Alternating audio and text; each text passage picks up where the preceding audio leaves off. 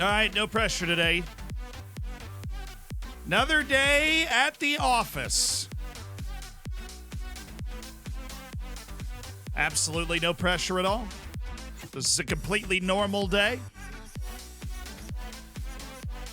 Absolutely nothing particularly insane could happen today. We've already won a trophy this year. We won the League Cup, so we've got that in our back pocket. We are fourth in the league at the moment, which would, by 3 positions, be our highest ever league finish.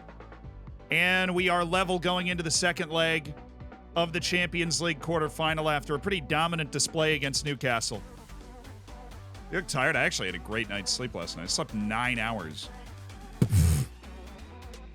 Where would one post a save for SYS? Well, you would put it in the you'd be in the subscriber section of the Discord and then post it in the Save Your Saves form when it's put in there. That's where it goes. Thank you to Yankovskinate for the 19 months. Pyroto, thank you for the 7 months. Today's the day, I freaking hope. DP, all good. Enjoy the job. Thank you for the 14 months. I'll miss you. B-Fung, thank you for the 16. Arn Furious, thank you for a massive 29 months. What's up? How to sign a pre-contract. You go to the player when they have 6 months or less on their contract and you offer them a contract. If they're in the Premier League, you have to wait until the final month before their contract expires. If they're in England, I should say.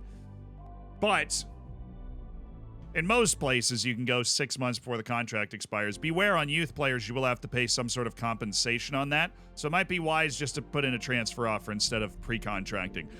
Prejudice, thank you for the 33 months, nearly 3 years as part of the Hammers. Not had the time to keep up with the streams lately, but let's go win the whole effing thing. That's what I'm talking about, Prejudice. Vorsham, thank you for the prime. Everistovs, thank you for the 19 months. And Nick Fitz with the 31 months. Shonsky with the 11. That's math. $20 worth of Jeff Bezos money we just spent. Wear your Vittoria SC shirt? Dude, I got a ton of shirts. I wear the Vittoria one sometimes, though. We're not in the Champions League final. We are finishing the season today and still in the Champions League. So we could win the Champions League today. But it's not. I would never do that.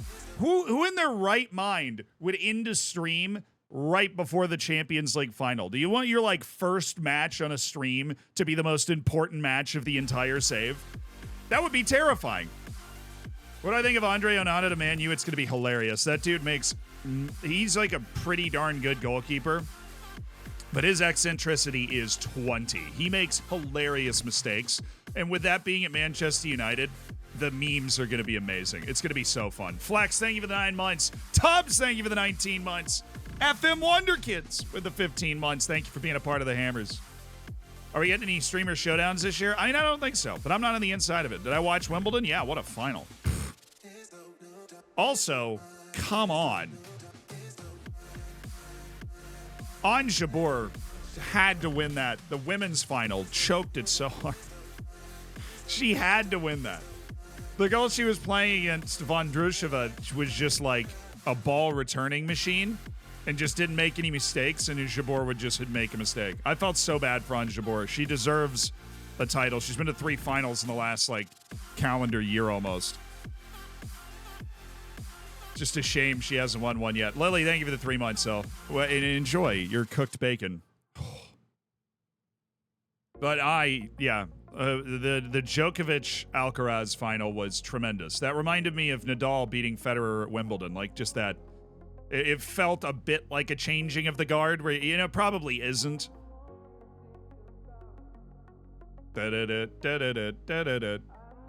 Not making mistakes is key to winning. Yeah, but there's 2 elements to tennis, right?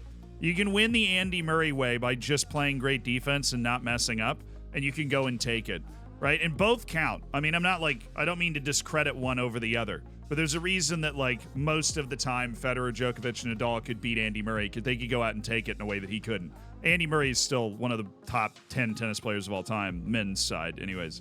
But Vondrushova was just all, I'm going to get the ball in and let Ons Jabeur lose this. And it worked. And honestly, I thought Alcaraz was better than Djokovic like the entire match. And I was going to be really impressed if Djokovic found a way to win that. I watched what happened in the FIFA World Cup. I'm pretty sure there isn't one going on right now, but the women's one starts in a couple days. So US three-peat inbound is going to be great. Andy Murray he would have won a lot more if he didn't run into the three best men's tennis players of all time at the same time he was playing. He won like 3 majors, I think. 2 Wimbledons in the US Open. Yeah, I'm it's not closeted. I'm a tennis fan, which surprises some people. High-level sports, the end of the day is 80% between the ears. Exactly. Women's World Cup starts Thursday. I think the U.S. first match is Vietnam, too. Considering what we did to Thailand 4 years ago. I mean, I won't pretend to know anything about the Vietnamese women's team, but considering what we did to Thailand 4 years ago, that might get ugly. SMFC Kyle, thank you so much for the prime, dude. Appreciate the 16 months as part of the Hammers. But the title, the notifications, all that, I'm always just like clicking around, looking at players. So I was looking at Dominic Kish's stats. Oh, right. I meant to get mad at you. Hi, your development. Okay. Huh? Yeah, let's do that. We'll give Stream Elements a second to catch up. World Cup watching stream. We're working on the idea to do a couple, but I'm not going to be at my desk for the entire Women's World Cup. I'll also physically.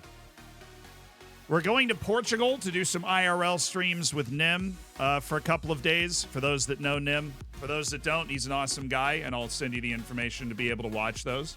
That's just going to be the beginning part of next week. And then the later part of next week, I have to go to Tampa because my brother is graduating from college. So those two things are going to wash away next week. But this week is very normal, and we are here the whole time. Bayhill, thank you for the 16 months. Urim, thank you for the 6. Sweet 16. Oh, my goodness. I missed your quinceañera. I'm so sorry. All right, so here's the schedule. Here's the schedule for those uninitiated. We have Newcastle away. We were amazing in this match, and it was very, very cruel to be 1-1. Their goal was on a corner. David Bulow picked up a knock and had to sit out the corner. And so we only had 4-man zone, and they kicked it right to the spot where Bulow is supposed to be and scored on the corner. We dominated them. Now we've got Liverpool at home, a nice, easy start to the stream. Then we have Newcastle away. If we can play the same way that we just played against Newcastle, we looked like the better team. Calix, thank you for the 50 bits. Sad I missed Friday's stream with great matches against Liverpool and Tottenham. This month was absurd. This month right here, absurd. Liverpool, Tottenham, Liverpool, Chelsea, Tottenham in a final. And we got through it. We freaking got through it. It's that Andy Reid quote that I said at the beginning of the stream on Friday. When things look grim, be the Grim Reaper. It was tough for them, too. They had to play us, and we beat them. Tardis, thank you for the 26 months. Will Zealand streams be updated at some point? Of course. Yeah. We're just getting back into the groove of things. Absolutely, Zealand streams will be updated. The issue that happened when we traveled was that one of the streams had not been uploaded. And on hotel internet, it's very difficult to upload a 5-hour stream. So it is on my to-do list to sit down, because I still actually do all of that manually. It's on my to-do list to sit down and get all the Zealand streams channel updated. And then, of course, Zealand Live is like 3 streams behind, I think. So, what is your ranking in the league? Is this my first stream? We are 4th in the league right now, which would be our highest ever finish. We've got the League Cup in the bag. Yeah, we're hunting Manchester United, Tottenham, and Liverpool's basically already disappeared into the mist. But we knocked Liverpool out of the Champions League, and now we're going to try and beat them in the league, too.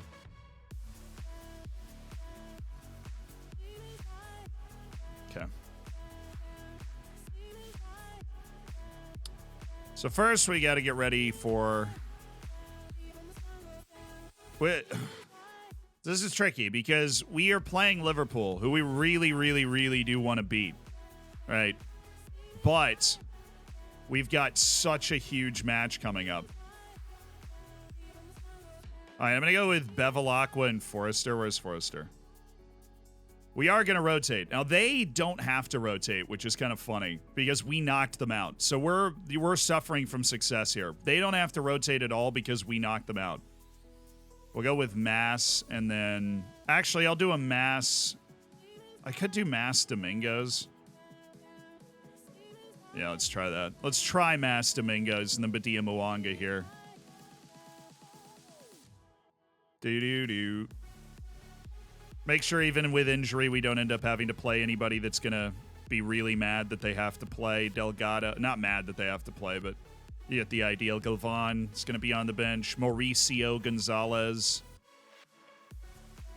No, not Mauricio Gonzalez. Goodness. Where's Shin?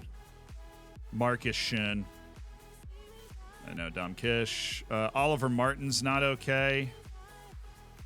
Don't really have anybody else for that spot. Oh, I have Onyebaro. Oh, well, he just... Okay, whatever. Yeah, that's fine. Okay. No, where's Martin? No, Onyebaro. Very hard to make decisions these days. Bruno Limber, thank you for the 23 months. Running Key, thank you for the 4 months. Was the youth intake like? Bad. It was bad. It was very bad. It was not good. Do I believe in the Wimby hype for the NBA guy? Yeah. He's a freak. I've watched basketball my whole life. Freak is an apt description of that dude.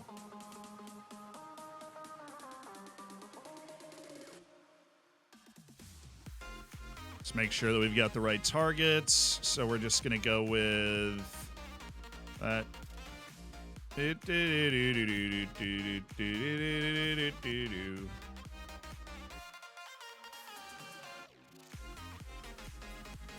wonder if anybody's ever described me as a freak for anything.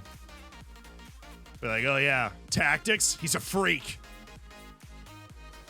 If we win this game, that is gravy train because we are playing the team that I widely consider to be like the most talented team in the world, Liverpool.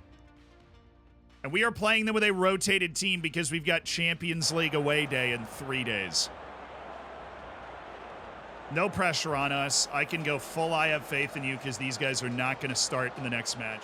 Let's go, boys!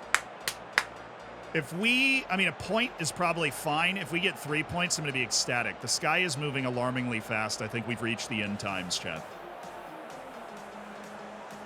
A scouting freak. Chester, he's a freak. There we go.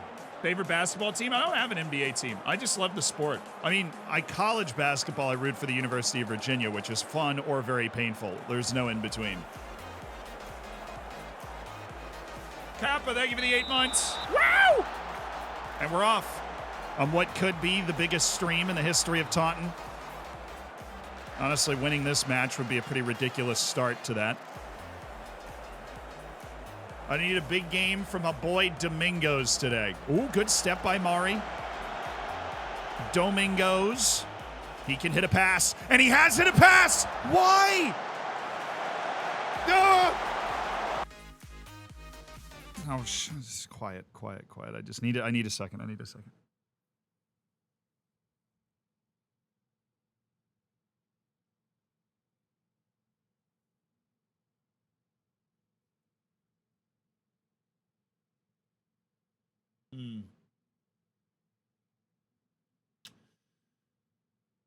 Okay. Sorry. I needed a moment because all he needs to do is it's a great ball by Domingos. Shoot that. You juggled it up to your left foot. Have a pop. He's a technically proficient finisher. I don't know why he hasn't just gone for that. Leathered it at the goal. He's trying to play Spazzato in. Spazzato's got 2 guys on him. He doesn't have shoot less often on. Mikulashki's actually a pretty good goal scorer. He's not even somebody that you're like, oh, you just need him to have a good moment. It's in! He's dropped the ball! Unbelievable! It's been a great start, though. It's like a really good first 20 minutes.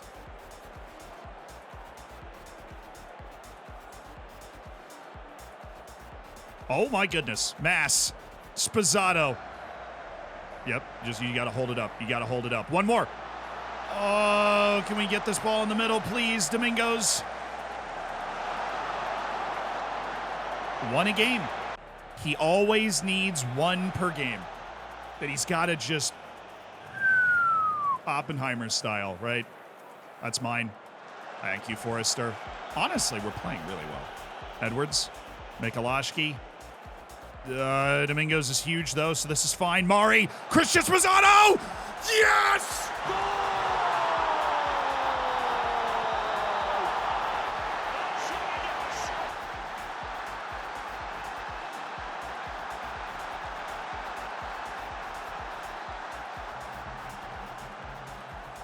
Hello, Liverpool. Welcome to the House of Pain. Great pass by Mari. Great finish. 20th goal of the season for Christian Spezzano in his first campaign in England. Attaboy Mari. Playing like a captain today. Playing like a captain today. Bring it near side. Okay. That's tough.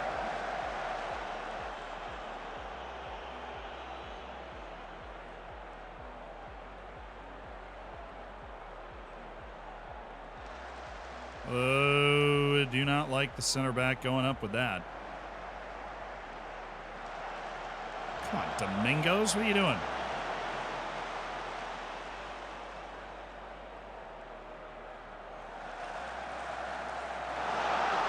All right, we're gumming up the gears here. Ooh, counter, Mari, Spezzano. Ooh, good underlap by Domingos. Give him the ball. How was my boy Domingos supposed to make an impact if we're not giving him the ball? Mateo Mass.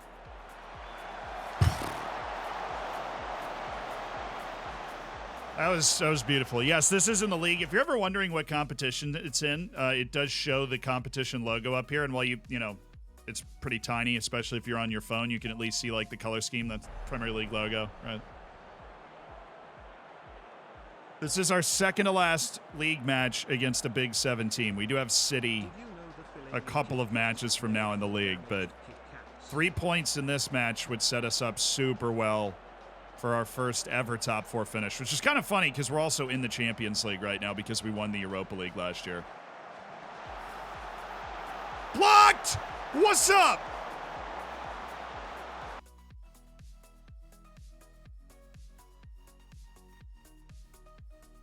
Dude, we got shredded, though. So that's Roland Vincent. Is this our left wing? Oh, this is Milson. It was Alazar. It was a midfield. Oh, my goodness. It was an advanced playmaker making that run. Okay. Denied. All right, well, that is a concerning run. Gavi's been dropping deeper. I hadn't really seen Alazard until now. Big time play by Mark Forrester, covering up behind Ted Kurd. Danger Breeks, thank you for the 6 months. Thanks for being a part of the Hammers.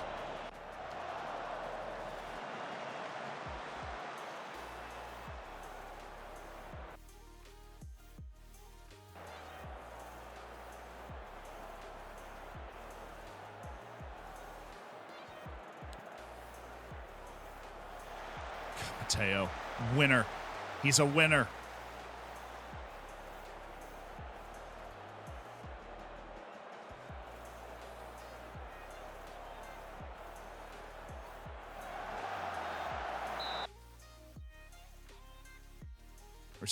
We're starting to open up a little bit here. We have been very fortunate that Nahuel Cisneros is an amazing player. We're very fortunate that he has not punished us when we have played against them. All right, so Roland Vincent's dropping in. No, that's death sentence. Roland Vincent dropping in is really throwing our defense off. They break our shape when Roland Vincent gets on the ball and kind of lays it off. Spezzano took a knock, but I think he can keep going. We kind of need him to because Dom Kish is our backup striker, and he has a pretty important match to play in 3 days, so we chill. Kajri, thank you for the 40 months, dude. That is a long time. Isn't Cisneros the best player in the world? Yeah, basically. He is unbelievable. But we bottle them up pretty well. It's a huge credit to now Ernesto Andreu, but usually Grantley Poor. Oh, Domingos.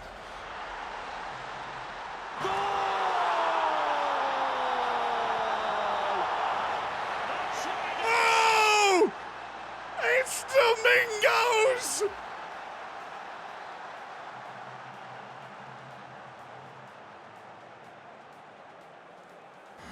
His first career goal! Domingos! What a goal it is!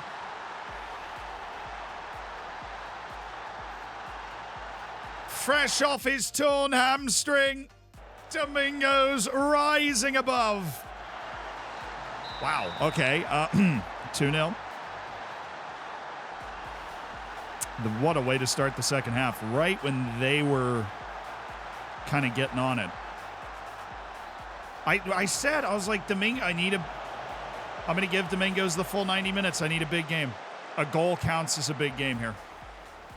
Dude, the overlaps. Oh, my goodness. Our wingbacks are so... Both of them are so high up the field when they have, like, sustained possession.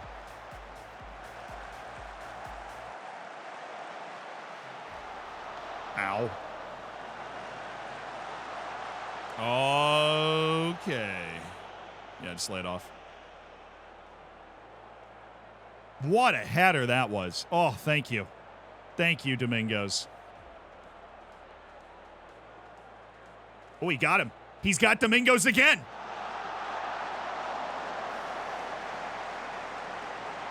Domingos is 6'4", and he's got the jumping reach that's like solid for that height. He's a big guy.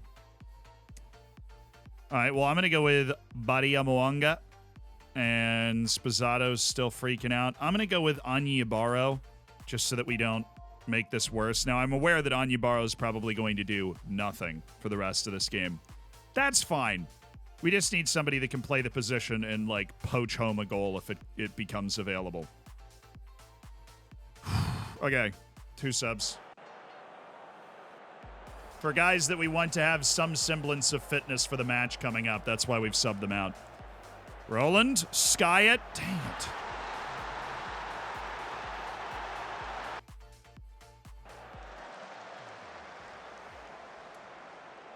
it. Tom, no, thank you for the year.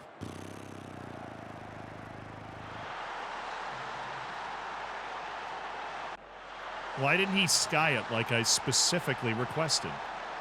That's just mean. So Bevelak was in a 6.4. We do have Grantley Poor. We're going to go ahead and bring him in because that side of the field is super duper important. Mikolashki's going to come off for Brandon Evans to help us kill this game off, and I'll keep the last sub close to the vest. But we do have Carlotti who we could bring in. I don't really want to bring in Jose Lopez, but we could. Edwards is on a yellow and tired, so maybe Carlotti makes the most sense. Oh, boy. Carlotti would also help us with our set-piece defense. He's quite tall. Oh, freaking Mari with that first touch. Somebody get to Cisneros, please. Thank you. Let them do it with other people that aren't Cisneros. That would be awesome. Yeah, there we go. So we get Carlotti and put him for the defensive midfielder. Okay. That's fine.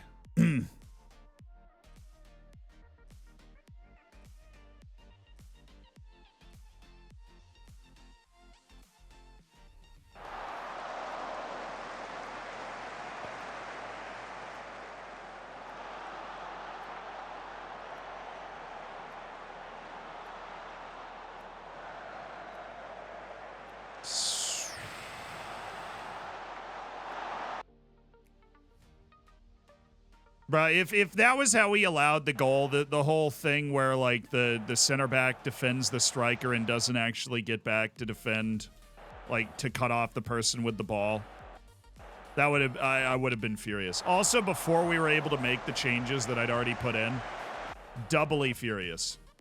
So they've gone with Ruben Schmetz as well, his run. I don't know. They've got this playmaker on attack thing going on that is really causing problems. I don't expect him to do anything, but if he can get up there and lay the ball off, that'd be nice. Oh, what a pass. Domingos! Domingos again! That'd be solid from Onyebaro.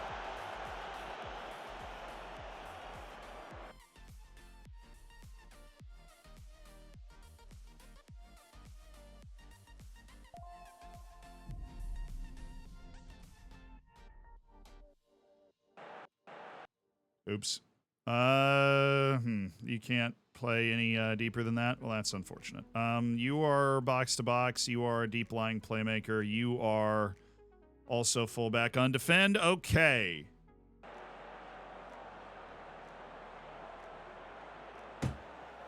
What a way to start the stream! The runaway champions of the Premier League catching a fat L? An L? Against my B team? Against my rotated side?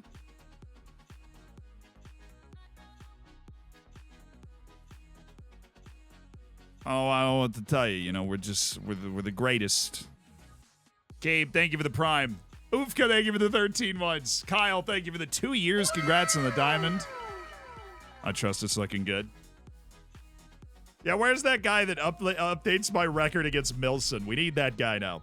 Arsenal drew against Brighton, so we have created some separation for the 4th spot in the league. Chelsea and Man City drew, so Man City's basically out of the race. They're 11 points back with 5 matches left. Taunton beat Wolves away thanks to Endrick in the 87th minute. United also won away to Bournemouth, which is not easy. Burnley won. They're trying to play their way out of the relegation zone. Respect. Valenzuela fitness concern. Interesting. Almost ready for the FM, baby.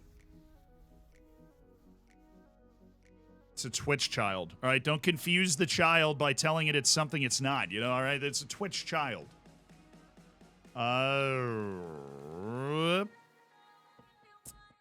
Calendar.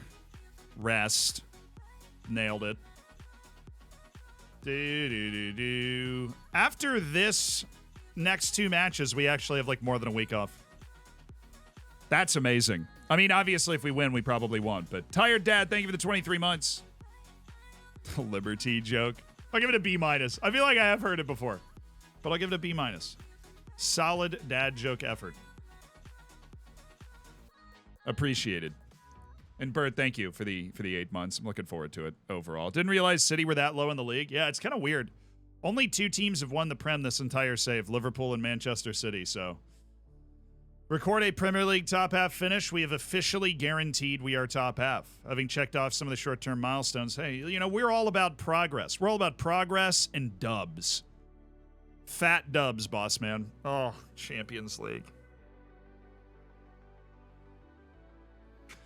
Oh, it's Champions League time. I mean, we couldn't have prepared for it any better with a 2-1 win over Liverpool, who are just an amazing team.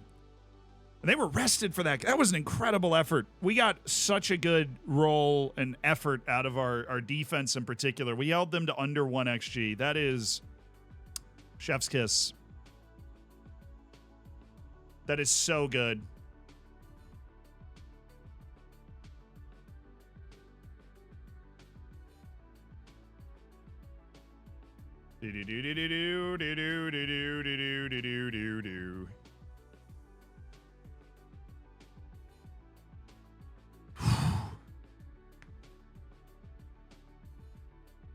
We just need to play the way we played the first time we played Newcastle. That's it.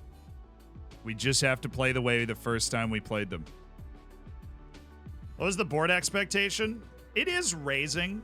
For the league, it was top half, which we finished 7th 2 years ago and 8th last year.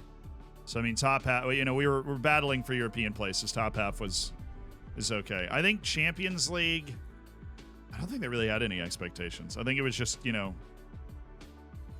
Taunton will be bought out by the UAE and Zed will be sacked if they lose. It would be a privilege to have elevated our team to the level of sports washing candidate, you know? Absolute privilege to have gone from just being promoted into the 6th tier to candidate for sports washing. I mean, that is So much progress for the club. Is he still? Yep, he's still going up. Old Michael Lopez, old Deshiro Elshot, finally not going up. Dang. We have guys without their Continental Pro license. Well, let's send them to get their Continental Pro license. What are we doing? Might as well improve the guys that we have. Plus, I've already paid off half my transfer debt, so time to ring up some more, you know what I'm saying? Der Sanders, thank you for the 21 months. I do appreciate it. Hughesby, thank you for the 14.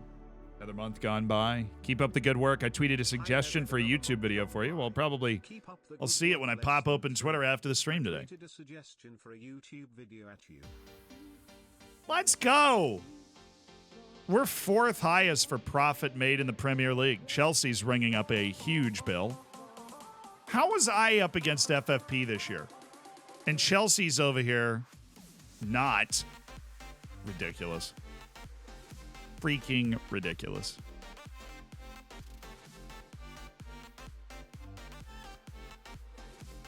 $32 million in profit.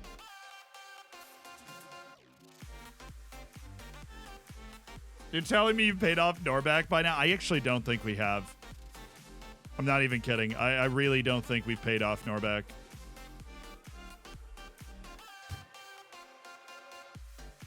Hey, do you want to play for the U.S.? Dang it.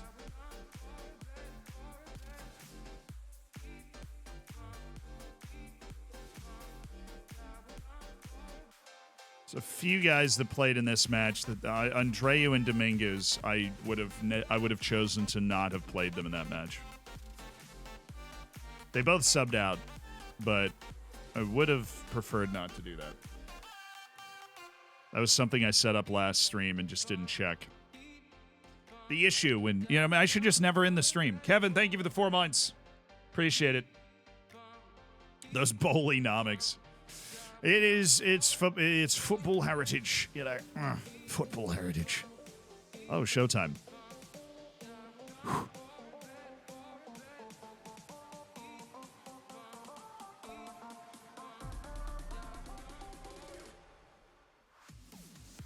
Yeah, Domingos is dead.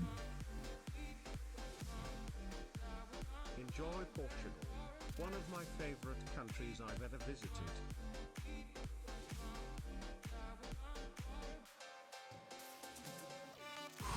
Thank you, I will.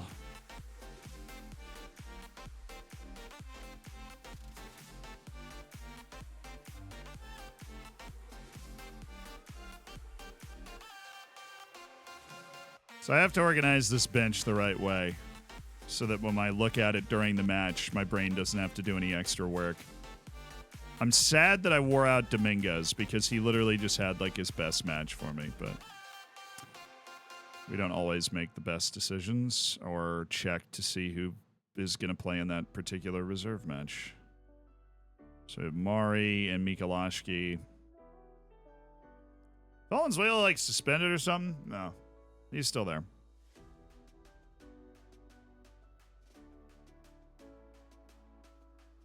He's just fatigued, that silly dude.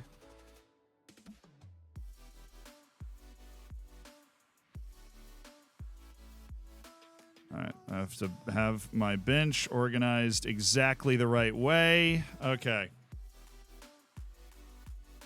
Carlotti, Fonseca, Bulow, Kurd, Poor. Recaro, Martin, Evans, Delgado, McNerney, Kish. Countering. They're playing a 4-3-3, so the mid block to meet them, getting stuck in. Early crosses, good flow throughout the team.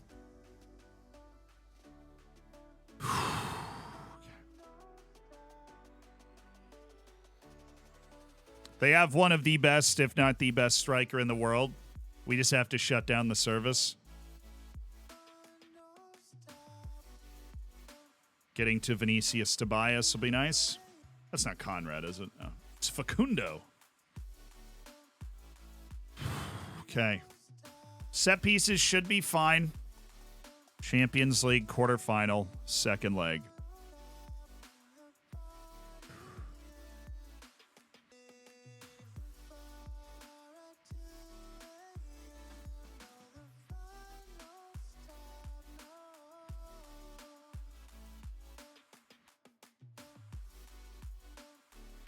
Kush just hasn't done enough for me in that spot.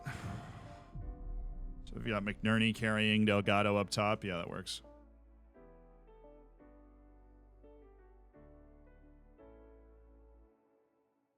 Sandstorm, thank you for the 18 months. Appreciate you being a part of the Hammers.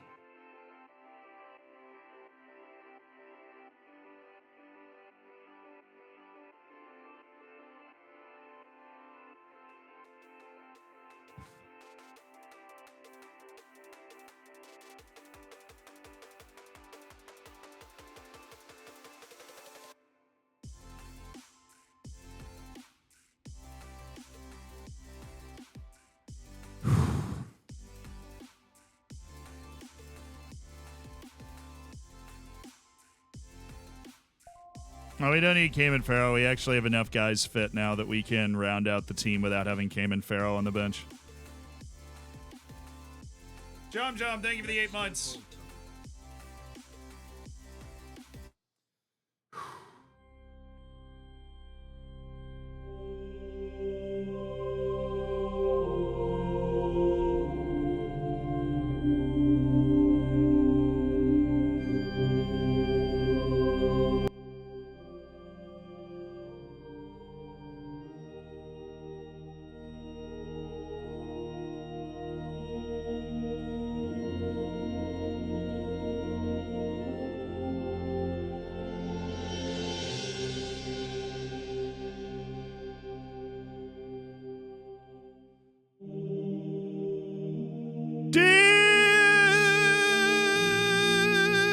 FM gods!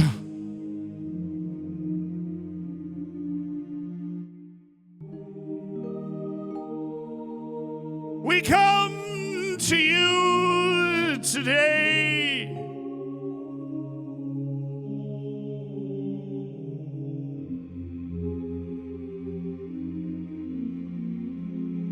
to pray that our dominance that we, of course, achieved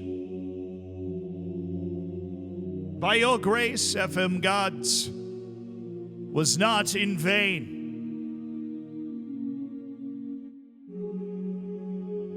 That we may overcome this challenge of Newcastle and the challenge of an FMing in the first leg, so that we may reach the Champions League semifinals.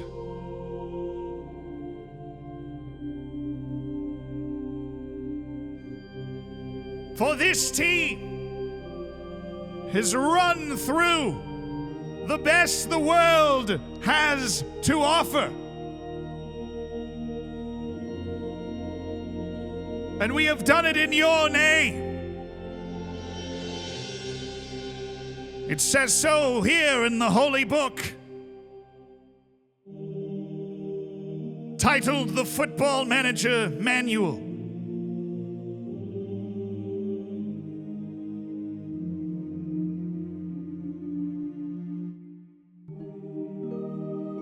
So guide us.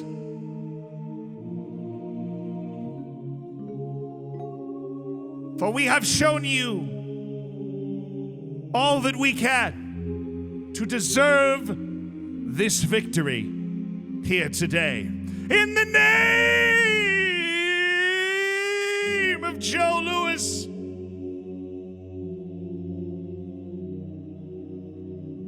Ansi Karolainen, Owen van der Horst, and Nick Makuti,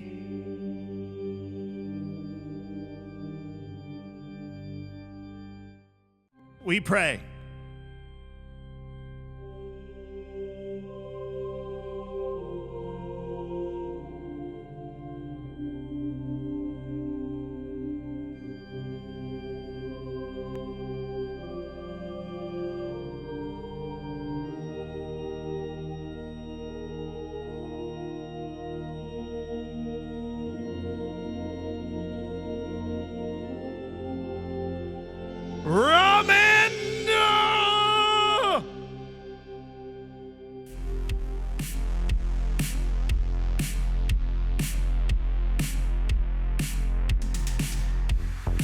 Champions League.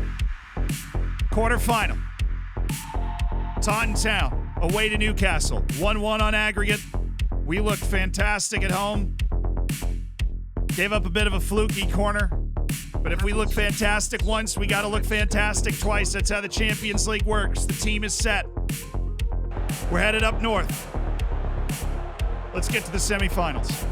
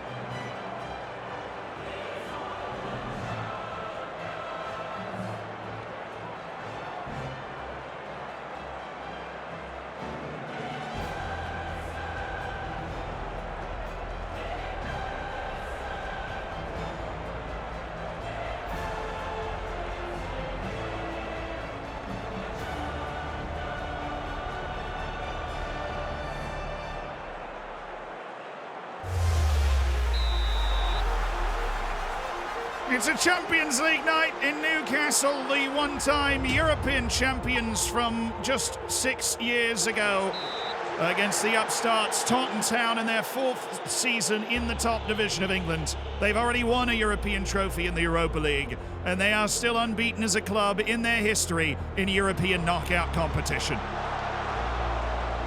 They are trying to keep that streak going. In the previous round against Liverpool, they entered the away leg in a 2-2 draw, and they found a way to win it 1-0 at Anfield. They are in the similar situation here now.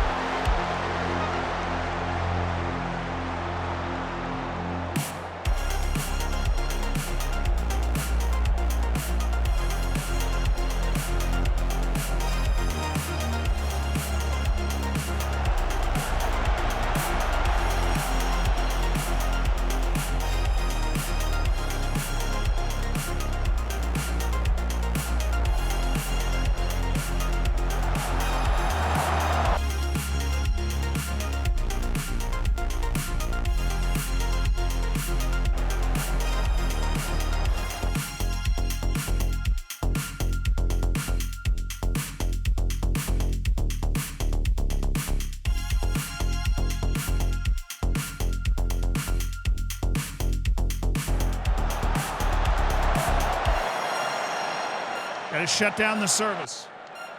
Right, they're really crunching their wings. Their attacking wingers are dropping deeper.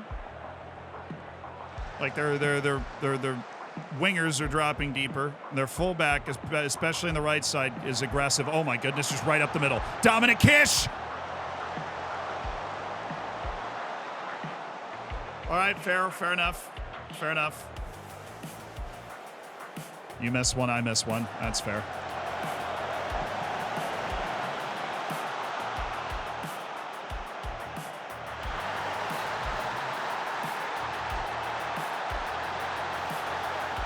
That's a banger.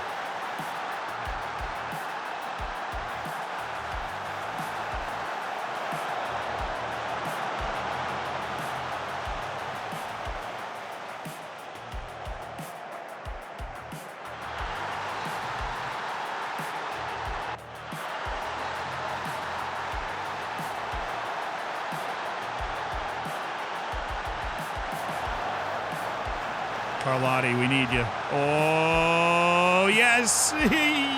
Still good. Still in a good spot. Delgado. Martin. Oh, yeah! Oh, yeah!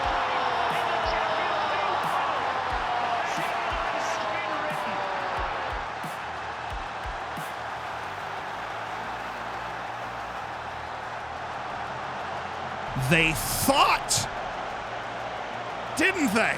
Oliver Martin, what a dime to Brandon Evans, who finally finds a goal. Finally. Been a while, Brandon. Good timing. Oh, let's go. Get another one. Get another one. McNerney. Shoot! What?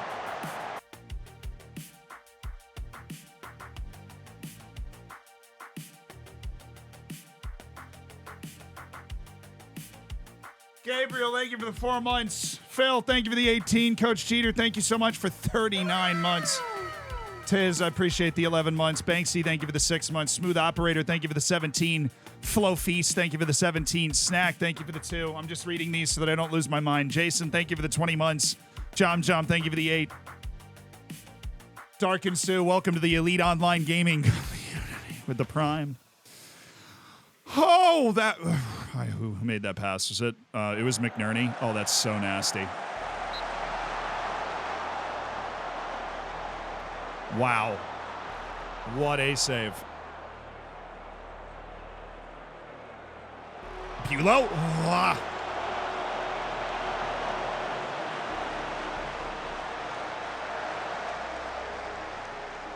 All right, Grantley. You already got cooked by this guy once. Okay. Brantley Poor having a very fun time with Facundo de la Fuente. Keep working hard. That was a great response. I think we created some good goal-scoring chances in that half. We're a little loose on the left side of our defense right now, which is normally not the side that we have to worry about. Oh, Brandon, where's that amazing work rate? Fofana's like 80 years old. He's still really good, but he's really old.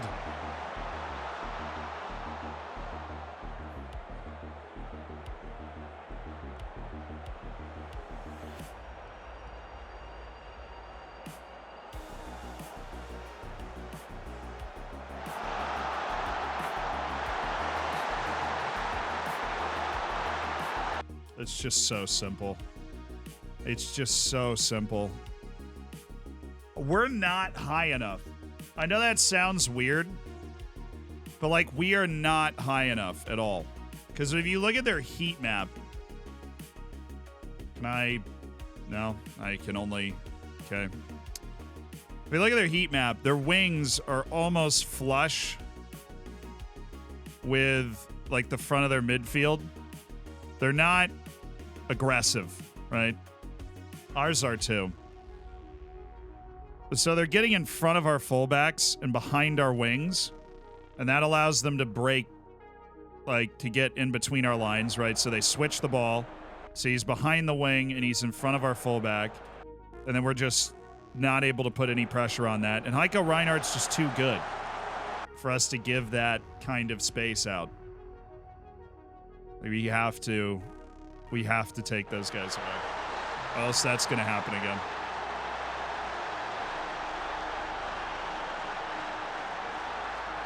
We got to be absolutely on those guys.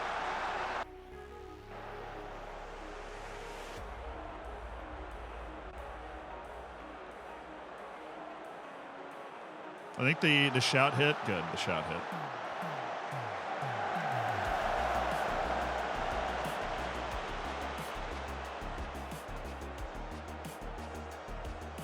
Oh, that is so good, Fonseca. That is so good. Carlotti. He's off. He was always off. Should have been able to figure that out, though.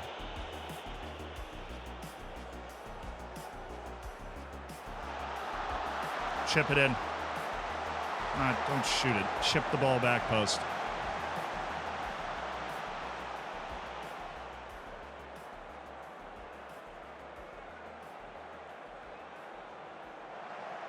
There you go. And in. And, oh, please tell me you pulled it off. Enough. Carlotti. Can you imagine? Can you freaking imagine?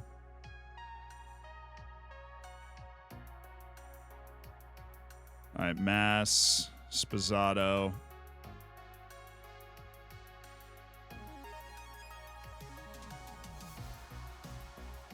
Just gonna leave Kish in. He's got energy and he's got the legs. All right, we're gonna make the change that I'm going to make because we're gonna leave Kish in, which is Spazzato up.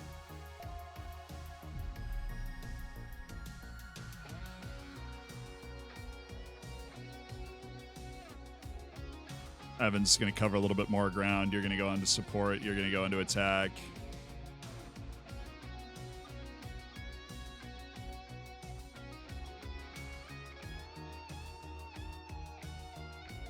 Let's try this for 10 minutes.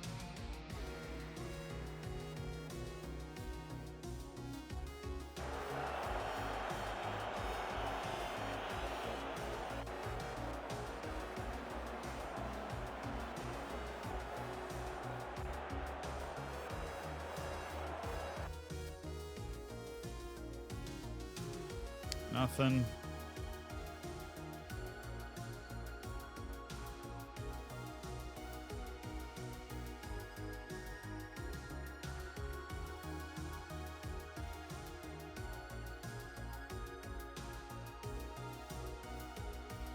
Okay. Let's make sure we have the changes that we want to make. They haven't made a single substitution. I have 3 subs on 2 stoppages left. I am going to get Mari in for Brandon Evans, who's had a ridiculously bad game considering he's scored. We'll let the feedback play out and then make our changes. Now, I would like to confirm. Thank you. Oh, come on. Oh, come on. Dang it, Dom. Oh, yep, kept it alive. Oliver.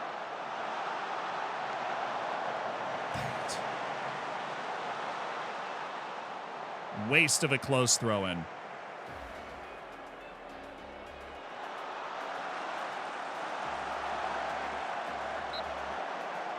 Okay.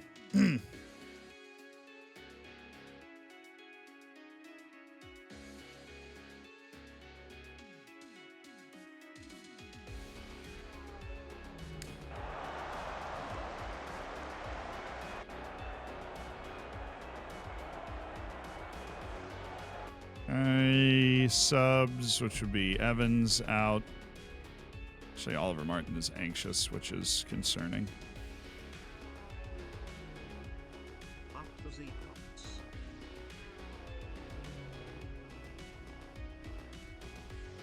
So actually just do a double midfield swap. We'll go Mikolashki and Mari. Mikolashki's got good size as well. He can really annoy people. And Carlotti's only in a 6.4. That's screaming Jake Edwards to me.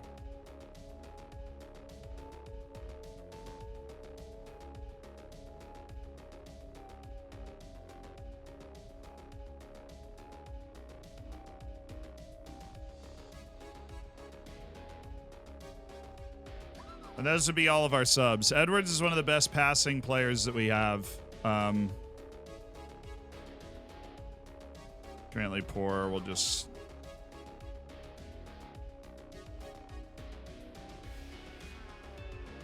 Okay. Yep.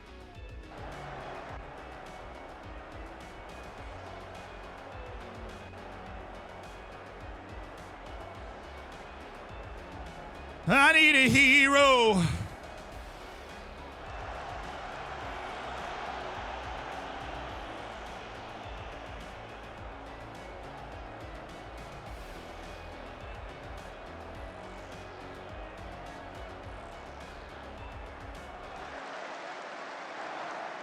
Good step. Get to that. Let's go. Vladimir Mikolashki, big plays. Mass. Mateo Mass. That's fine. We're there. That was like a double touch. It got blocked, apparently. Just making super sure. Yeah, we're still going towards our intended target here. Just have Mikolashki come from the edge of the area.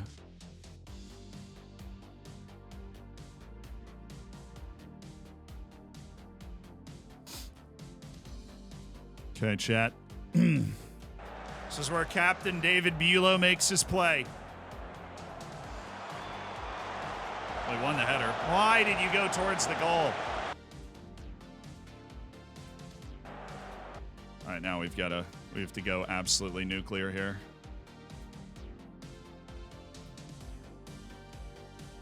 Fine.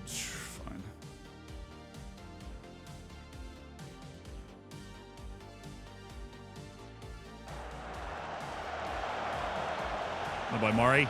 Get that up the field. Look at Oh, look at Mateo. Just chip that up there.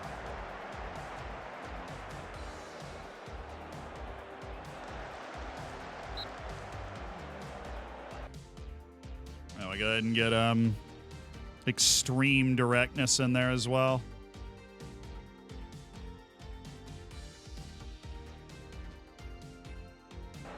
We'll still roll it out.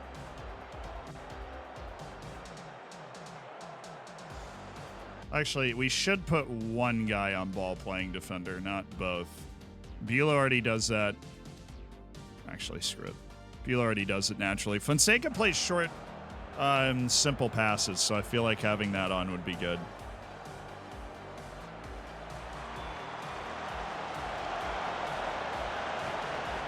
Attaboy, Dom. Just hold it. Good. Poor. All right, we've got what we need to highlight in the next. I hate counter press. Gets you so out of position, but we need to highlight in the next minute, basically. And I really don't know if there's any other way for me to kind of shake that free.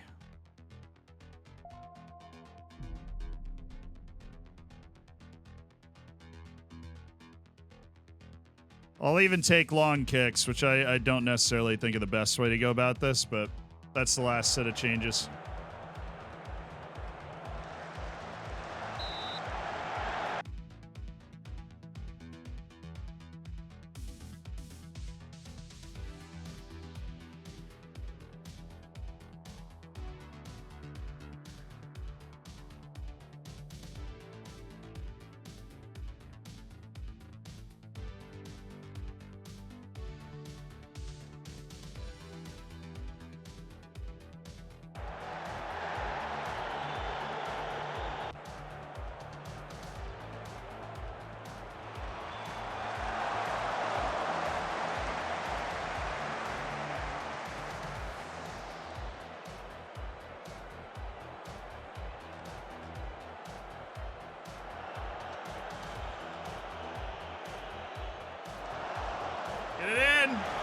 Oh, let's go down!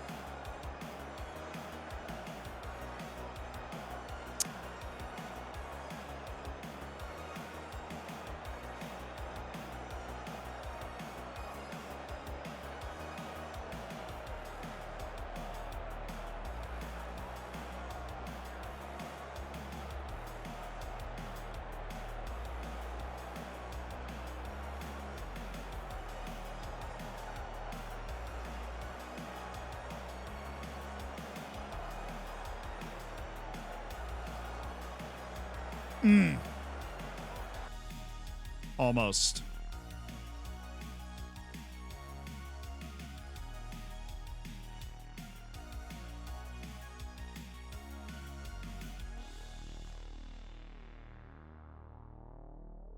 Wow, that hurt.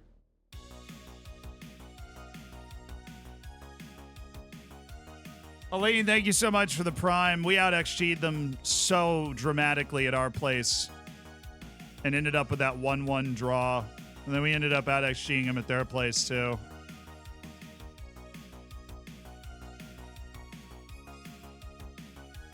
Wow. Like, if you play that tie, the 10 times, we probably win 7 or 8 of them. That really sucks. United got through on penalties, so they'll play Newcastle in the semis.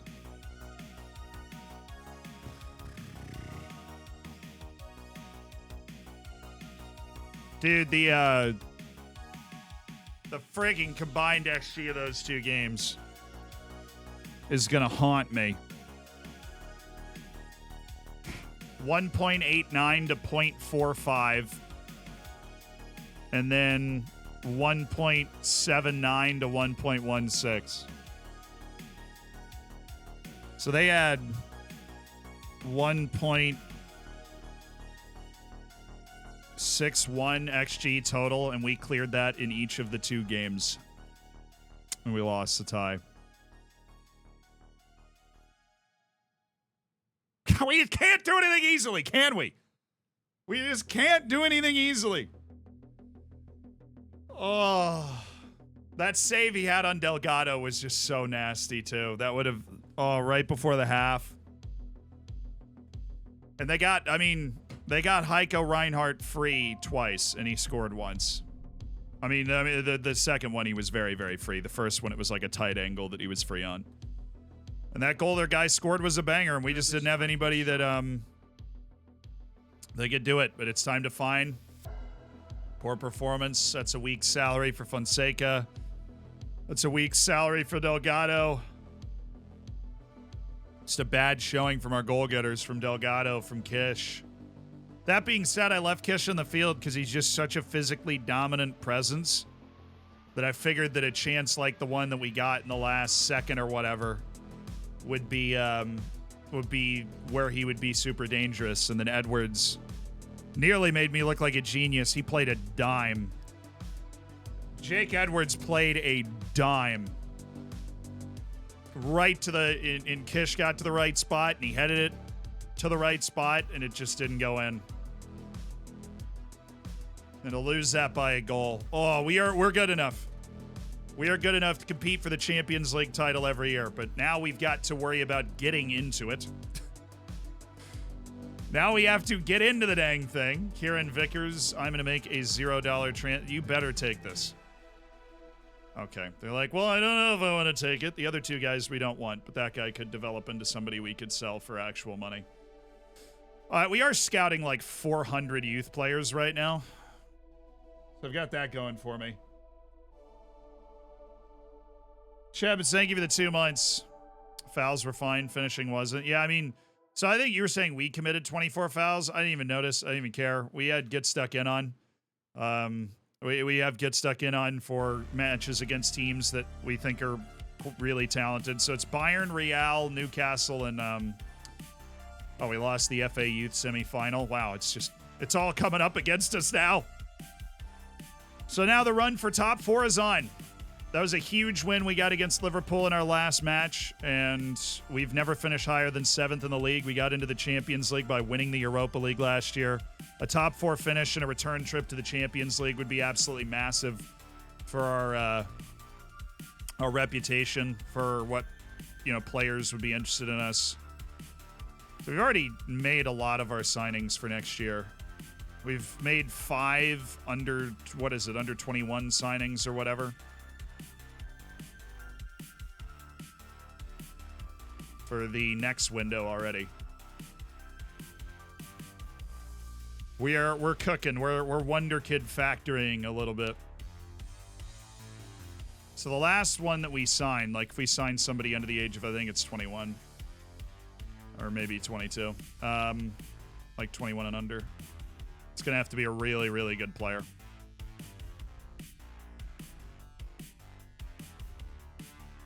Dang, dude. Oh, that hurt. Trinovid, thank you for the prime. Padawans, thank you for the prime. What do you guys think we could have done differently? Let's brain trust this. Obviously, I should have reacted to what I saw earlier. with the way that they were dropping their wings in a way that they didn't in the first leg, where they were dropping their wings to create a little more space so that they could play the ball in. I should have reacted earlier to that, and I didn't. So that was on me. We got there after they scored the goal, and they didn't get Heiko Reinhardt in again because we were taking it away, but...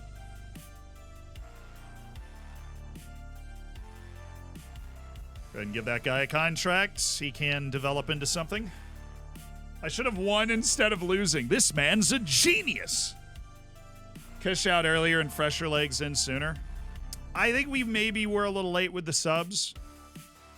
But, I mean, it's just so, like... In that situation, we really can't take off Kish and Delgado, right? Because we have 4 natural strikers on the field, like, available.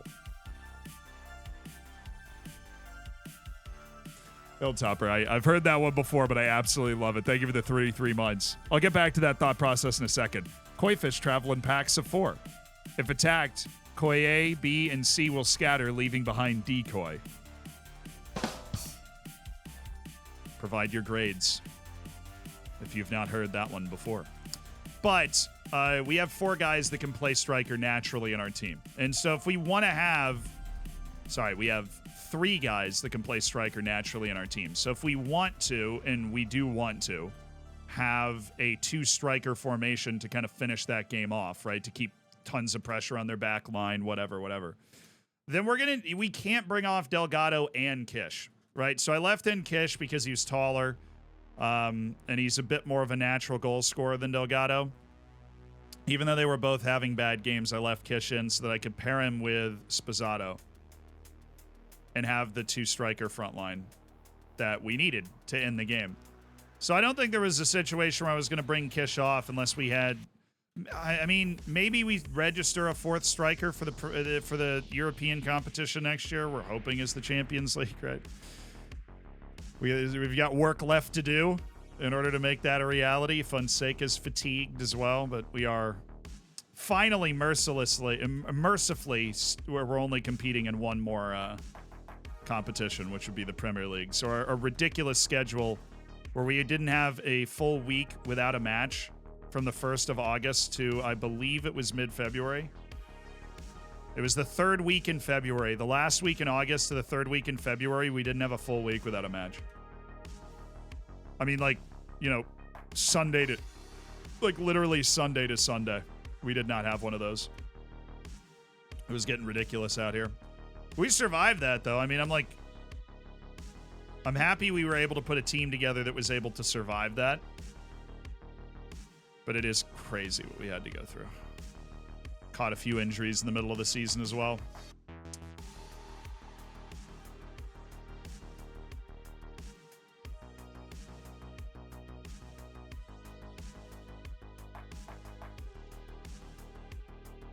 Any female coaches that are good in FM? Yeah. I don't know, like, coaches. There aren't a lot of coaches in... I mean, Football Manager obviously is a reflection of real life, so this isn't like a difference. But there aren't a lot of coaches that are, like, female. There are analysts and physios that are, like, women in the game. But it's like Football Manager just puts together what the actual coaching staffs are, so I think it's just a reflection of that. But there are a lot of physios and a lot of analysts that are women in the game. I don't know the names of really any coaches. The only people I know, usually staff-wise, are like, there's a few scouts that are really good, and I'll like know who those scouts are, but that's kind of it. Do I have any scout that's 2020? I don't think so, but we do have 23 scouts overall, so I'm not saying we're cool. I'm just saying we're kind of cool. You, not you, you. Yeah. And Jose Lopez. I mean, what is this? U21 Premier Division Cup semifinal. Sounds like a nice, important match that everybody can go play in. Have fun.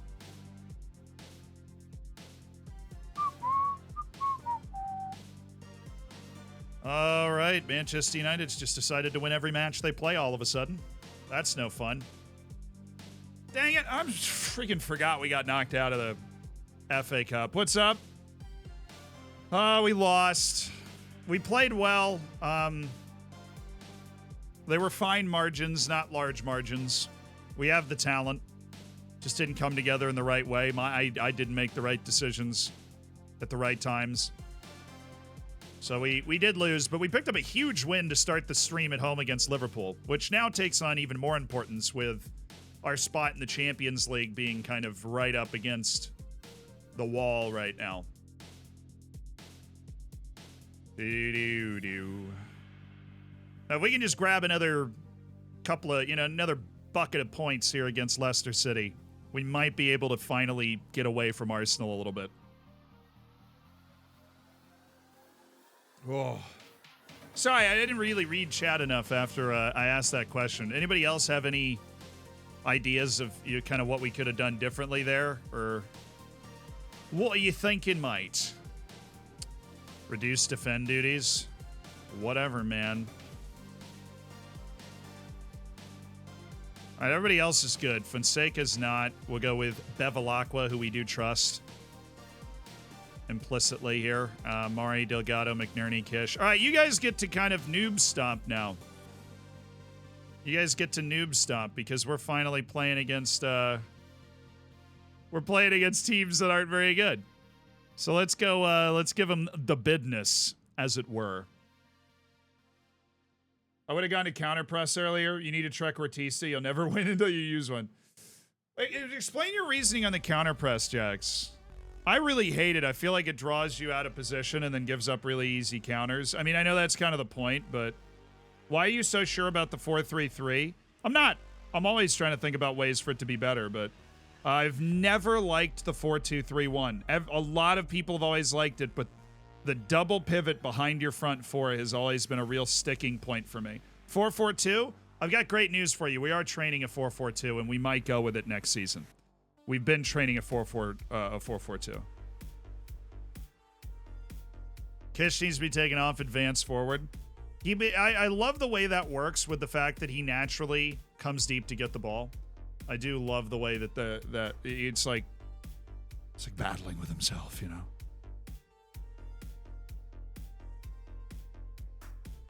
I've actually liked the double striker 4-2-2. I mean, I love that. We switch to that when we're chasing games all the time.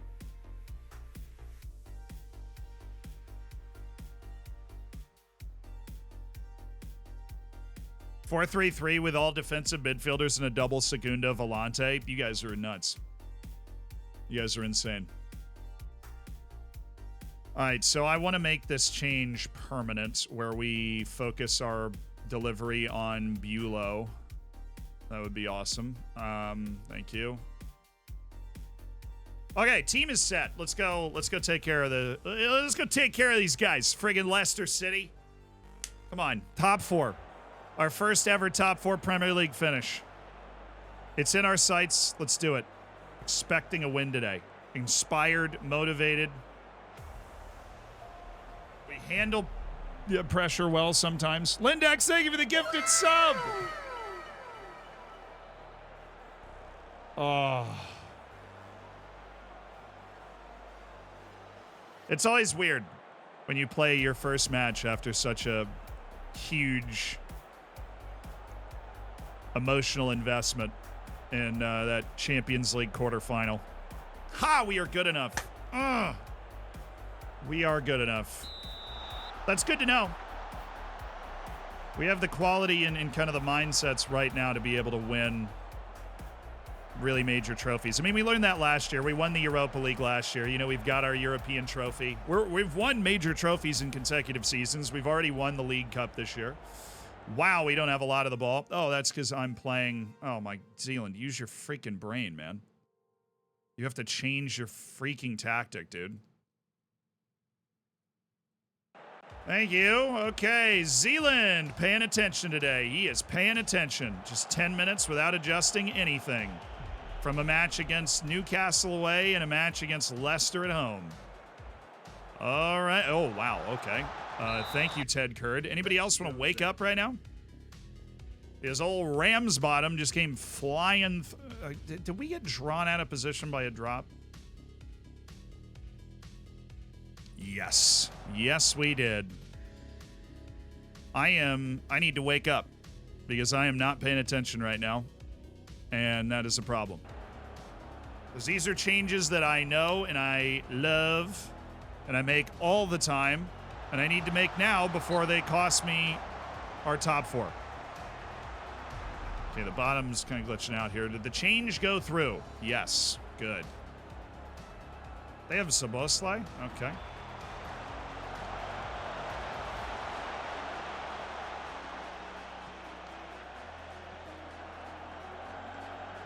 Tadeo, thank you for the 9 months, dude. And Osuraline, thank you for the 18 months. That's 2 Twitch children, which is, and this is true, more than 1. You're welcome. Math facts with Zealand.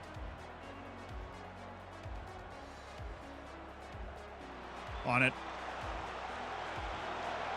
All right, Evans. Delgado, Kish, dude. You're too strong for that. You're too good for that. Oh, a lot of space. A lot of space. Feel like we could have gotten something better from that situation. We seem to have woken up, so please continue to wake up. Nice. Little Bulow action. Little David Bulow action. Ooh. McNerney. Oh, that was slick. People, thank you for the 15 months. Hey, Zealand, I'm from Brazil. I love your videos. Welcome, Arduke. I'm glad they've helped. Welcome to Twitch. Ooh.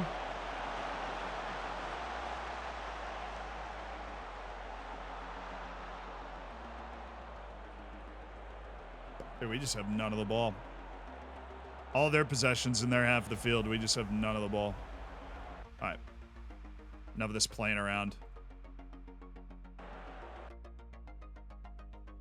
I am going to turn up the heat on these boys because we actually don't have to worry about fitness and fatigue, really, anymore. Thank you. Well won by Grantley Poor. Gregor McNerney gets in gear.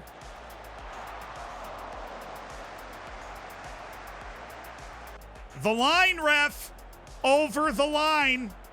Oh, put it away. Oh, good save. What year is this? 2036.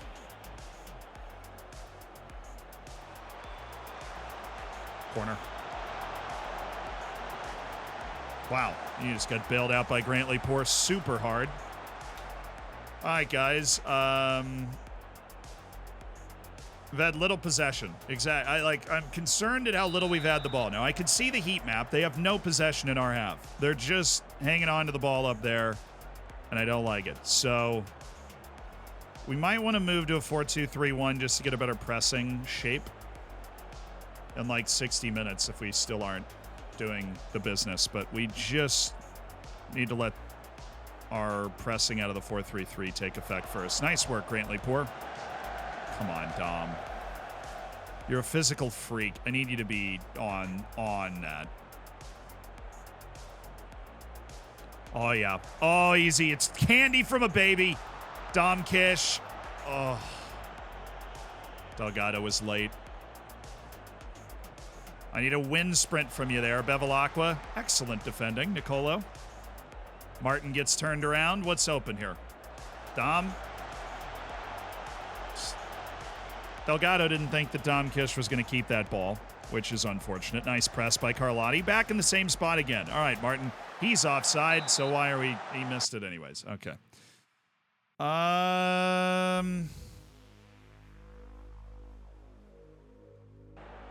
60 minutes. Oliver Martin has still 60 minutes to take advantage of this position that he keeps ending up in to actually make a nice pass to kind of open this up.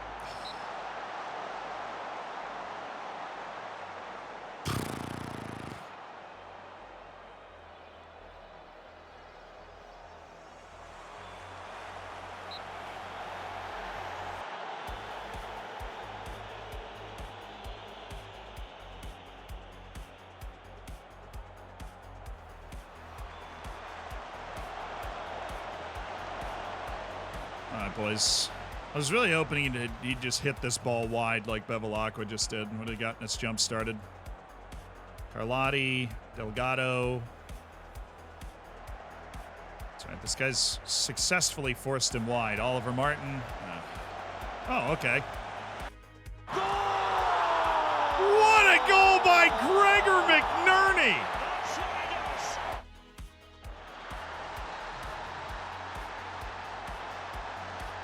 Oh, the Englishman! With a moment of inspiration. Ah, that looked so easy. That was just so easy. Oh! Just juggled it up with the left foot and whipped it outside of the boot. Yo, Simmons, thank you for the 3 months. What a goal. What a great time for that. Because we were a little stuck in the mud. And McNerney's taking it away again. He's playing a stormer. Oliver Martin. Eduardo Delgado. Okay. Keep giving our star players chances like that, and we will find another goal. Come on, Evans. Gregor McNerney's got more, like, interceptions than my entire defense, it feels like, in this game. Although our defense has been fine since we adjusted our tactic. McNerney, that's solid.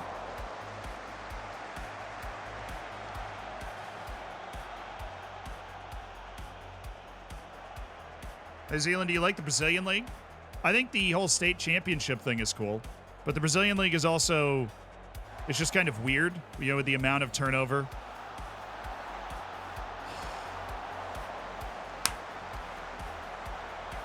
Whoever that fullback is doing a tremendous job of keeping Delgado off of his left foot, and it's so annoying.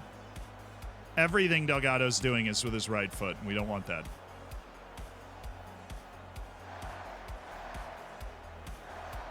Oh, play him. That's what Mass does so much better than Delgado, is he passes that one. Oh, Eduardo, the goal man. Find the goal, Eduardo. Find it. All right, give me Mass.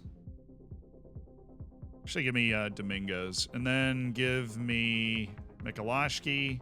Give me Mari. And really Bulow in. He seems fine. I don't think he's going to have any fatigue issues. I've said that before. But he seems okay. And he is one of the best center backs in the world, so we would like to keep him on the field for us. Nice. Poor Domingos. Poor.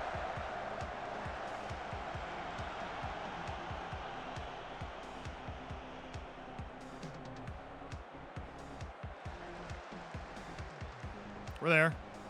Nice. All right, Mari. Mr. Flair, find the opening. There it is. What does Dom Kish do? Scores a beaut. Doing his best to try and silence some of the haters, you know. Maybe one game too late. But Mari straight up the middle to Kish, gets it under control. Oh, it took a deflection. Just like he meant it. So that's a goal scorer's goal, you know? A goal scorer's goal. Give me Ernesto Andreu. Thank you. And Christian Spizzato. Well, this was unnecessarily uncomfortable early, but we're okay now. Oh, that's in. Gotta be. How tall is that guy, Hinkson? It's like their fullback. I thought I'm the only one that's allowed to have tall fullbacks. This is ridiculous.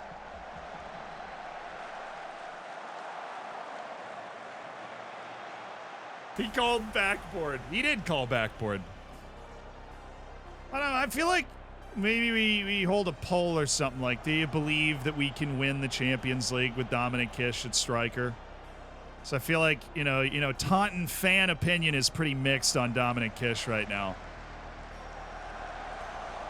Like, on the one hand, he's a guy that finished second for the Premier League Golden Boot in his opening season. He's 23, and he has so much talent. But it just hasn't quite clicked for him yet. The Berbatov of his era. He does do a lot of stupid chips, actually, the more that I think about it. He goes for the spectacular a lot. Sposato, Domingos. Oh, beautifully weighted ball to Delgado. Mikulášky! We had to score on that, didn't we? With Sposato next to him, you think we switch to a 4-4-2 next year? With Sposato?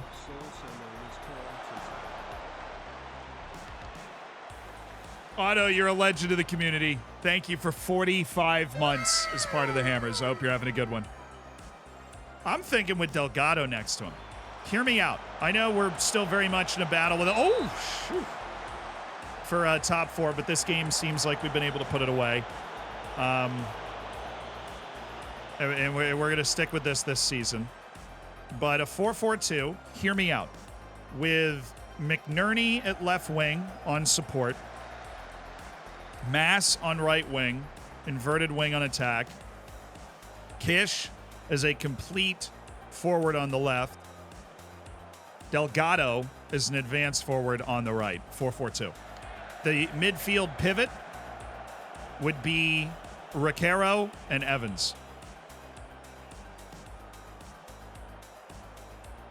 The man out would essentially be, oh, that is so pretty. What a pass by Domingos. Oh, that is beautiful.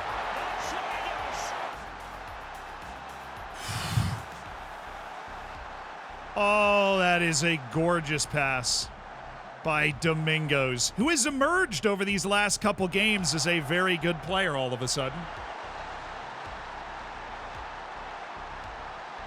And you say you want to play a 4-2-2 where you put those two central midfielders as like defensive midfielders. Now that's bold.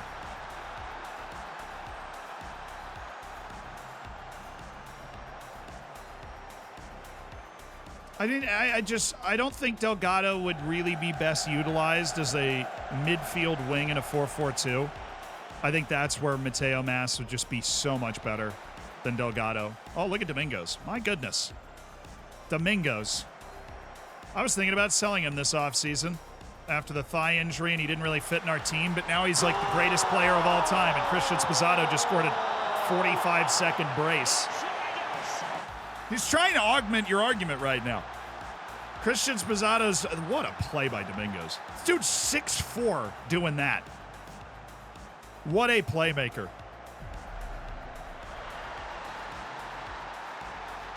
Callum, thank you for the 27 months.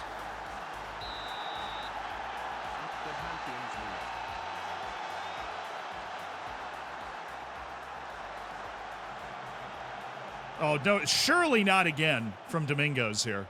Delgado, oh my, hat trick! No! Oh, that would have been so funny. Dude, they just fell apart in the last 2 minutes of this game. Oh, he almost had the fastest hat trick I've ever seen. Great pass by Delgado, but they just looked tired and out of it. Yeah, it was a very good second half. Great 4-0 win. I know Sposato's over here making a case for, like, this guy should be in the starting lineup, but and we dodged all fitness concerns. How do you keep Delgado out of it? Dude's world class, right? I'm bringing Delgado off the bench. One, I don't think he'd do that, and I think if we make the switch to a 4-4-2, we either have to sell Oliver Martin or. You're right, he's on literally star player. Let's see if we can get him down to regular starter.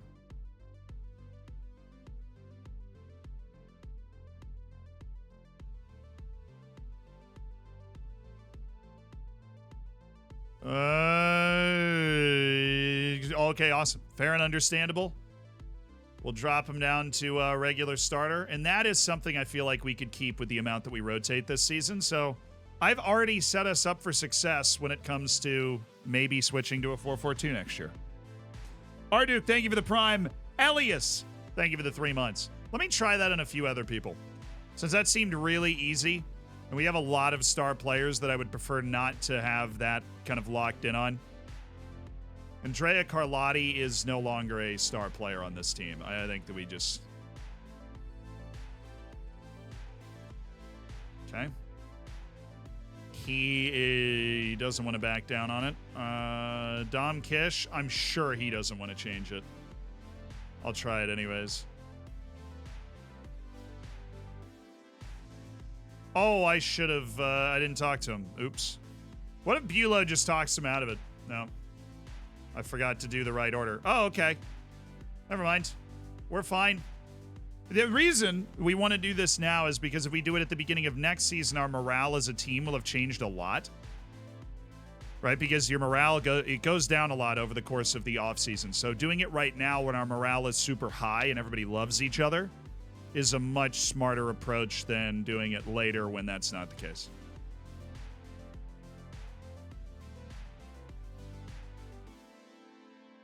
Very happy. There's a lot of competition at your position, so we can get him down to squad player. Anybody else on regular starter that I would want to get down to squad player? You. Oh, he didn't even care. Mari understands the assignment. He's getting a little old, too. He's like, a little old. He's like 29. Who else is on star player that probably shouldn't be? I mean, I know Carlotti, but he is of the opinion that he is the GOAT. Fonseca is probably the other one I wanted to get down. Just an important player. Competition in your position seems to be working super well. He's satisfied with that. I just want to get him off star player because there's something weird about star player where guys just get stuck on it. It feels like they're stuck on it. I've been trying to remember to do a match review here. Oh, we've got a week off. Awesome. We're going to be so freaking fit. 13 days until Manchester City. We'll be fully rested. We had no fatigue issue. We got through it. We got through the whole thing. We got through all of our fixture congestion this season. We are in a good spot. Oh yeah, you. Ask me for 100,000 again.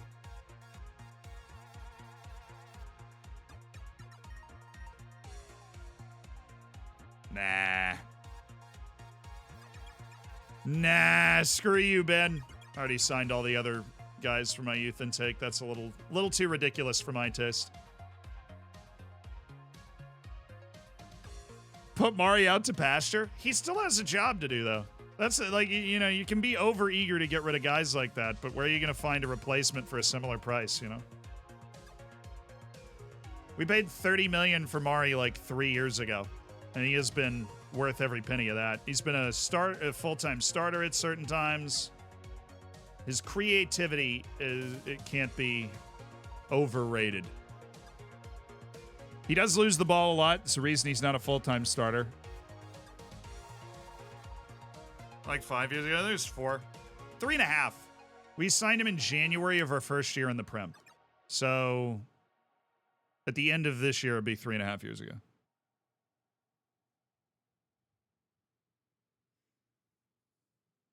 I know I didn't change Carlotti's playing time because he said he would be upset. And maybe I should have done competition at his position, but I didn't. Maybe I should have, but I did not. Hey, wait.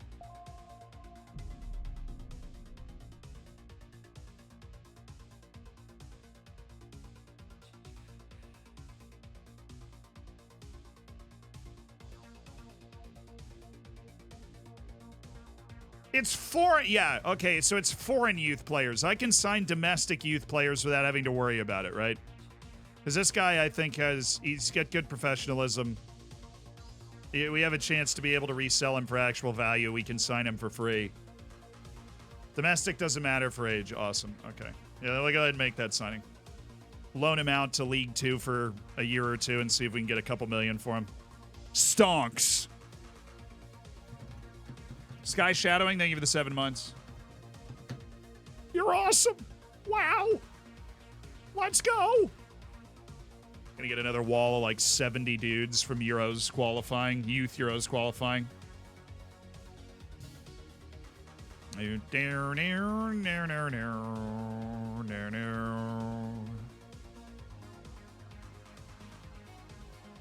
All them guys and them guys right there. Did we get to the semifinal? No, we did not. We played a very tough game won the XG battle, but we lost 2-1 at Newcastle, which ended our Champions League run. Smith, thank you for the 14 months. Can you show your requirement focuses for a second? Or recruitment focuses. Yeah, they're not crazy. I haven't like figured out a way to hack the mainframe, you know.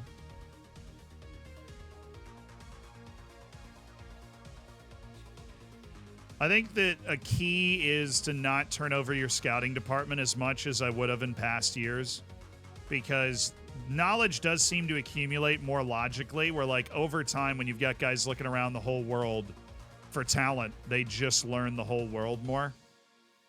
And they're able to pop up with good recommendations for you. That and the that and the fact that I scout like qualifying for the Euros U19s, and we have a 23-man scouting department that can actually reasonably get through this incredibly large wall of players and identify the ones that actually have a chance to be world class. What was that guy's name? That looked awesome. Sakawaki? Yes. Takuya Sakawaki. God, I wish you were good. An English dude named Takuya Sakawaki and Denai Brackenbury. Is he a defender? Oh, he's a defensive midfielder. And his name is Denai. He was made in a lab for our name entertainment.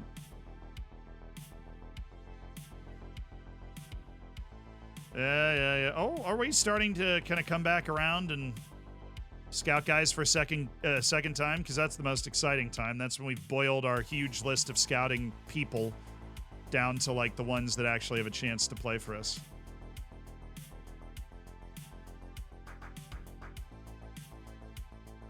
Spazzato is going to end up being like my Kelechi Iheanacho. He's going to be really good and put up tremendous like numbers, but he's just never going to be able to cement that full-time spot. He's always going to be, well, there's this other guy, Dom Kish. He's just got that something special.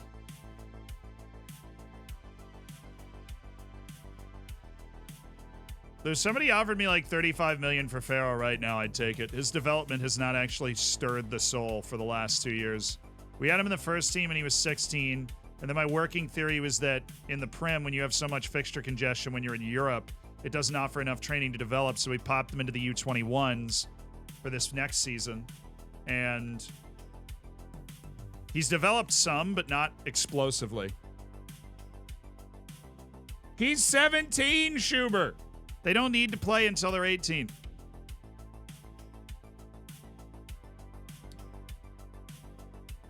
And obviously, he's in the U21s. He's able to train with the first team and mentor with the first team, which is good. No, he'll loan when he's 18. Do-do-do-do-do-do.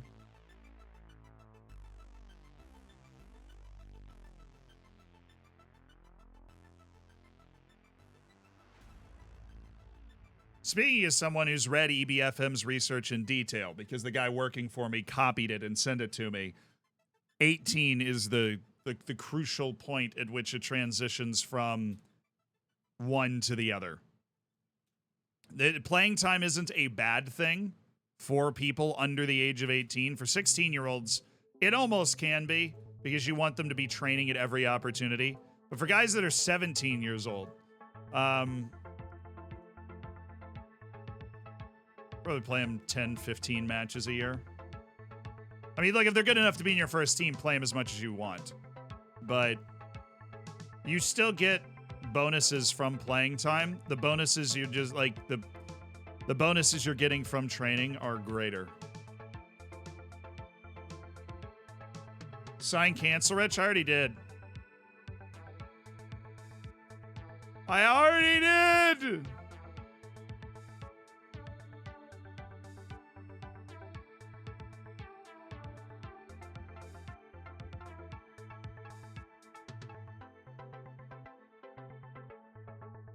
Let it be below 17, the training was key? No. And I mean, look, ideally, The amount of matches to play for a player's development is 20 to 30. That allows them to get a good amount of training while also developing. That's why, like, it's not the best thing that Mateo Mass is playing 1 million matches a season, because he is somebody that has a ton of room left to grow that we want him to grow into. The ideal is 20 to 30. But for somebody that's 17, the development is more significant from training than from match time. Now, once they turn 18, it switches. And once they get to like 22, just training won't really accomplish much at all.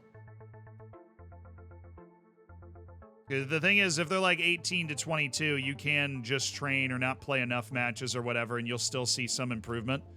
But there, you know, once you get to like 20, once you get to 22, then that's kind of the line where you go, okay, now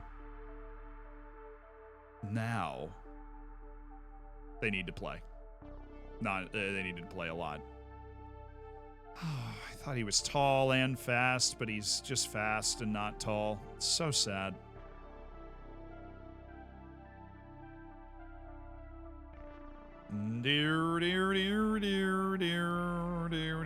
Barrington Gordon is 24 years old, available for 63 to 77 million. Yeah, it might not be a bad purchase. You know, that might not be a bad purchase. Guys hanging out at Brighton. Is his price seems to go down. We might sniff around old Barrington Gordon there.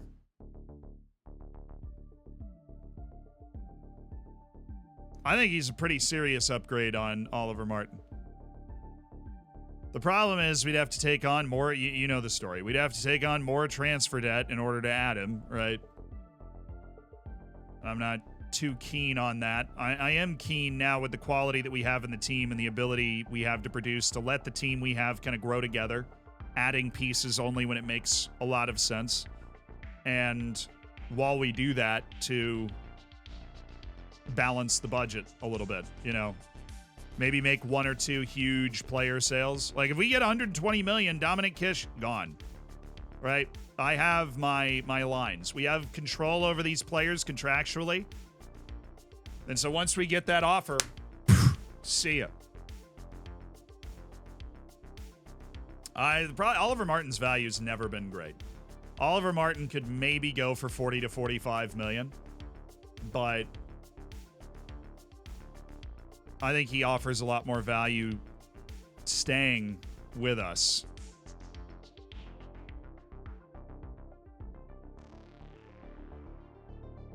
All right, you, that's it. You 3.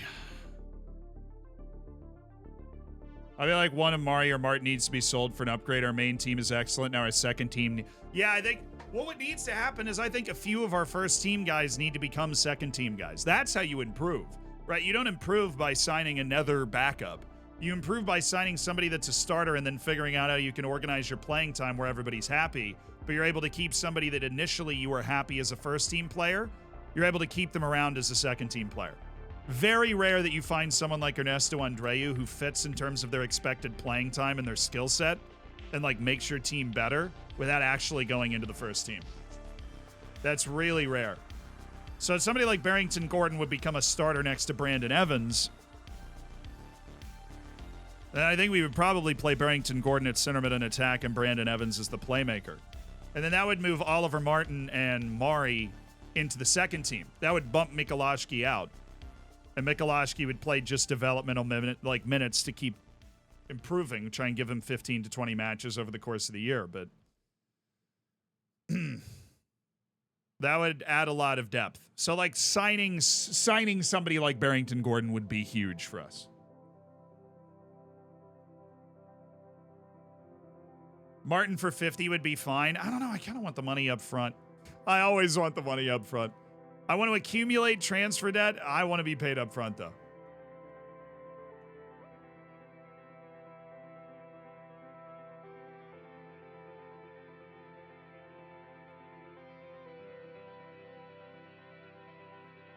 What's his playing time? Impact sub. That's fine. He's appeared in Dude, Vladimir Mikhailovsky's appeared in 40 matches this year. We played so many matches. We have played so many matches this season. He's appeared in 40. Mikhailovsky has appeared in 40 matches. That's crazy.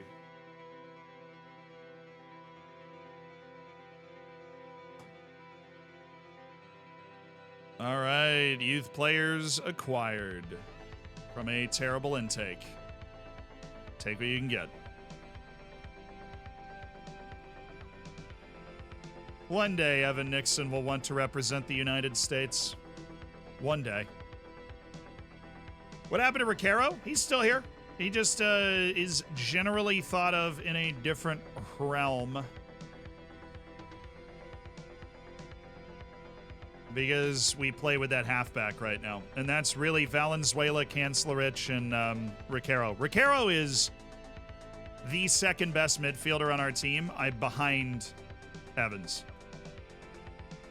I think it's Brandon Evans and then Rafa Riquero. Real Madrid might actually win the whole frickin' thing after we beat them in the league stage. That's crazy. They just won at home against Bayern, who have won consecutive Champions League titles. Liverpool just clinched the Premier League title with 4 matches or they're out to clinch it, sorry. They're playing away against Leeds, and I think if they win, it's over. Manchester City, who I think won it last year, are in 7th. Yeah, they're 2-time reigning champions. They're now in 7th. Aye.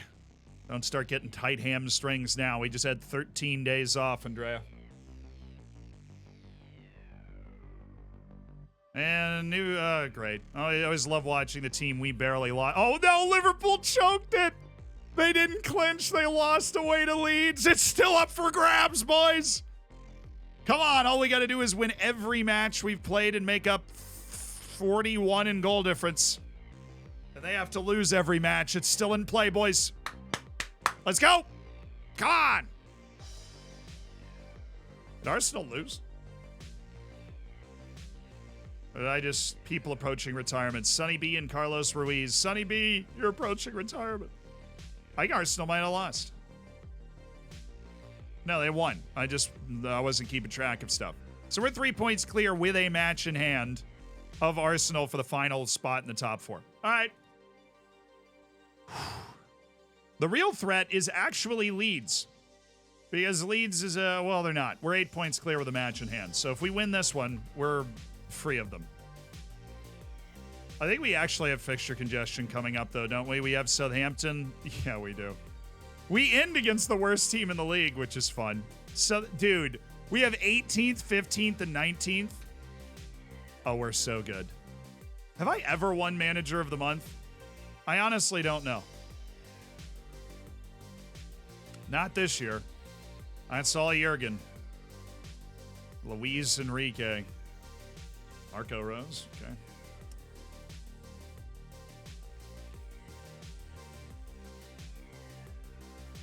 Tottenham lost. Ooh. If we win, we're only a point off Tottenham. Trying to get our best ever league finish. I see you out here. There's a lot of if you wins for, why were they playing on Wednesday? I guess they're having their fixture congestion now. I'm having mine for, at a later time. Cesar Fernandez is now an American citizen. Well, are you good? How much more of this do we have to go? Still some. Okay. Like 240 guys left.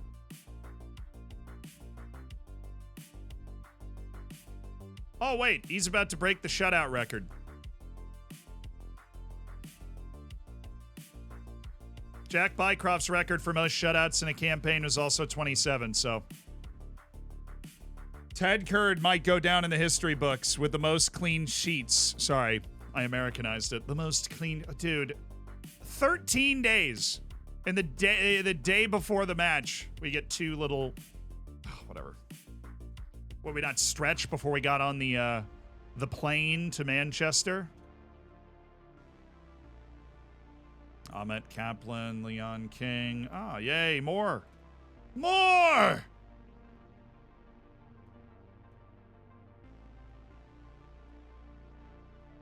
Boo. Boo. Yay. Boo. Yay. Yay. Costa Rica call-up unlikely. I doubt that. Anybody on a Premier League roster, Costa Rica's given a phone call to. And that includes my boy Mauricio. I would like to sell Mauricio Gonzalez this year. Like this summer. I don't think he'd be ready to go yet because I'm pretty sure we just signed him in January. But I would love to offload him for like $20 million. That would just be hilarious. Loan him for a year and then sell him. Is probably the real move. He did score 2 goals this year. Old Mauricio Gonzalez. Are you on any of the Premier League Summer Series games? Probably not. I got every Wonder Kid for $10K per 50 league games and sold for millions. Yeah, I don't like doing that, though, because I'm an optimist. I like thinking that those guys are going to be around for that number of games, that they're going to develop. I'm going to do them right, you know? I'm going to do them right. They're going to stick around. They're going to play all them games. They're going to be all right. That's what I like to think anyways. Okay. Ooh. Hoorah. Manchester City. Away. Are they still,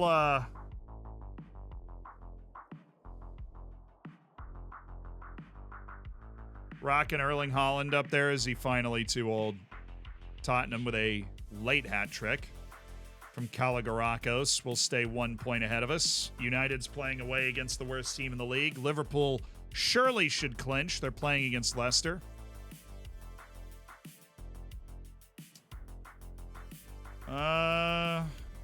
Yeah, we're going to play our normal style against teams that think they're better than us. That's my move. Valenzuela's going to... Oh, I would sell him. I would sell Saul Valenzuela, our 22-year-old Mexican starlet. Speaking of guys we would sell this offseason, I would sell him. You put $50 million on the table now that we have Chancellor Rich, and he'll be more adjusted at the start of next season. And we're looking at like other midfield signings that would free up Oliver Martin to play that spot more.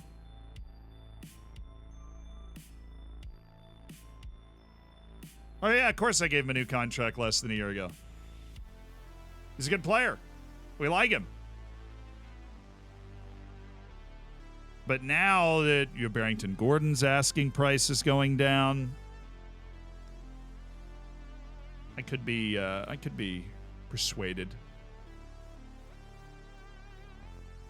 Type of guy that's easily replaced in our team,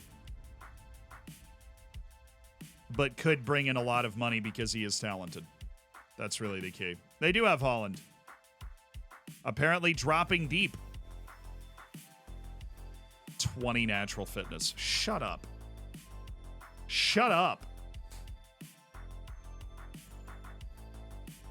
All right, Yeremy Pino, we got to close down on. Richard Hughes, got to close down on.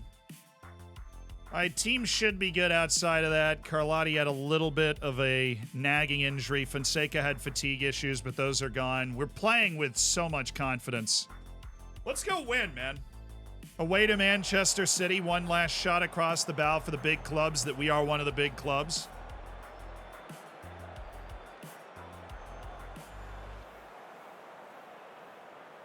Lift that pressure. Here we go.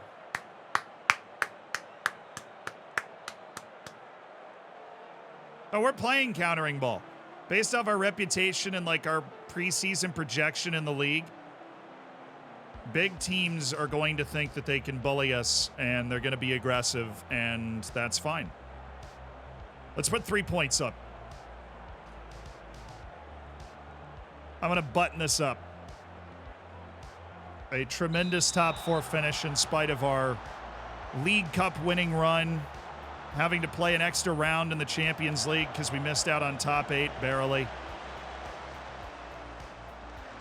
I want us to get that Arsene Wenger type of Champions League streak going. And this would be the first team to do it. Oh, Grant they pull, you beautiful man. McNerney. Oh, he fits it into a window. Delgado. Oliver Martin. No!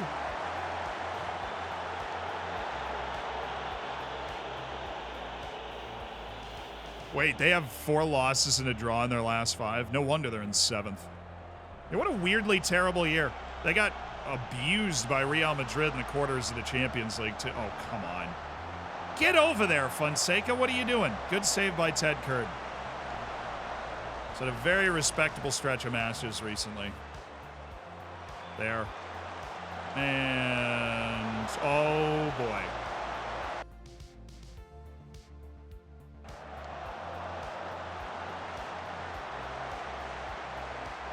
Pep is not still there, but they've had the same coach for like 8 years. I recognize his name. I think it's the guy that's like at Inter. Dude, we should have been scored on at this point. This has been a bit of a chaotic mess. Stefano Pioli. Oh, they fired him recently then. As it was Stefano Pioli for 11 years, 336 days. And he retired at the end of last year, and they hired Zidane after winning the league twice in a row. And Zidane hasn't been fired, but he might be fired at the end of this season.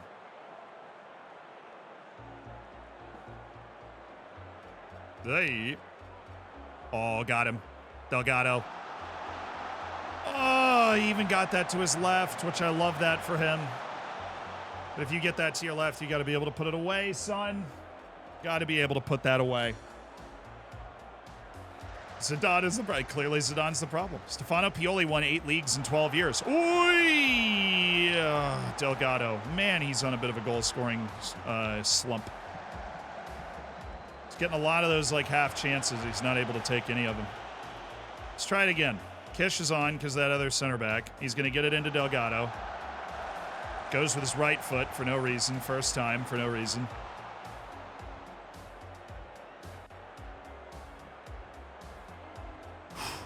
We've settled down, though. We're playing a lot better than we were for the first 10 minutes, which were terrifying.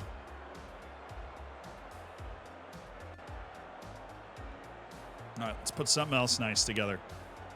One of those expansive balls to the wing where Delgado brings it down and then advances with his excellent ball carrying. Oh, my goodness.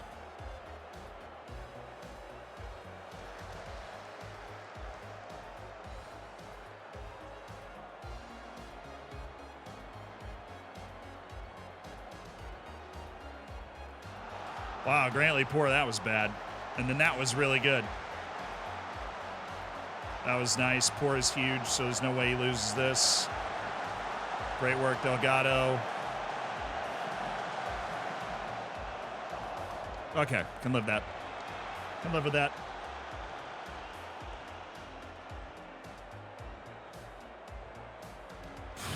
Oliver Martin.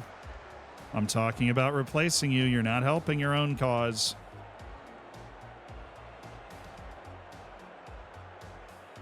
Wow, he just humiliated that guy. Get it? Oh, why did it get blocked? It was so open. He's shooting. He is so... He was going to shoot that if he didn't give it away first. Thank you, Grantley. Slow down old Babilia. I don't know if I've seen a world-class fullback get dumpstered as convincingly as Gregor McNerney just dumpstered that one guy. He left him for dead and opened that entire play up, and we just couldn't get the last pass.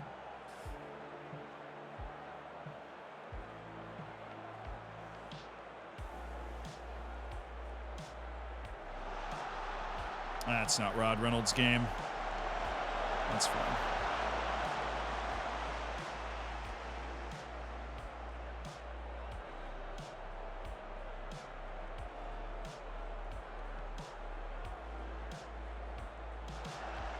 That's interesting. That's exactly what I've asked you not to do there, but it might end up working out for us. They tried to go forward too quickly. High tempo, perhaps. Oh, nice ball. Dom. Took him a little too long to get that under control. And there's not a... They have a very athletic, timely defense. There's not a lot of room. They take away space pretty well. Oh, Bulow leading the break. Kish.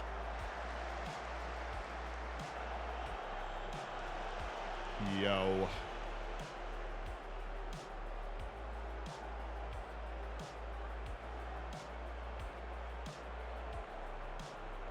Oh, McNerney, no.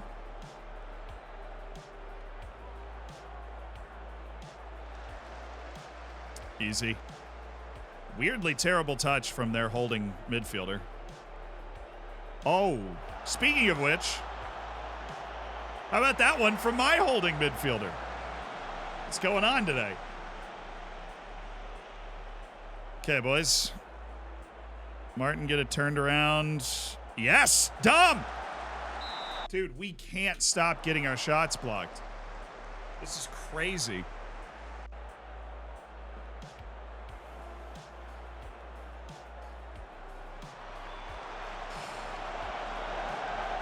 Way to tie that up. Force him to just hoof it long. We keep possession.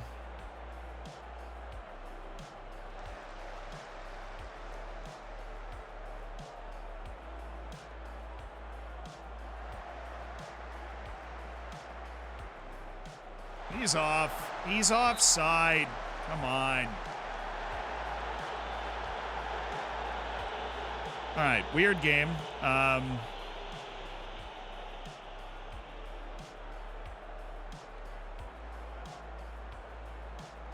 feel like there might be some sneaky bad match ratings out there. Delgado's on a 6.5.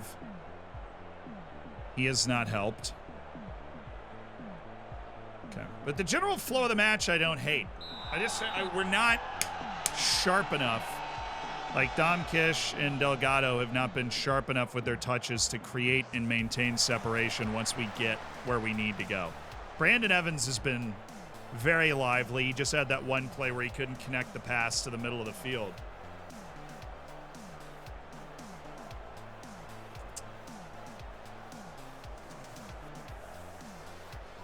And now we're in a stalemate. Carlotti is continuously re-aggravating whatever injury he's got going on, so he's got to come off.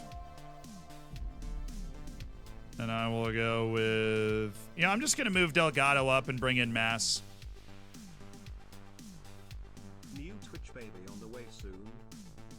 Nice. Delgado takes that spot. Yeah, it's fine. Hey, PSK, look at you go. Thank you for the 6 months. Only 3 months to go. This is where we score right here. This is a Bulow special.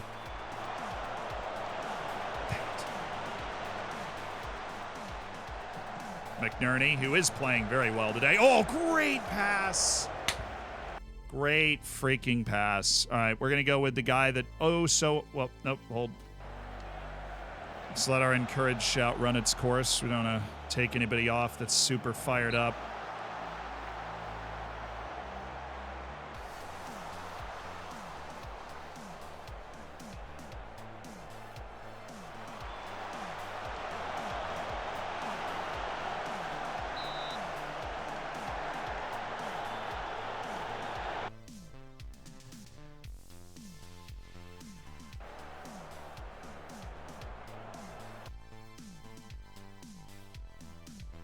All right, Mari for Oliver Martin.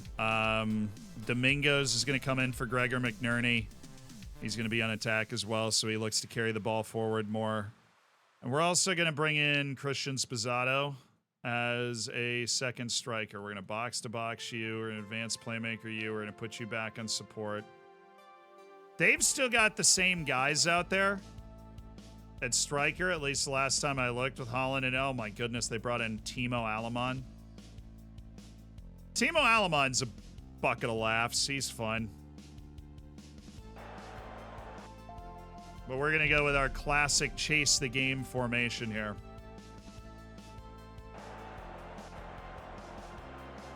Oh, get it. Oh, get it immediately. Delgado. Ref.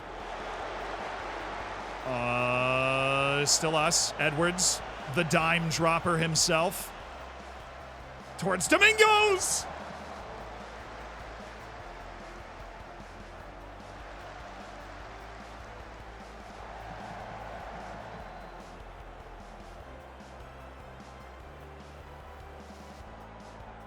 Oh, Mari, that is super unlucky. No, that's Curd. Bulow gave him a little bump on the way by, and it was just enough. Evans, Mass, bring it down, make the pass. Good. Spazzato. He's got Delgado in the middle. Delgado!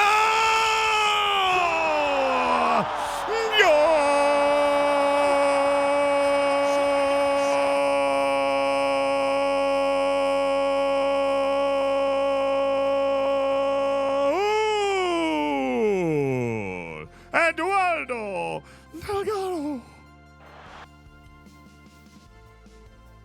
Yes.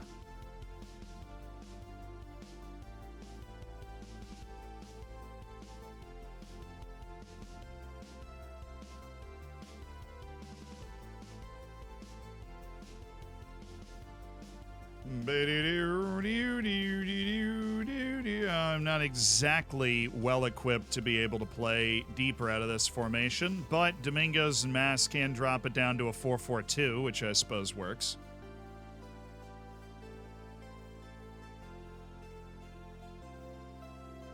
And Delgado's going to go ahead and play complete forward while Spazzato's up there, and that should help. We'll see how we defend this. We'll keep our directness so we can keep pressure on them. Yes! Going 4-4-2, baby. That's perfect. That's what Mass gives us out there that Delgado doesn't. That inverted winger, hold the ball up, slip the forward in. Spazzato facilitating this time to Eduardo Delgado, who ends his little goal drought with a tap in.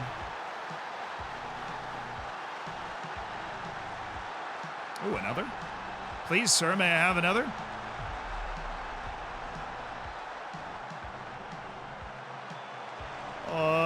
That's us because they won that header. Goodness gracious, Mass. Surely that isn't what you just did with that.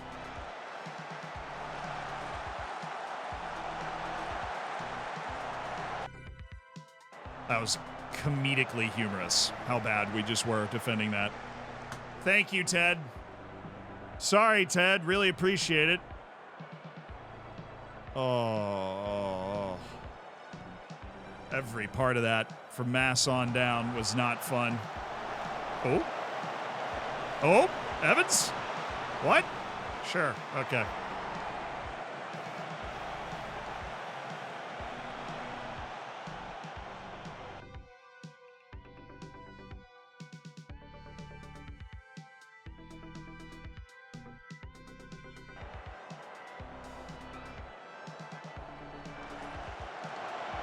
Wow.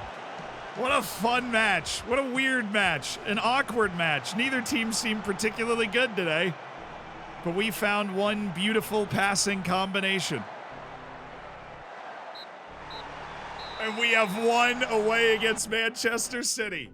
Chat, for the first time in the history of Taunton Town, it looks like we might just be a top 4 team in England. That might be the one that does it right there. An away win against Manchester City that might send them to the Conference League, which would be hilarious.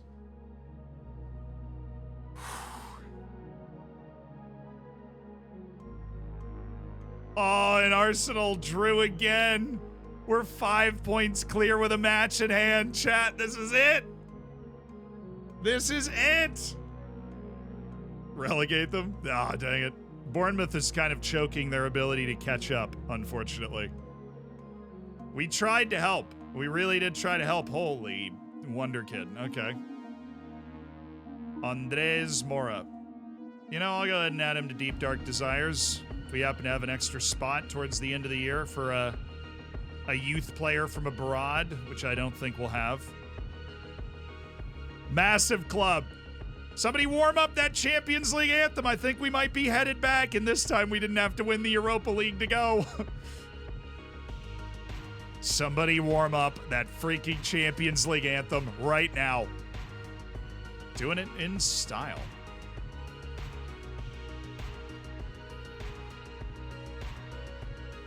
Mackenzie Bradbury III. No. Luis Angel Rodriguez Alejandro Go. Hey, didn't this guy used to play for me? Yeah. Alejandro Gomez. Well, guess what? You are no longer good enough to even be considered for our team.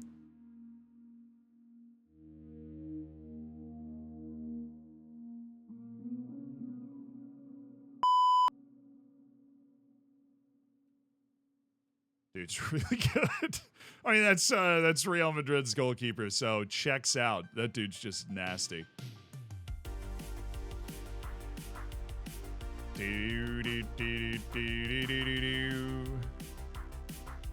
Buy him, he's under 20 million, and we'd have to pay him dummy wages. Because he is not sure if he's interested, and he's already getting paid 17 million a year. So I don't think that's a move we're gonna make, but wow. What a player.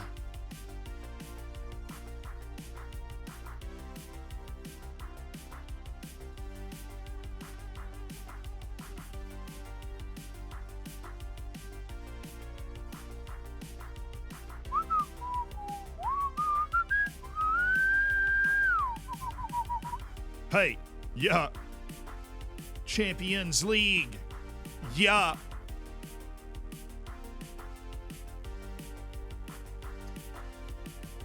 Champions League. Not that winning the Europa League's the wrong way to qualify, but Champions League the right way, you know? The full season of deserving it. And getting into the Champions League and finishing fourth, and the reputation that comes from that, and the money that comes from going back again, and the money that comes from, you know, getting to the quarterfinals of this past Champions League. What did United do? Did they win? Awesome. I would like to finish above fourth, if at all possible. That would be fun. Asking for a friend is 300 million. Is that pounds? Dollars. Too much. If you're top of league on, no. As long as you're okay with FFP, 300 million in transfer debt is not. No, that's not horrific. You're in Champions League positions. You're fine. Hey, no, thank you for the raid. I hope you had a good stream, dude.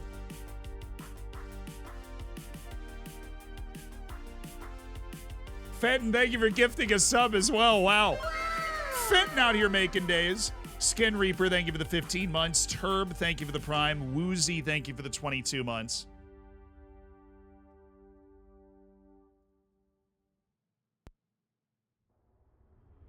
Wait, Zidane got sacked?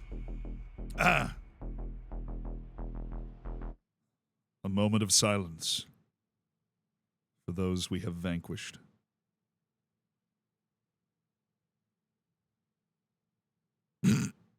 Shut up. Moment of silence. Thank you. Get fired, loser! Just kidding, I love you. Did you know there's actually a goalkeeper that scored more goals than Zinedine Zidane did at the club level in his entire career? And I may or may not have researched that recently for a video and used that fact. So I've got multiple sick burns on Zinedine Zidane going right now. Just gonna see which one sticks, honestly.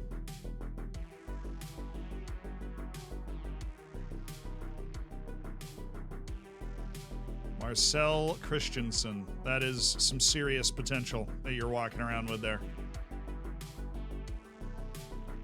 Pretty nuts. Rogerio Ceni. Yes.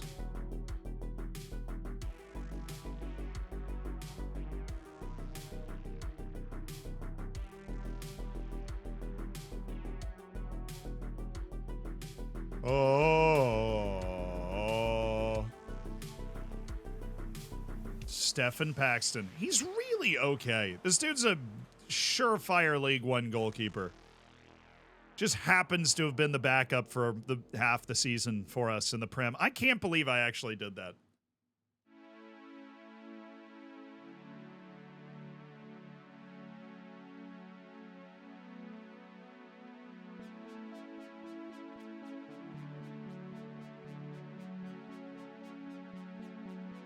Happy to send you a Sao Paulo. Dude, I've got a P.O. box. If you guys ever want to send me anything, by all means. Just remember, the P.O. box is maintained by my mother. All right? So be nice. But I do have a P.O. box that's listed in the information section of the Discord. I could buy Iko Reinhardt, no shot. Newcastle's in the Champions League semifinal, so they've got to lose first. But yeah, what is it? Newcastle? Is Chelsea going to miss Europe too? No, they played their way up into 7th. City's in 8th. Yes. City is in 8th. Newcastle is the team in the Big 7 that we have bumped out. Manchester City is chilling in 8th. And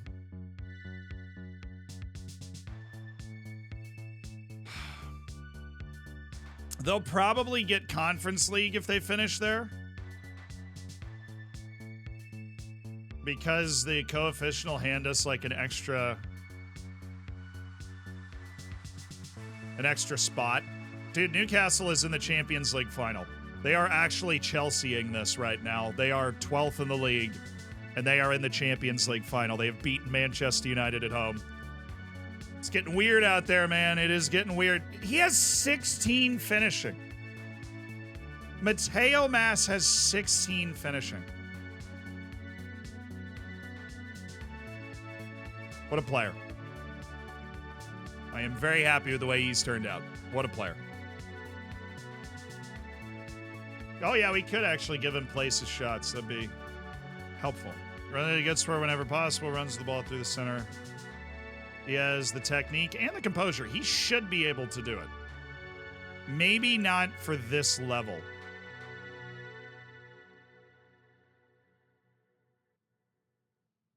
Why would it not be likely to work, Ruben?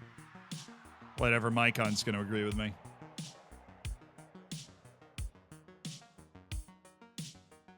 Why? Because he's a winger? He gets plenty of chances in front of the goal, okay?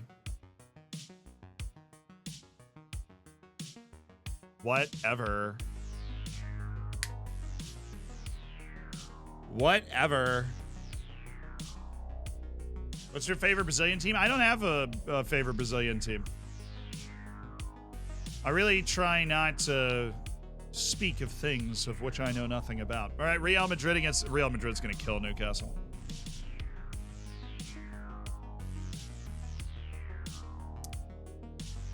I didn't know Onyebaro was mad. Wow, our hierarchy is awesome.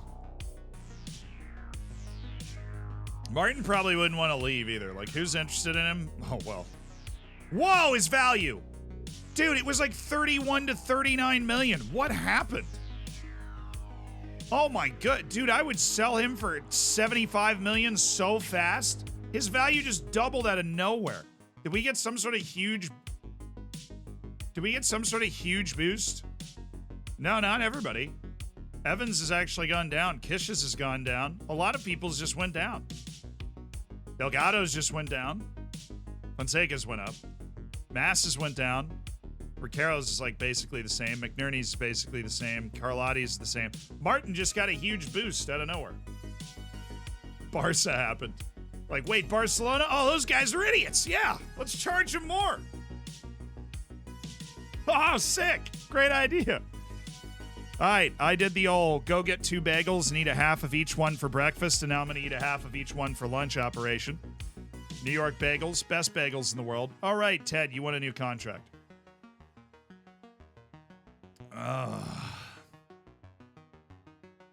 So that's tricky. Let's see if we can get out of this first. And we're out of it. Easy claps. I got my bacon, egg, and cheese on and everything first. I'm really not, I really don't consider myself a New Yorker in most cases. I was born and raised in Florida, and I've discovered that's a very hard thing to, like, get out of your soul. being a Florida man. But if I'm ever a New York snob about one thing, it's bagels.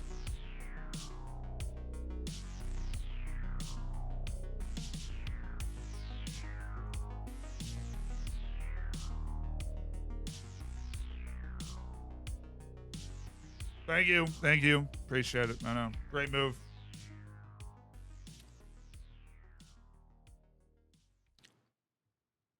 Ugh. Ugh. Yum.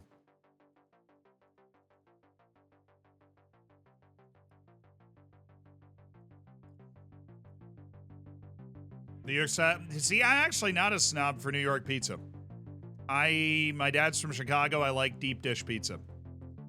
I don't think New York pizza is bad. It's not like my favorite type, but the bagels. The bagels are where the work gets done. You know, that's where the work gets done, chat.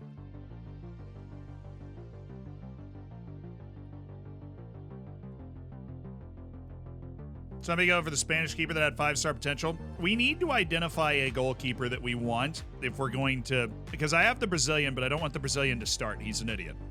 He's very talented, but he's stupid, which is fine for a backup, right? Because for a few games, he can be really good. But over the course of a season, the fact that he is, in fact, an idiot will come back to haunt us in ways. And so, perfect backup.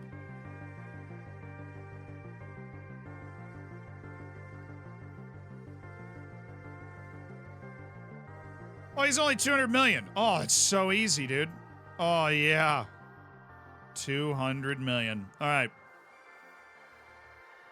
Remember his contract expiring?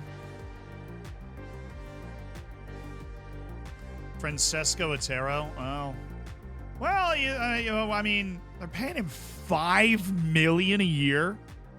Oh. Yeah, okay. All right, Diogo Costa. Ooh. Ooh, I think he's better than Ted. I think he's way better than Ted. Newcastle United's Diogo Costa's opting out of his contract. We might be able to get him for free. I don't care if he's 36. There's no wonder kid out there. A 2-year deal for Diogo Costa to be our goalkeeper. I like that.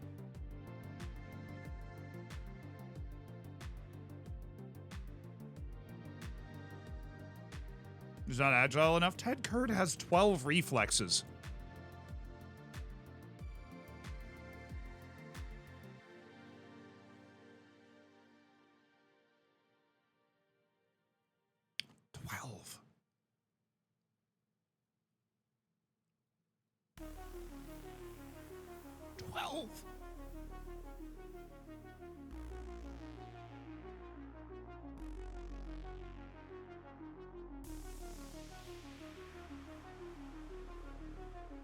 I really might sign Barrington Gordon.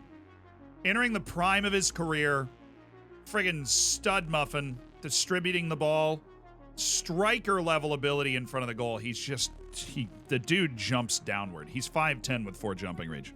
He jumps into the ground. You're like, jump, and he squats.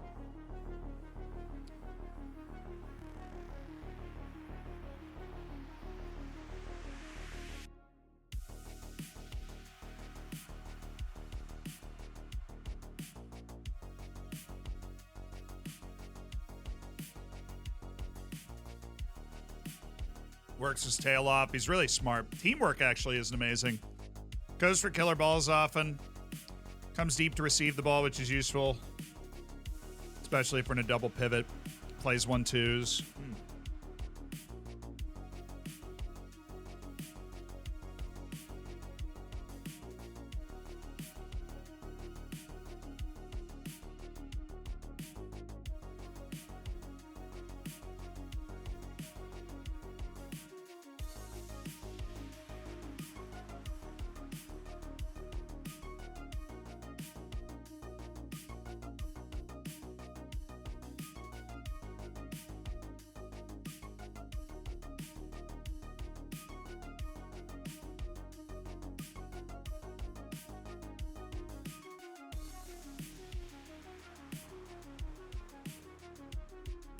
I say jump, he says hello.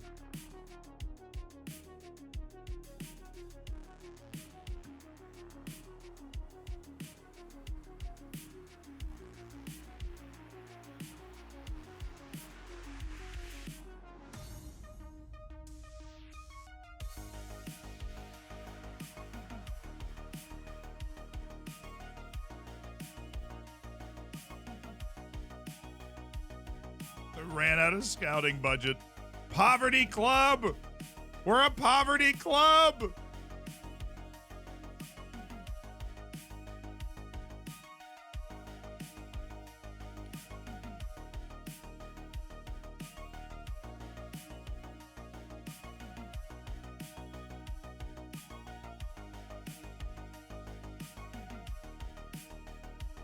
Do I have to announce my Copa America squad the same day as the Villa match? I'm taking the U.S. to Copa America. Enjoy the show, lads.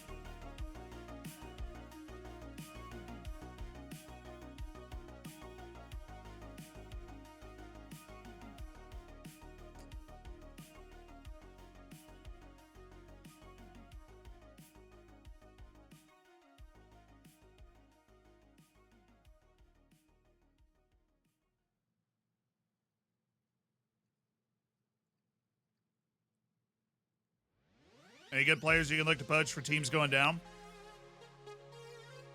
It's mostly repeat offenders, if you know what I mean. I don't think Burnley is.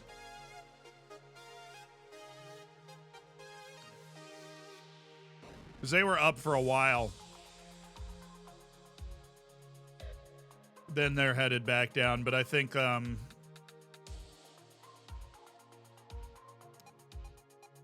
I know Norwich City is. They have not stopped the whole yo-yo performance that they normally put on. They're still cooking. They're doing Norwich City things. Can't stop, won't stop.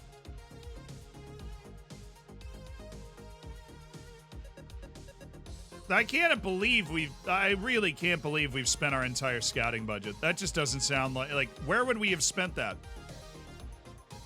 I mean, I really don't even feel like we do that much scouting. You know, most of the time we're just kind of, at least half our scouting department's just sitting around doing nothing. Like, where would we have spent all of our scouting budget?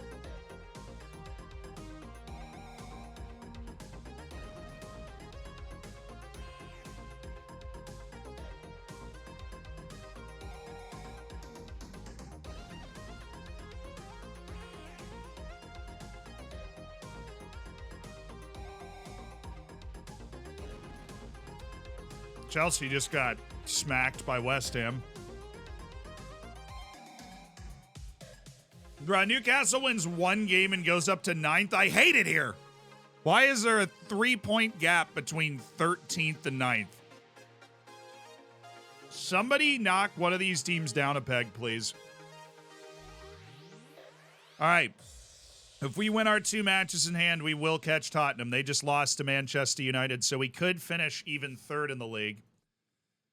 Take long kicks. Want us to be attacking? I'll do that.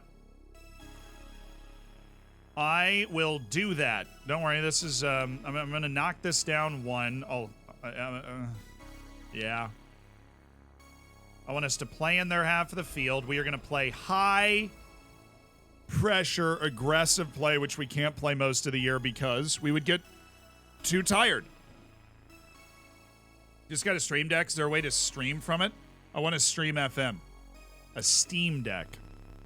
You mean like that's like like the Game Boy thing that you can play Steam on? I don't think you can stream off that. I mean, I'm sure you could, but it would be like a very convoluted technical process.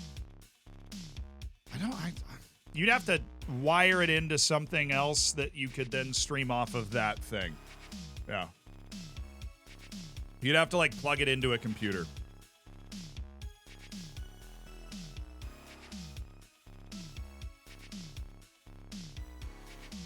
You'd have to, I mean, I don't have a Steam Deck, so I didn't know it was like basically a computer. Yeah. Install Windows. If it's basically a computer, you can probably just HDMI it into a computer, like capture it and stream it. Is Riquero a sub now? No, he was just hurt in the last match. He's not a sub. Rafa Riquero's the real deal. Will you stop getting worse? Like, I realize it's a lot to ask for, Oliver, but I'm kind of becoming concerned. It's happening a lot. It's happening a good amount, Rafa, and I don't like it.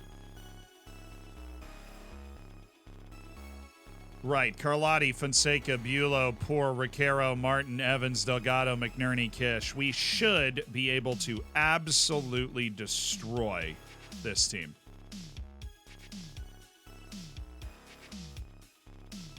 We should be able to absolutely destroy these guys.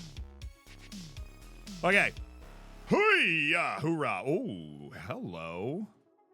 I respect the creativity, Southampton. It doesn't seem to be going great for you this year, but I do respect it.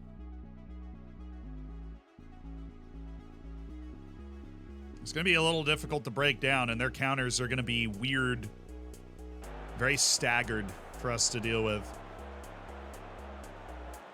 We had secure Champions League with a win. Let's do it. The champions! The champions! Let's secure Champions League with a win. I want it.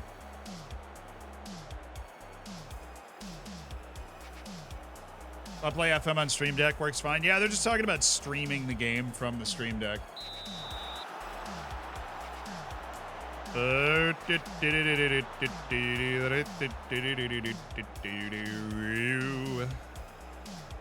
Nice. Delgado. Up. Up.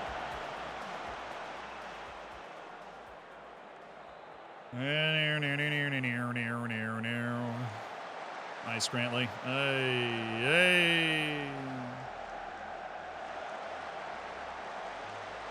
Boy, Ted. He's playing for a contract out there. He is playing for a contract.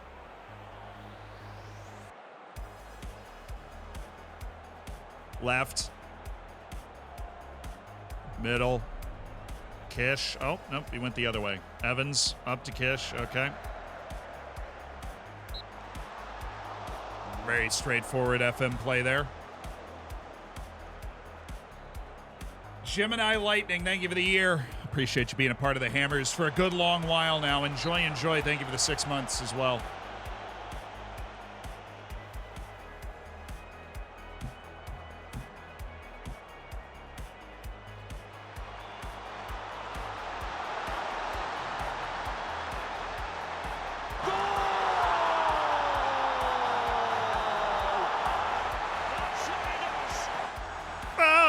Baby. Dominic Kish. Interpretive.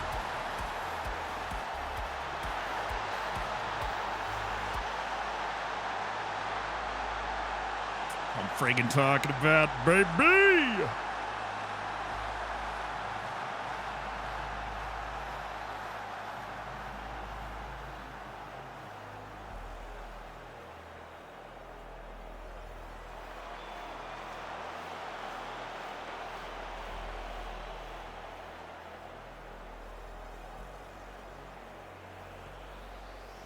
The Curdler! Milk's worst enemy, the Curdler, coming to the screens near you. Surely he's not getting to that. He is... Oh. Was that an intentional dummy or an accidental dummy? On this episode of Did He Mean to Do That? Oh, screw you, Jacob Flitton. I wanted to sign you like 5 years ago and you said no. Delgado, Gregor, going for goal. Just bike it. He does actually have attempts overhead kicks. I've never seen him go for it. And he's been my starting striker for 3 years. Little disappointed. It's pretty end-to-end stuff here. High energy. Jamira, thank you for the 2 months. Welcome back to the Hammers. Hell yeah. Oh, no. Hell no. Come here. Oh, nice save. Boy, Ted.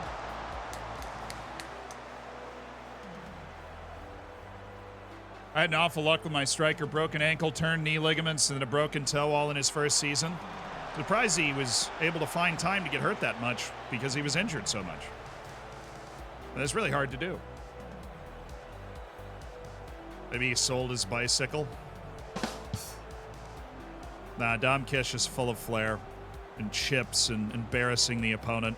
I'm sure he's going to break out a bike in like Gareth Bale hours, Champions League final, 6.2 rating, and then he bikes home the winner. That is how that would go. Are you still in any cups? No, we got knocked out of FA in the 5th round, and we won the League Cup.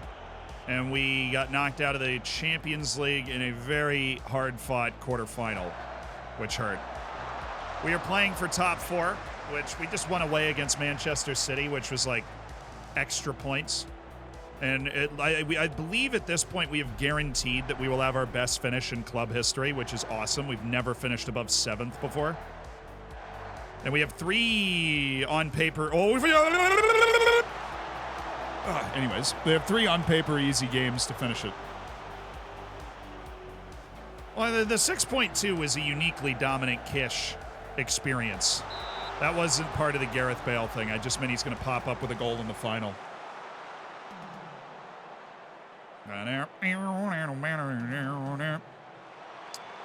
My fullbacks don't go forward enough. If you're talking about Poor, it's because he's a fullback on defend. Grantley Poor works as a 3rd center back, and he only offers a little bit like deep passes offensively. As he continues to get better physically, we might explore against bad teams, letting him go forward more. But we've had a lot of success with him being kind of like the 3rd center back. And that allows us a lot of freedom for our 2 very creative and talented right backs to really get forward, even against good teams. Because we have somebody to cover for them. Last cup check. Thank you for the 14 months.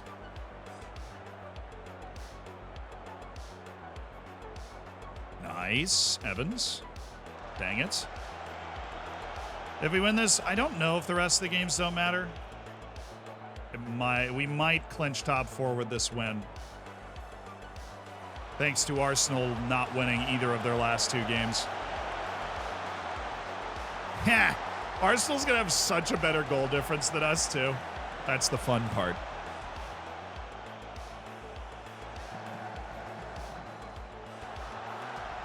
If I were them, that is all I would be talking about. It's how my goal difference was so much better. How did we end up down here? Wow, Brandon, that was terrible. Goodness gracious, man. The goal's nowhere near there.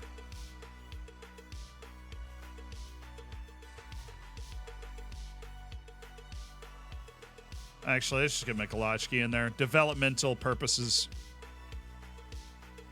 Anybody else we want to develop? We want to get Domingo's minutes, so maybe we just play him there instead of Mass. I guess we want to get Mass minutes, too. I always want to get Mass minutes. Ernesto Andreu. And that's it. Sub!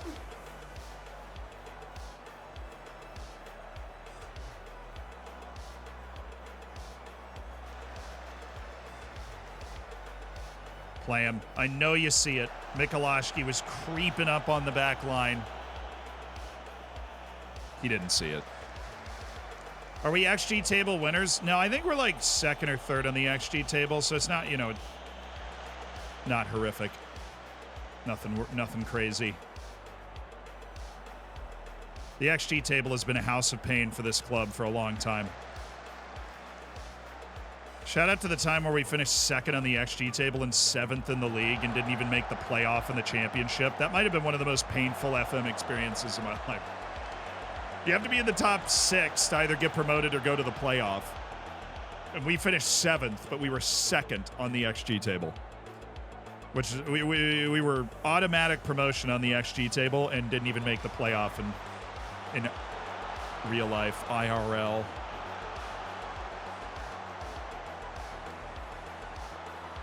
Do I have a save I play off stream? Not really. I do not. But now that in FM you can like carry saves forward, I'll like formally end Taunton, but if I have like a few hours to kill, I might just fire up Taunton again, you know, like keep it moving and grooving. Mateo Mass, Evans, beautiful, Carlotti. What are we thinking? What are we thinking, Andrea? Nice, Martin. Oh. It's not Gregor's game, though. He's not going to be able to contest that. What are you doing, Evans? Thank you. At least he won it back immediately. Sorry, boss. I don't know either. Kish, Kish, Kish, Kish. Somebody make a decent pass, please. Thank you. Finally. It was Vladimir Mikulashki I was waiting for. All right, Domingos, you're in. Spizzato, you're in. Yes! Vladimir Mikulashki. The Serbian international that we have grown into a really solid player. Dom Kish with the brace. Now it's time for Spizzato. Mass, Mikulashki. There you go. Flips it up over the keeper. Consummate ability of our guy there. When did I sign Kiss? This is his third year with the club. His third full year with the club. We've had him for a while. Signed him from the, was it Danish league for 8 mil? It was Danish or Norwegian. I didn't really remember the name of the club, but he had just moved there for $2.5 million the year before from the Serbian league. Played 1 year there. We signed him up in the summer for 8. And at the end of that first year, he finished second in the Golden Boot race behind Erling Haaland and was valued at like $90 million. So he's had 2 years that have been disrupted somewhat by injuries and poorer form, but still real good player. This year, however, we signed Christian Spizzato, who has been a more than capable understudy with over 20 goals this year. We sold Salvatierra for 50. And then signed Spizzato for like 7.5. And that has been an excellent trade. The Spizzato step. And then we signed Marcus Schoen for free, and he was very helpful when we were in like bigger fixture congestion. He has a lot of talent too. Domingos. You are an incredible passer, and that was an incredibly bad pass. Ted Kurd with this clean sheet will have 29 for the season, which means one more clean sheet in the last 2 matches, and he has a year with 30 clean sheets. Our defense, as much as it has been maligned throughout this save, and as much as it is about to concede, never mind, has been tremendous this year. Like the Fonseca, Bulow, Carlotti, Grantley Poor setup with Riquero in the middle has been really, really good. I think we have the second best defense in the league next to Liverpool for like, oh my. Whatever. They deserved a goal. They'd been around it. I want to make sure we win this game. So much for the clean sheet talk, you know.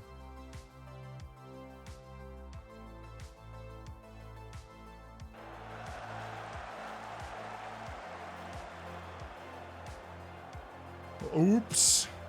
Dude, really hammer timed that ball. 2-1. Southampton trying to pull off be a very important point for them. They're right in the middle of the relegation battle. I'm over here just talking about random stuff. They are fighting for their life. Oh, Spizzato with the triple. Has he? Mateo. He's had a much better assist here this year, but he hasn't been in the... Yeah, I mean, it's because we've been playing Delgado as the main goal scorer over there, but... Ooh, Mikulashki.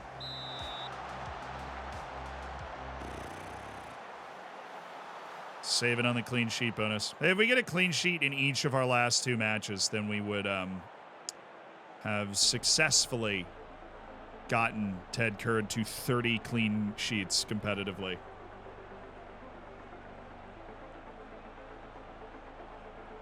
Mass is our season leader for average, or not average rating, but for assists.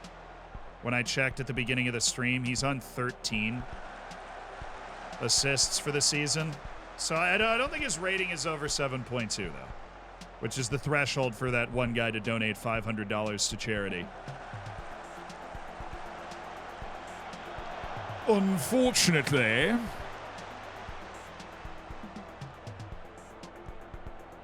do I have any real players on my squad?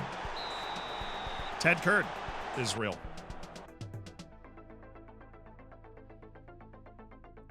We've qualified for the UEFA Champions League. They've done it with 2 matches to spare. Taunton will finish in the top 4 for the first time in its history, in its 4th ever Premier League season. They have guaranteed a top 4 finish. Champions League, lads. Champions League. Dude, I saw the 143 million and I was like, they gave me what? But that was wage budget. They only gave me 14 million in the transfer budget, but I still have the 100% revenue retention. They trust me implicitly. So, we will be fine. What did I just pay out? Why did my current profit loss for the period go from 54 to 14 million? Did I just pay off a lot of debt? No. I did. I actually just paid off a huge chunk of debt, but I don't know what the debt was because it wasn't transfer debt. It was mystery debt. We just went from 380 to 339 on net debt. Getting freaky out here. Getting a little wild. Okay. Right. I am going to go with rest and match review. And then I am also going to go with rest here and rest there. Just so we can get through these last couple of matches, a little rotated. Thank you. Chat debt. Yeah, we're just paying off some of chat's debt. I don't know. Our net debt went down a lot. Our balance didn't change, but our FFP impact changed a lot. That's always a little concerning. That has me sitting there like, okay, so there's some debts that I don't know about, right? Like, I don't like that feeling. There's some debts out there that I don't understand. Like, what did we just pay off? My balance went up.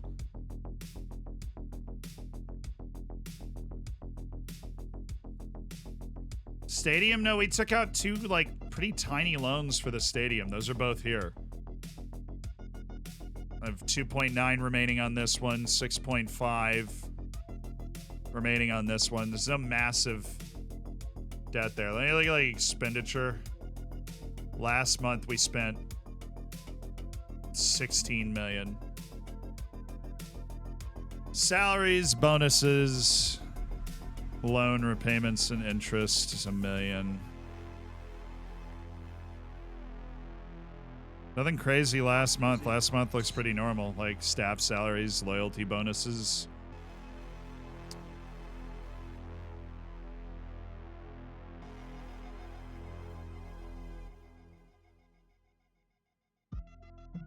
Medical car, thank you for the 18.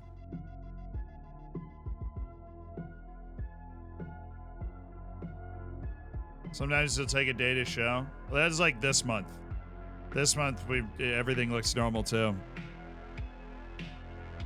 Yeah, I don't know.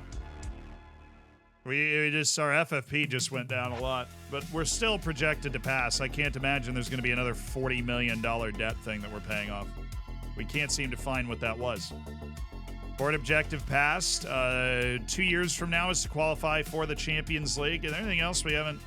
Well, we didn't reach the latter stages of the FA Cup, so nailed that. Informational objectives. The plan is to expand the stadium.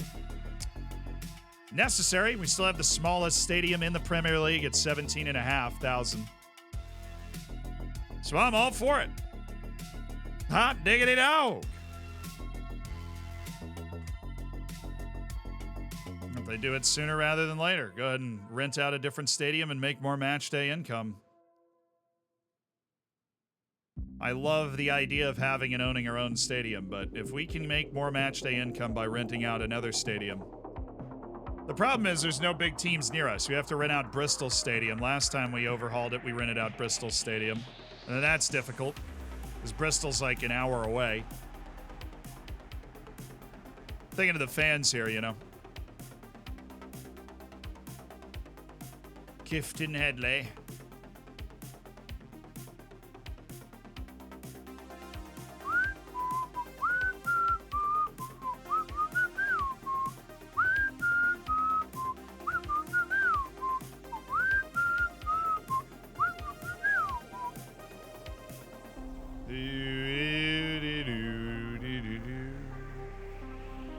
Alan Gallego. It's 27. Just never going to be good enough. Appreciate it. What's the farm systems for guys that aren't good enough right now, but we want to track their development? We don't want to just let them fade into the, you know, the fabric. Like, he has a chance to have potential that is good enough, so we'll add him to the farm system. He probably doesn't. Same with this guy. We'll just keep scouting. Keep scouting. Keep scouting. We don't have full knowledge of them right now. Oh, no. Marathonitis. He does not have 5-star potential, in spite of his 5-star name. It's actually what I have right now. I have marathonitis. I don't want to train for this marathon anymore. I hate running. Sir, what have you come down with? A case of marathonitis. Oh no, it's serious.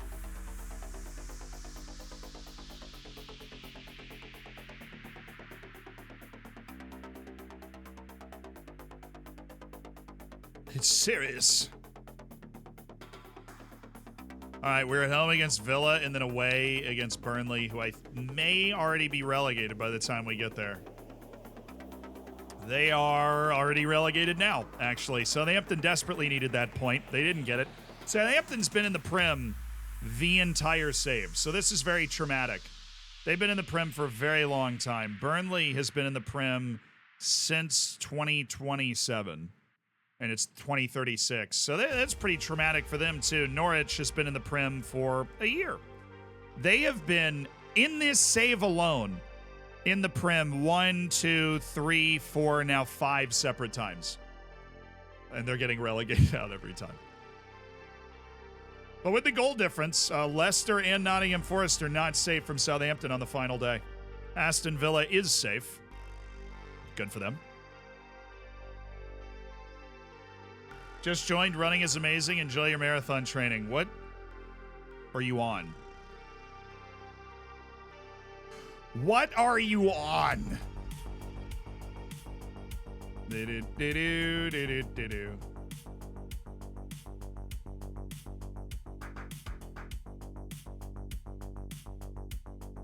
do have a date for that thing in New York if you want to come have a beer with me in New York. It's August 10th. If you happen to be in or around New York City on August 10th, I'll get you the actual bar later. That is the date. We're having a fundraiser for my friends for the marathon for, you have to raise money for like a charity for it.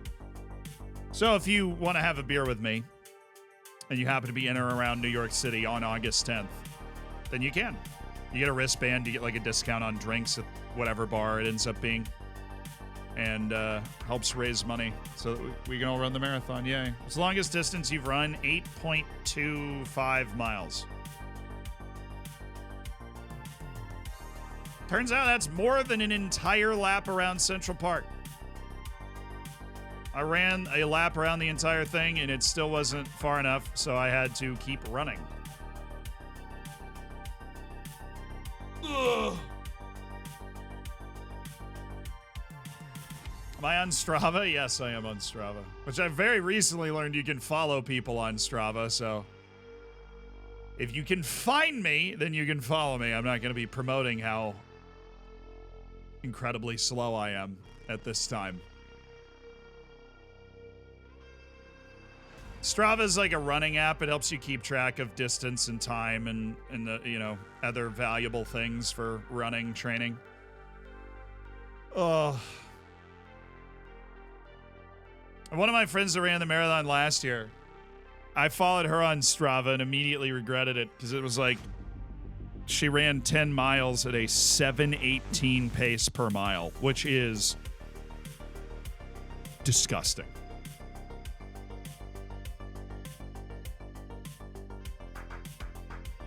That is outrageous.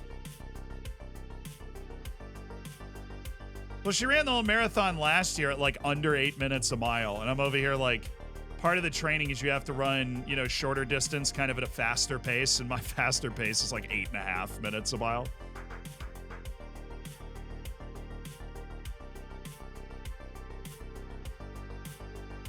Almiron, hey, his knee has been put back together. Why, Louise? You can pass. You have decent passing.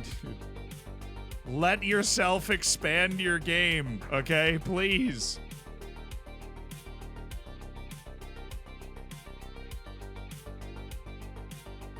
Please let him play passes. Oh, somebody's unavailable? No!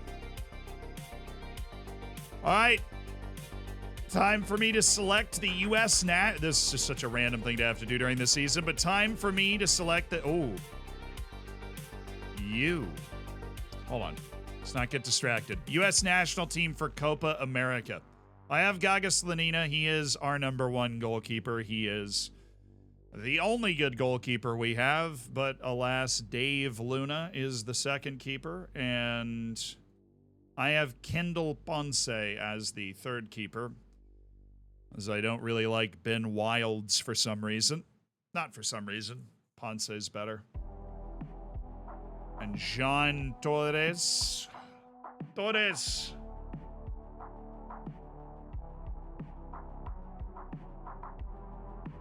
Johnny boy.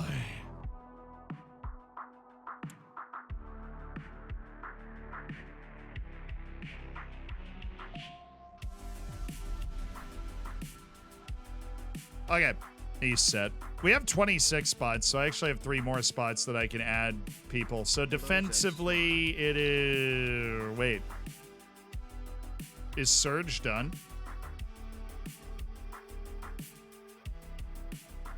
Surge is done.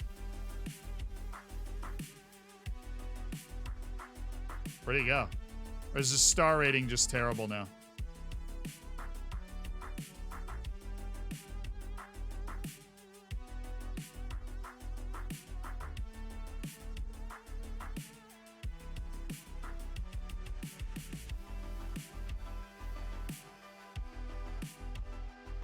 Am I blind? Sort by age, it'll be much quicker. That's fair.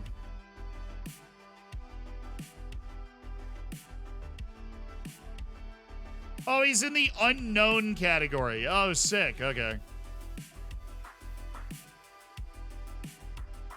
Oh, no, he retires before the end of the tournament. I just can't call him up. I don't think.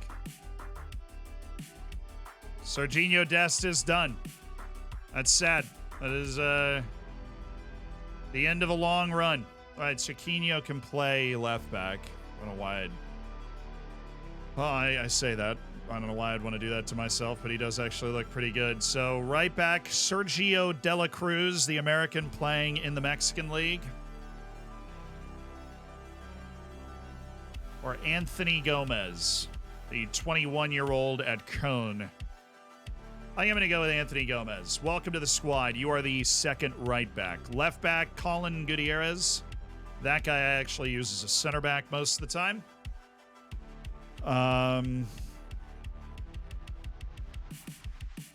De La Cruz can't really do that.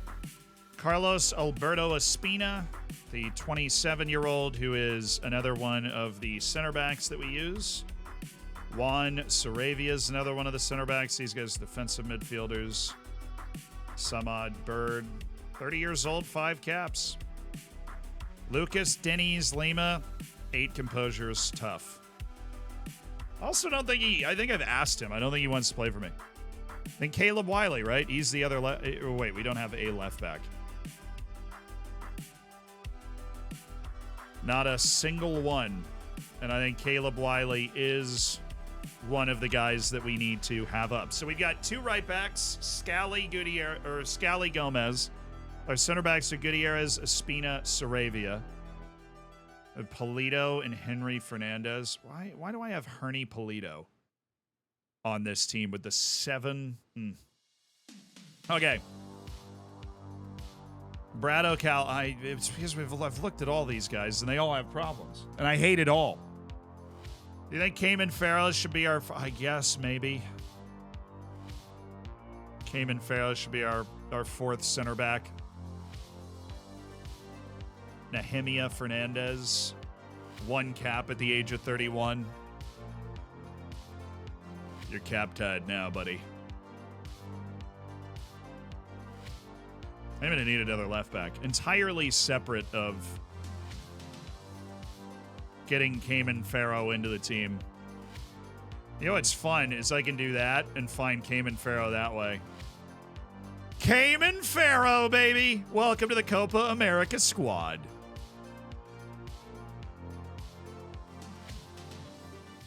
Do I want Chiquinho? Yes, I do. Come on, man. I gotta call you up now.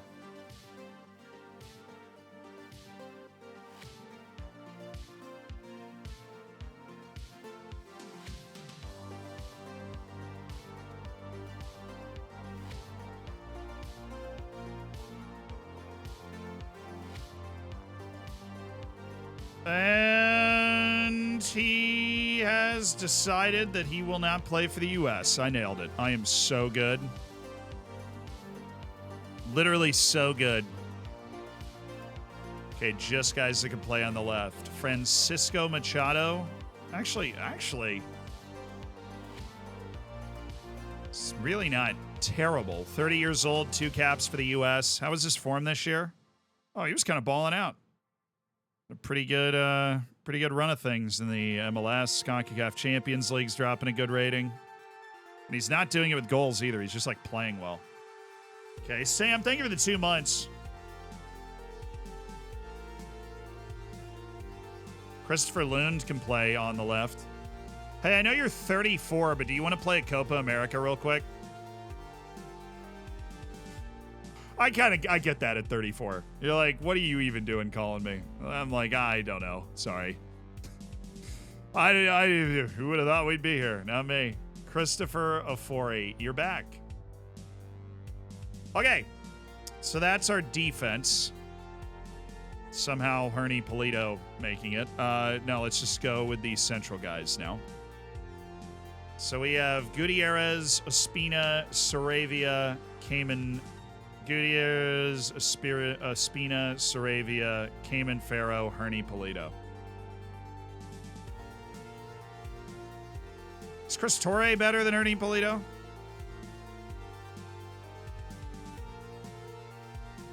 Dude's dropping a 6.75 in the MLS. I hope not. Oscar Reitzma. I feel like every time I look at him, I don't like him. He's also not playing well. Herney Polito, on the other hand, is the guy. So we've got our 5 center backs. Okay, now to the... What do we play? I haven't coached the U.S. in a while. 4-3-3? All right. Midfielders. Defensive midfielders. Evan Nixon. It's time, man. Ryan Clark. It is time, dude. It is time. Undecided. Oh, boy. Be a key player. You're not getting any younger. Oh, you... Like you're going to play for England, Ryan. Who are you playing with? You're playing at NYCFC, dude. At 28. Just embrace the culture. Anyways, defensive midfielders, Yunus Musa. Starting attacking midfielder, Quinn Sullivan. Starting playmaker, Price Hines. That's settled. Greg Powell's is our secondary playmaker. Malik Tillman's a winger. He's not relevant. Scally's not relevant either. Marco Mayer-Lilly. It's pretty good. Me and my recruitment swing. Robin, thank you for the 38 months. Hello. Yeah, dude, he's told the chat. What are you saying? He's definitely playing for England. Then there's Mac Wolf. Would I rather have Marco Mayer-Lily? No, I wouldn't. Now, he might be a better defensive midfielder than whoever I'm using in that spot. Danny Leva is right now still important to the team, is a well-rounded playmaking asset. FC Dallas, man. He's having a good year as well in the MLS, 5 assists and 14. Do I not have a defensive midfielder? No, I have Pals, Wolf, and Leva. All right, I'm going to drop Mac Wolf. So we got Musa, Sullivan, Hines, Pals, Leva. And I'm going to investigate Marco Mayer-Lily.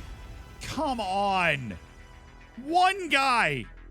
I want one guy to say yes. Adam Roderick. I'll call him up regardless because we've got one extra spot at this level. And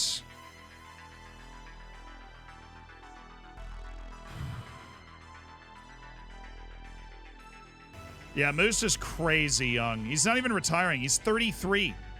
In 2036, Yunus Musa is 33 years old. Still, arguably in the back half of the prime of his career, and inarguably the most important midfielder in our U.S. team, obviously. John Garcia. Wow, you're just a work rate guy, aren't you? Dictates tempo. Oh, yeah, with that 11 passing. Let's go. What a player. Lucas Denny's Lima can play an anchorman role, but I, again, don't like him there. Obed Vargas.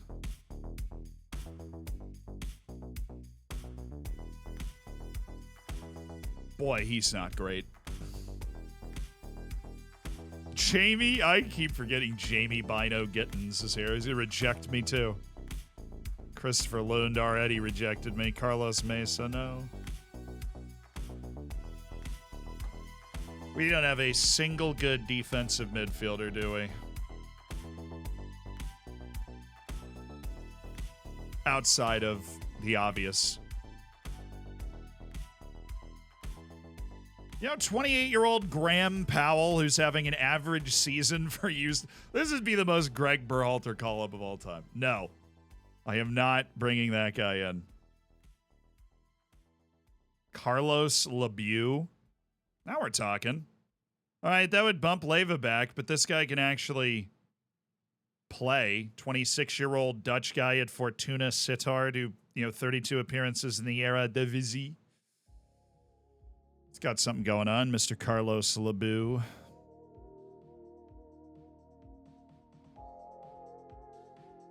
All right, now he's probably hanging on to it. Okay, you're terrible. Rodriguez can hit the ball well. Billy Wilson. Bravery, determination. LA Galaxy's glue guy. Cayman Farrow is a defensive midfielder. Dude, this is actually a harder team selection because we've lost a few guys that we normally call up. Normally we can go through these selections a lot faster. Peter Reinhardt, 31-year-old who's been playing in St. Louis for 7 years. No.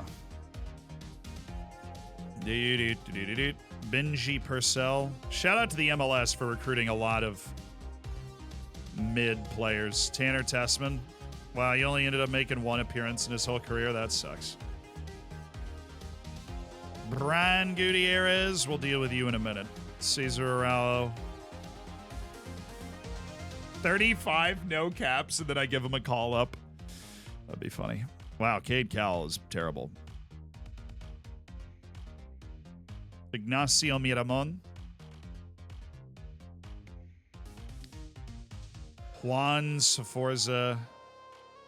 He's okay. David Ayala. Yeah, I don't think we're getting any better down here, are we? Sean Lisi. He's 18. He's actually entirely free.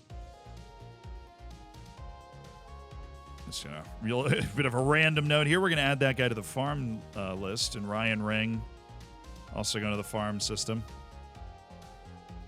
Tucker Cook.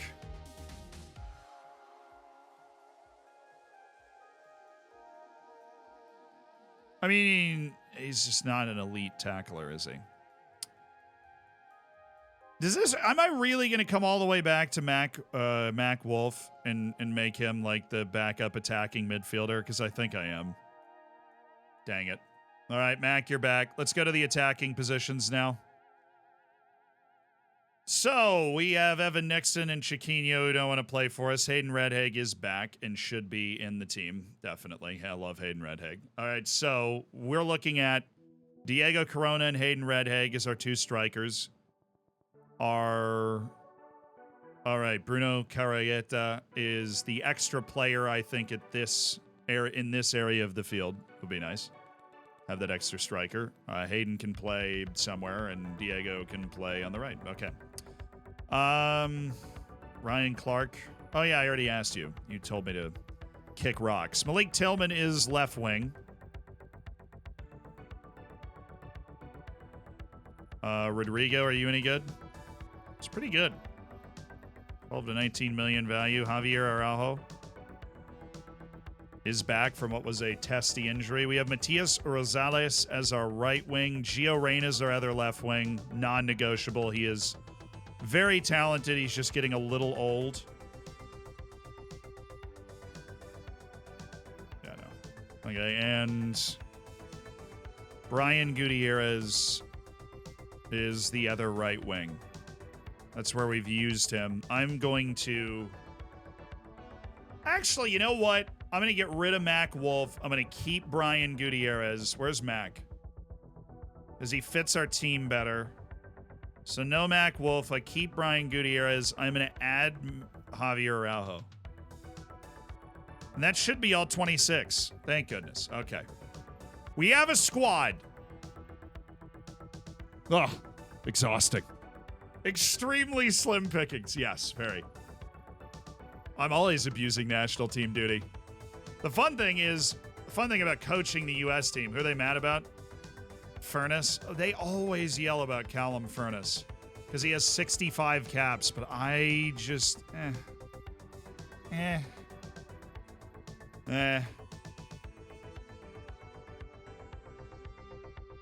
Ooh, yeah. Oh, we are so massive. That is the coolest call-up we've ever gotten. Do you see the countries on this list? We are massive.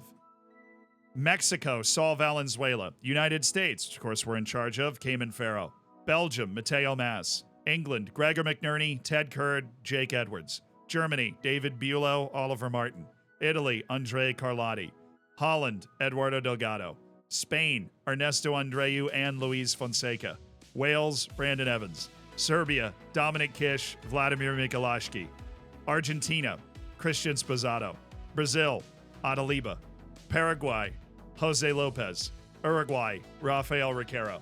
That is there anybody in our starting lineup that didn't get called up? Grantley Poor. We have one starter that did not get called up. Bevilacqua, Mari, Domingos are the only three guys on our bench that didn't get called up either. And Mari and Domingos are Brazilian and Bevilacqua is Argentinian. Martin was called. Oliver Martin is in the German team. Brandon Evans is Wales, and Oliver Martin is Germany. 10 of our 11 starters have been called, and 6 of our 9 bench players. Poor Grant, I know. And Jake Edwards, who's like a backup to Grantley Poor, gets called up. But in fairness, I also called up Jake Edwards all the time when I was the England manager. Having a guy that can play comfortably on both sides with that kind of talent, very valuable, obviously. Rade Illich. That's the best call-up I've ever seen. That is amazing. The Euros is this summer, I think. Yeah. So that's a Euros call-up. All right, let's have a little bit of fun here, boys. Let's play some matches now.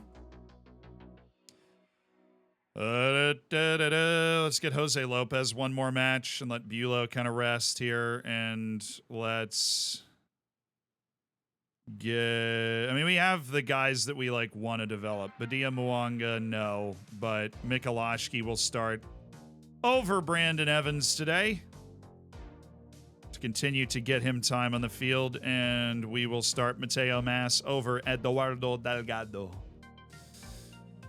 Anybody else? I don't think so. Drop Bevilacqua out for Bulow. And we will drop Grantley Poor for Ernesto Andreu now. Grantley Poor has amazing potential. We want him to just keep playing so he can friggin' reach it. And we'll go Edwards over Carlotti. Just, you know, we might as well use the fact that we have two absolute champagne fullbacks.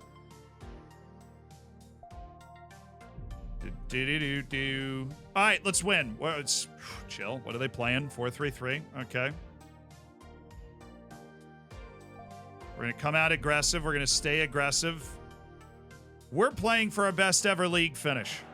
That's what we're playing for.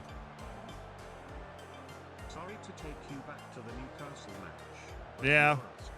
I think the only thing you could have done better was a shout on the last play to help Kiss with his awful mentors. Like, whip out a shout earlier, maybe. Thank you, Loki, for the 15 months. Smokestack, I appreciate the 19 months. Free Top, thanks for the 2. Thanks for coming back, being a part of the Hammers. And, of course, with the changes that Twitch have made, more of that money from subscriptions comes to us to allow us to pay for even more editors, for more YouTube videos, and more YouTube channels. Ah!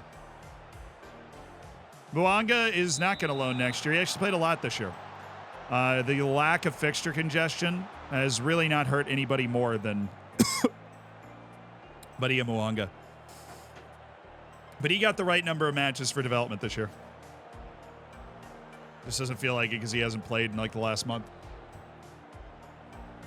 More scouts. Yes.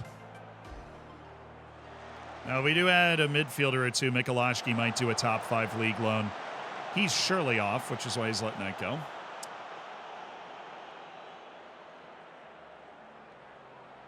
Oh, yes, Oliver Martin. Mikulášky. Mateo Mas. Mateo Mas! Oh, he was off. Oh, that was such a nice play, too.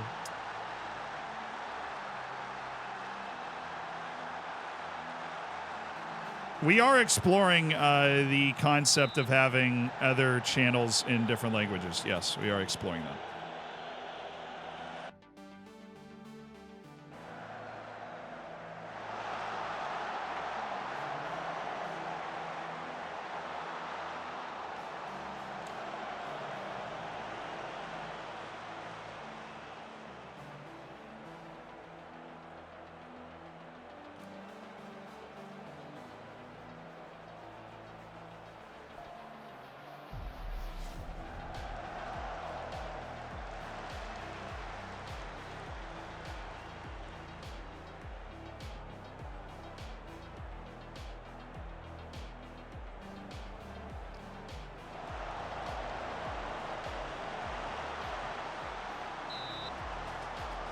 I love that. You don't even use all the channels you have.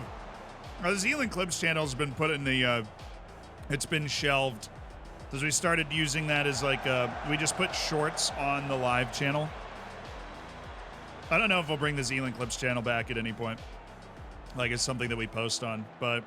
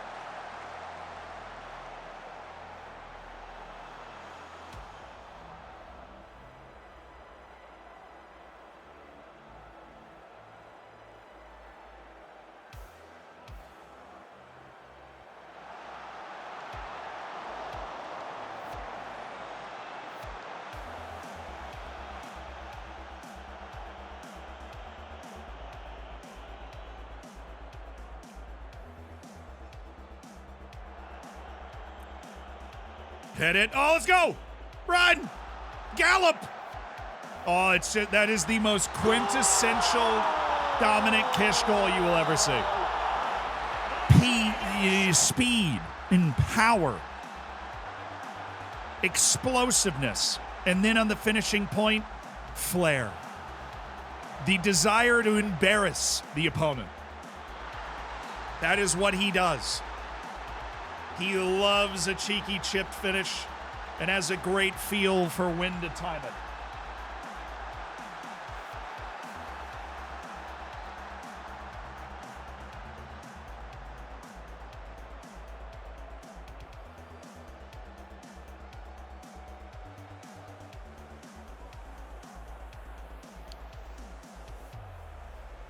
We're doing well. They're going to take charge of this match. Yeah.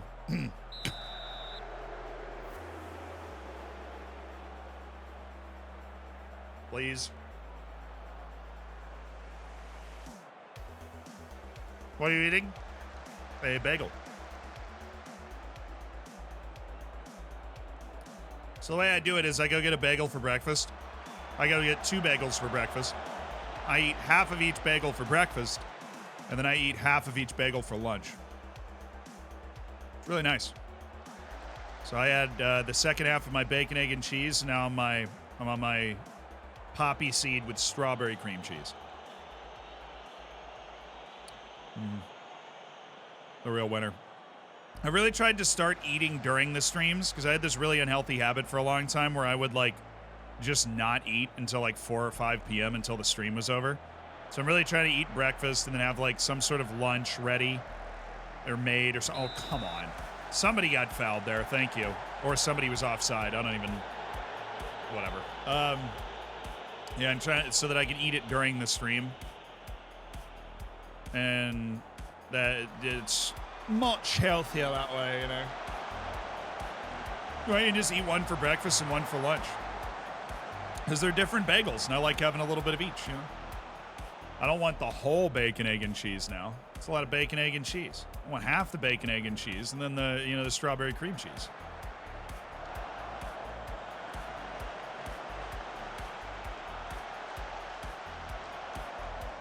Intermittent fasting can be healthy. No doubt, right? Well, not no doubt. I have no idea what I'm talking about when it comes to this stuff. But I do know that not eating for a lot, oh my goodness. Guys, not eating until 5 p.m. every day is just not a good way to go about it.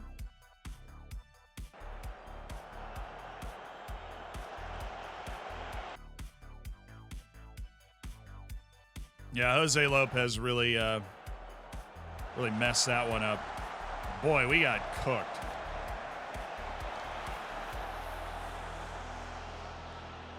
We got flambéed.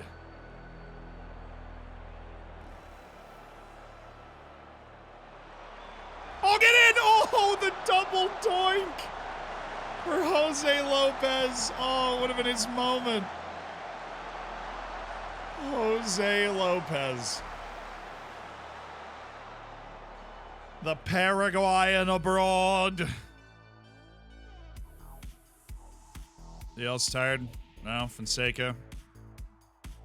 Tap you out for old Bulow on 70 minutes if you want. Do Valenzuela for Riquero. Bring Delgado in and just flip Mass over to the support side. Shelf it, but 35 yards, this is nothing. Shelf it. Woo!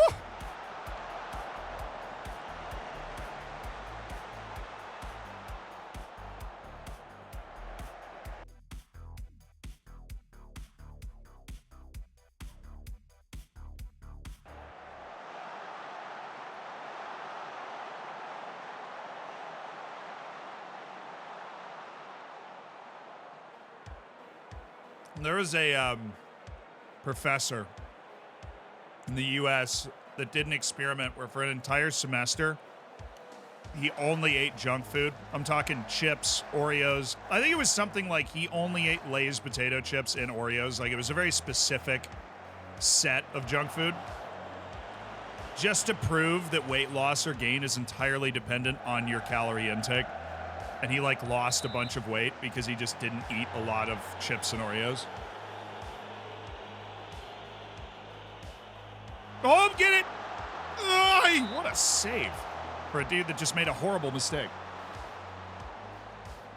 No, McDonald's was the dude that did the... I mean, there's the dude that did the Super Size Me documentary. I mean, I'm sure there's a million people that have done the same thing. I'm just talking about one article that I read. But yeah. Oh, I'm sure he felt awful. Yeah. Probably had to take vitamins and supplements to make sure his body didn't run out of, like, crucial nutrients. But the point he was trying to prove is that, well, it's not talking about muscle or overall body health. If you're talking just about weight, it's entirely dependent on how many calories you put in your body, right?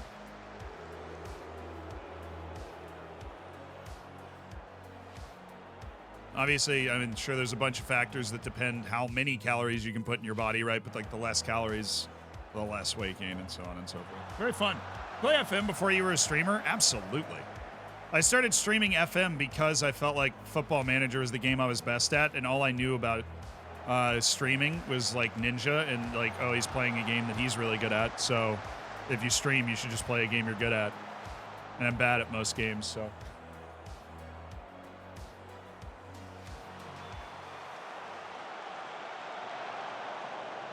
I didn't really know a lot.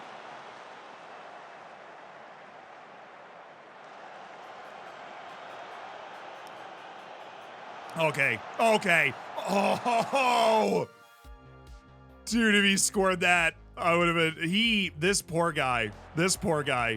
Whoop! See you later. Send him into the stratosphere. That guy's still looking for his ankles.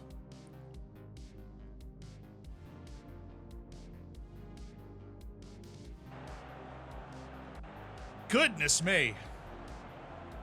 Eduardo Delgado, worth every penny of the $139 million we paid. Oh, Vladimir Mikulášky with his 6th goal of the season. The young Serbian who has cemented himself in Taunton purple. Continuing to show his value. This is some great work in tight spaces from Mikulášky.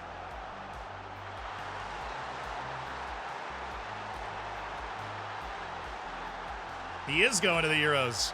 You're darn right he is. Come on, Domingos. Come on, Domingos.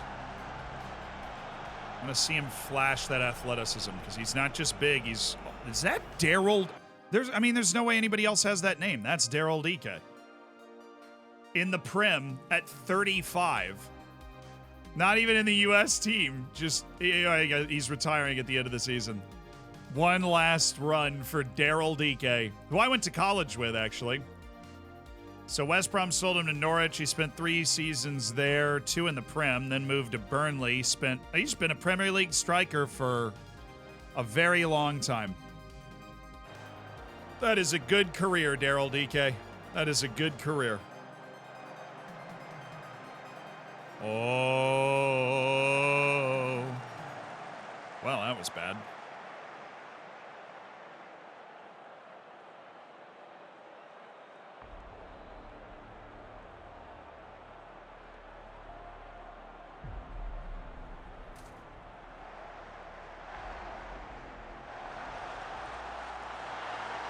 He's so far off. Is it petty of me to sign the player that scored against me in the 96th minute of the Conference League semi-final for Dave to knock us out on a free transfer and leave him to watch on the results?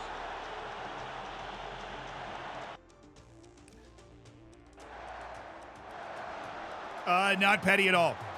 Bomb plays, I think that is an entirely reasonable approach just to make sure that that doesn't happen to you again, you know?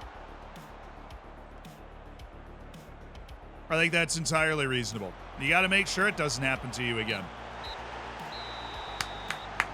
We are ending the season on a very nice high note here. A 2-0 win. Weren't necessarily at our best, but we did kind of overwhelm them with the volume of highlights we created.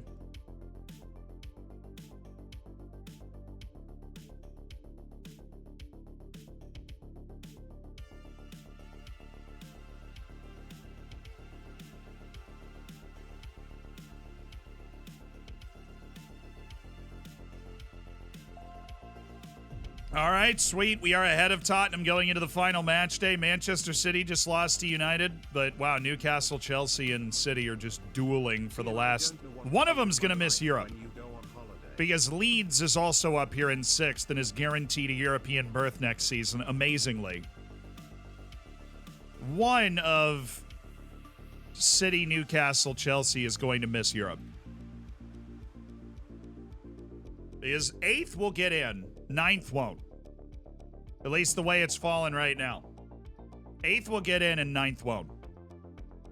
Away to Burnley is how we finish the season.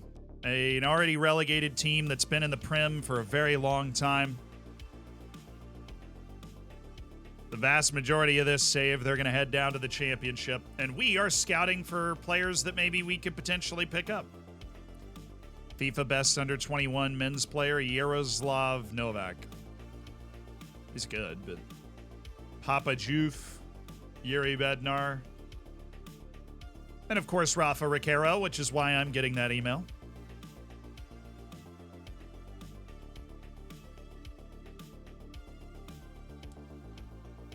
No, only 9th. Only 9th I don't think will be in Europe.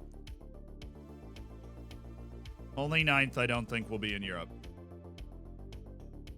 So City's probably good. City has to lose the last match day, and the other two teams have to win. City has done just enough to get themselves into Europe. It's probably Chelsea. If Newcastle and City both win, then Chelsea is in 9th. And maybe they'll have an unsettled star or two on that team that we can go ahead and poach.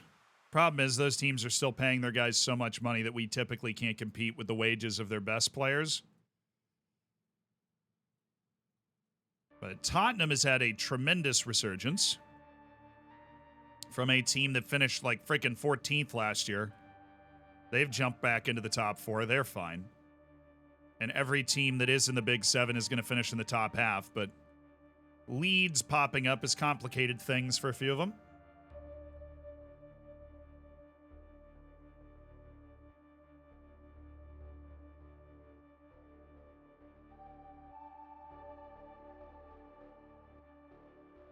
Interesting. Okay. He came to me with contract concerns. And every single time he was like, "No, you're right. I understand. Thank you for coming to talk to me about it." And now he says he wants to explore his options. Okay. He said he wants to wait until after the European Championship. I agree. Then we'll weigh up whether we want to sell him and whether we want to move on to a different goalkeeper. Ted Kurd being 30 and, you know, a spot in our team that we might be able to improve. Festival International des Sports. Okay, this looks like they've called up some very young teams for this, so I am absolutely all in favor of scouting all of them. France, how you doing? You guys look great, by the way. Namibia, don't have a single real player. How did they get invited? We don't have the Korean League loaded, but they have managed to call up some guys that pique our interest. Okay. Including Balde Lasana. I'm very curious. Born in South Korea from Guinea-Bissau. Nice. Daniel Carizzo. That is a 16-year-old at Boca Juniors who looks like he might be next Messi-esque. Australia can have some serious dudes. Oh, I don't have the scouting budget. Are you serious? Yeah, I do. Watch me do that. Appreciate it. But I do have the scouting. Not enough scout. What do you mean, dude? I have so much scouting budget. Stop. I just put 600,000 in there. Let me scout these people. Thank you.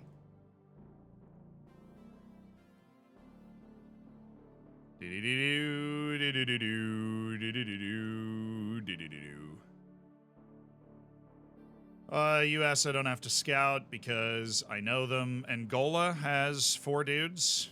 Okay.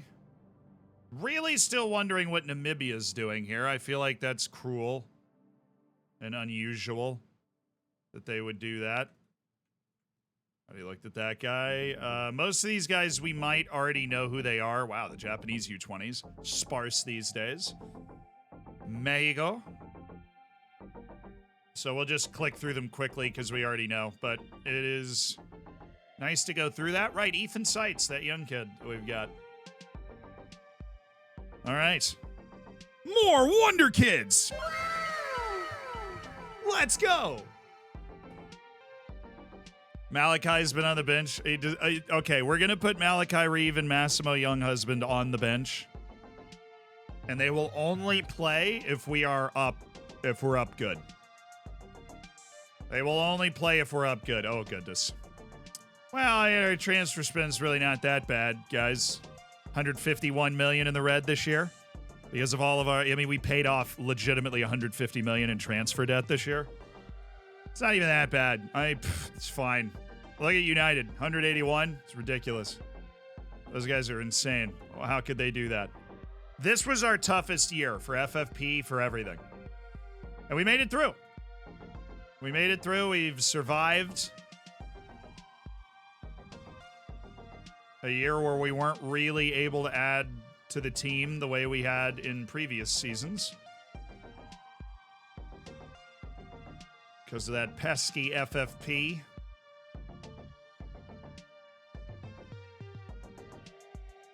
Survival at stake for Southampton. Oh, a little drama perhaps going on. Yeah, definitely long list. Okay. What's the case? It's Southampton. Oh yeah, it's the same thing. If Southampton wins, Nottingham Forest, and if Nottingham Forest draws and Southampton wins, that's a problem for Nottingham Forest. If Leicester loses, they could also be introduced to the drop. But Southampton has to win or none of that drama takes place.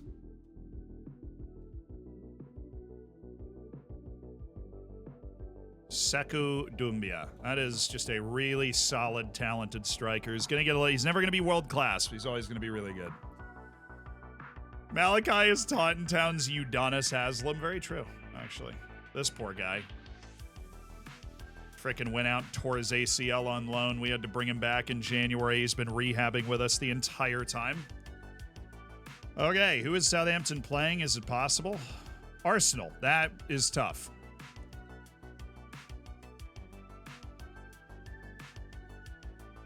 All right, Fonseca's not fit.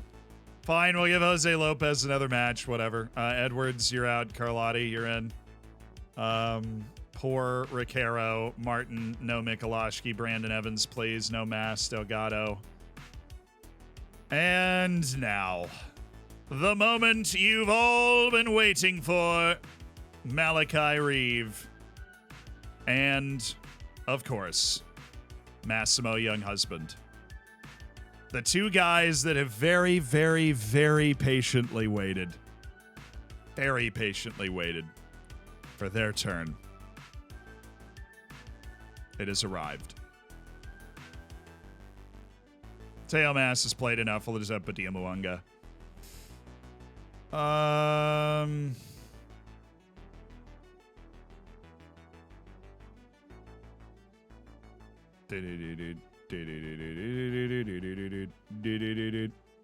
Kanclerich and Leandro Galvan. For Edwards, just gonna have a nice development run. Okay. Playing a 4-2-3-1. We're coming out aggressive. They're getting relegated. And if anybody stands out to you, point them out. Because we are scouting as well. Okay.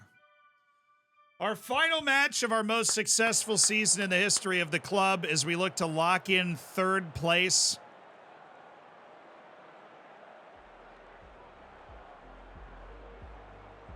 With a win,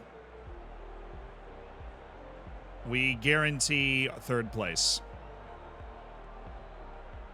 Should be our best ever finish by 4 quarterfinals of the Champions League, where we should have won, whatever, and League Cup title. We took home the League Cup, 78 points in the Prem. Also would be, obviously, a Club record.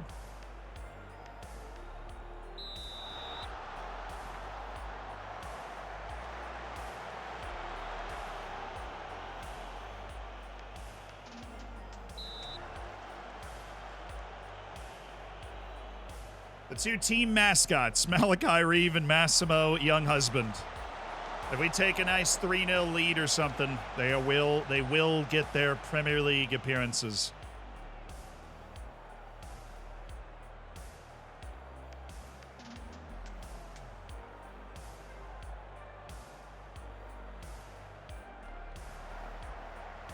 McNerney, Carlotti, Delgado. Well, that just ended up working out nicely. It's Tom Kish with his 23rd goal of the season.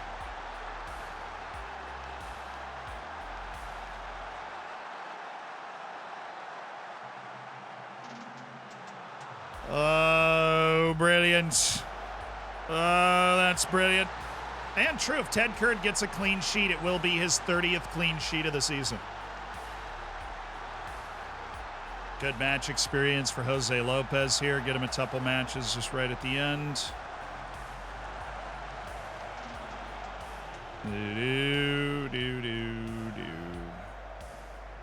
Come on, you're not faster than Gregor McNerney. See? Told you. Wow.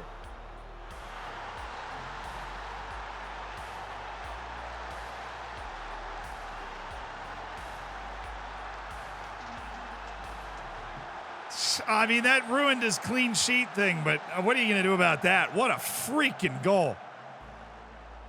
That didn't go over the line. That landed right on the line. Whatever. All right, we're playing for Reeve. We're playing for Reeve and Massimo Younghusband. We want to get those guys 30 minutes at the end of this game. Martin! We're playing for Reeve and we're playing for Younghusband. We want to take some sort of dominant lead. Yeah, you just have to applaud that. I mean, that's just a vicious shot. That's an amazing shot. What was his name? You know, you're not actually...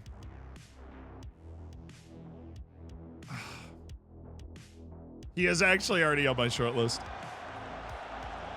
I'm too good. All right, play Kish. We all see it. Get by the guy, Kish. Bring it back. There you go, Delgado. That hit the post and then his hands. I'm a little confused by the order of operations there.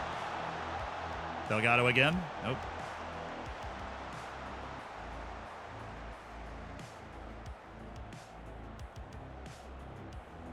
Wonder how the other matches are going. Let's bring up like latest scores. Surely Southampton's not doing it. They're not right now. Leicester's getting abused, though, so if Southampton is going to win, they will be safe. Save themselves. They've been in the Premier League for like 20-something years at this point.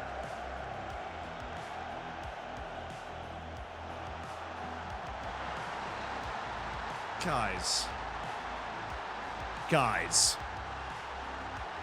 I want to play Malachi Reeve and Massimo Younghusband here. But what is that?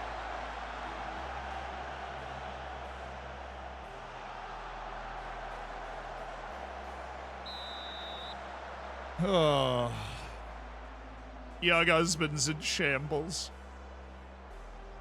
We can still do it. Like, there's always, like, there's this chance that the faucet turns a little bit and we score 3 goals in, like, 10 minutes and then it's just over. Against a team that has morale like this is bad. You just have to get it shaking. That they responded. They responded very well. Oh, my goodness. What is that, McNerney? I was kind of on Jose Lopez. His header just wasn't good enough. Put himself in a bad spot. He was too far. Whoa. I mean, that's got to be a shove in the back or something there. Ooh, that was just really good by their center back. Kish! The power of Kish compels you! The power of Dominic Kish compels you. Beaut! It's a beaut! Ah, man, he's good. Nice ball by McNerney. All right, Burnley's got 2 shots and 2 goals, boys. We've got to be better than this. Please, let's make it 3-2 and then stretch the lead.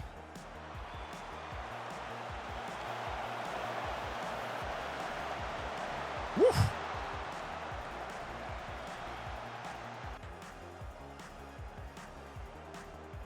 Shout out to Martin, who's on a 6.6 right now.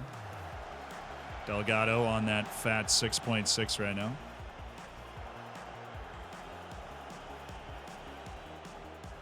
Oh, big dump for the Hattie. The final day hat trick.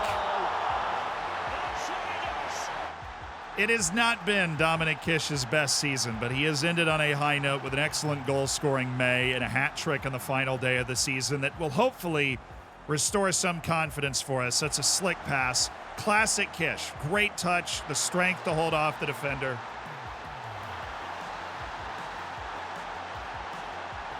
Was it a perfect hat trick? Was his first goal right-footed?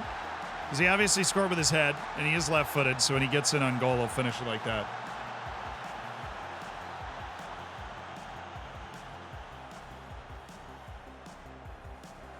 Oh, he's off. He's very clearly off.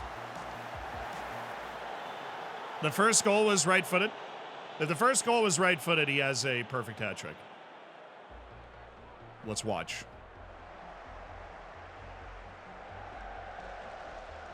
Oh, yeah, it's a perfect hat trick. I'll be darned. All right, boys, remember what we're playing for here. If we get a multi-goal lead, Massimo Younghusband and Malachi Reeve will take to a Premier League pitch.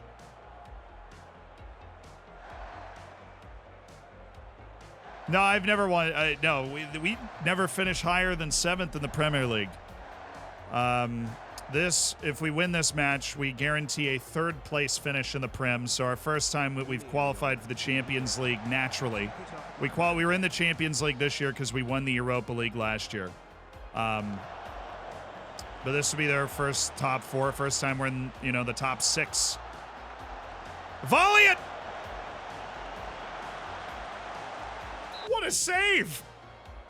That was such a weird play, but the goalkeeper kept his head on straight and got there. Oh, that's so disappointing. Stan Swade, thank you for the 23 months, brother.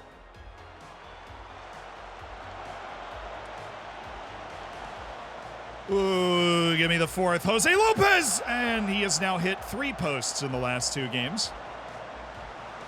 Dang. Please tell me we're locking this up. Thank you, Grant Laporte. Brandon Evans. No. You're up there because you keep the ball. Oh, I thought he was gone. Oh, he was just going to poach that and take off.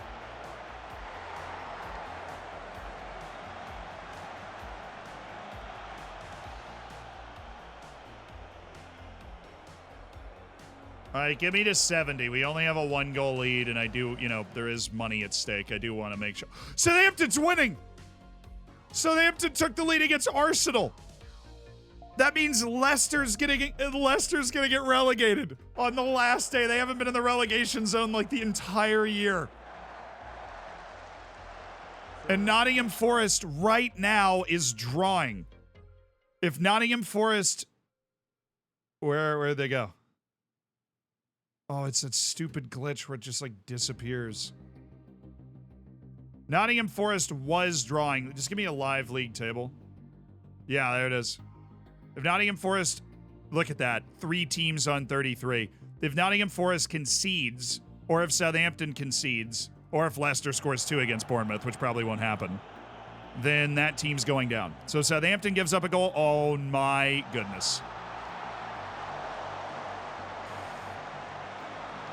All right, we're bringing him in. Screw it. Reeve. Massimo Younghusband, the GOAT.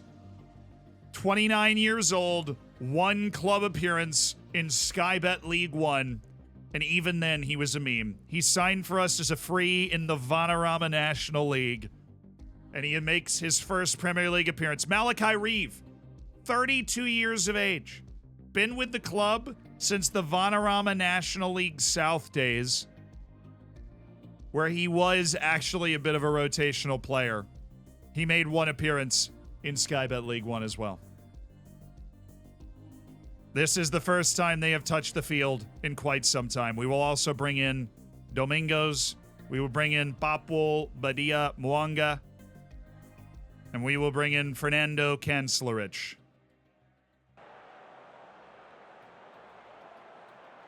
Purely just to get those guys a match rating. Little development shot in the arm.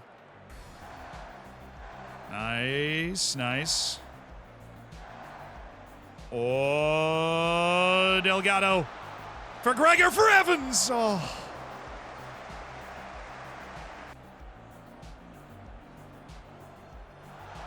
Oh, nice. Badia Mwanga. Kanslerich, Evans. Belo's basically going to be the entire... Look at Malachi Reeve. Where's Massimo? Play it to Massimo. Get him a tap in. Oh, Badia Mwanga. That's got to be in. That is...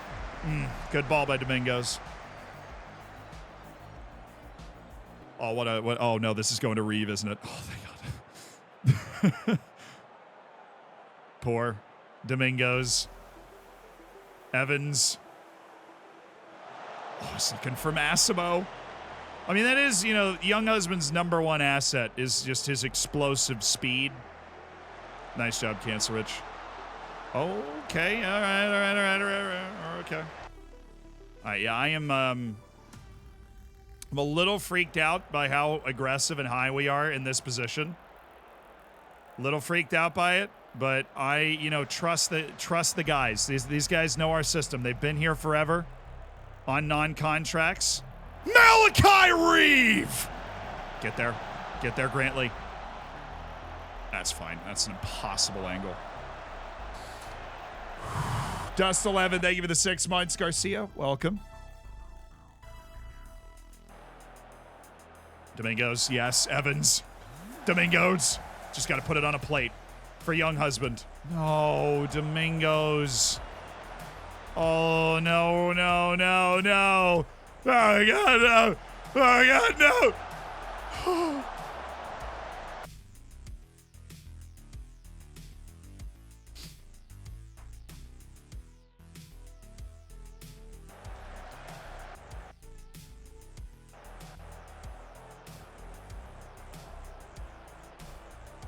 Conceded a little bit of XG since we brought these guys in. I have no idea what that's about. No way.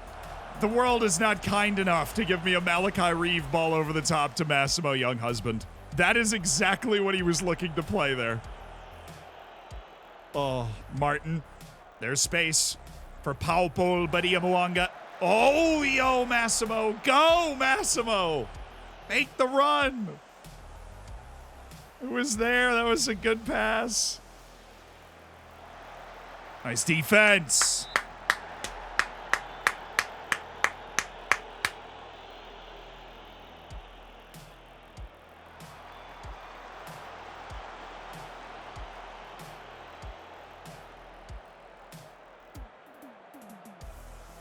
If you roll this ball to Malachi Reeve, Ted, I will end you. Oh, no, we're just going long for Massimo. I see the plan here. I see the plan. Nice header. Good composure. Please do not. Do not do it. He's walking that way. Don't do it. Don't you do it. Punt it. Punt the ball. That's fine. They're pressing like madmen. I suppose why not? Massimo Young Husband on the ball. Massimo! Oh! Yes! Yes! Massimo Young Husband with the assist! Brilliant! What a moment! Picks out the pass. Paupol Badia Mwanga with very little left to do. Massimo Young Husband with his first career goal contribution in the Premier League.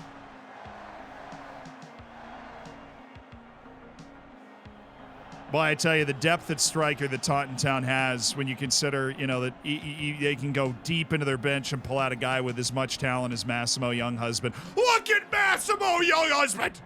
He's the greatest player that has ever lived. What a tackle. Tracking all the way back on the wing.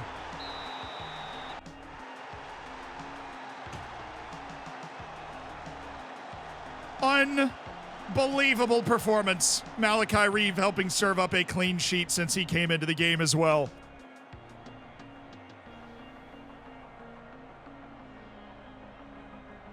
What a player. His second club appearance, like 9 years apart from his first club appearance. And he has been grinding in the shadows. He has been grinding.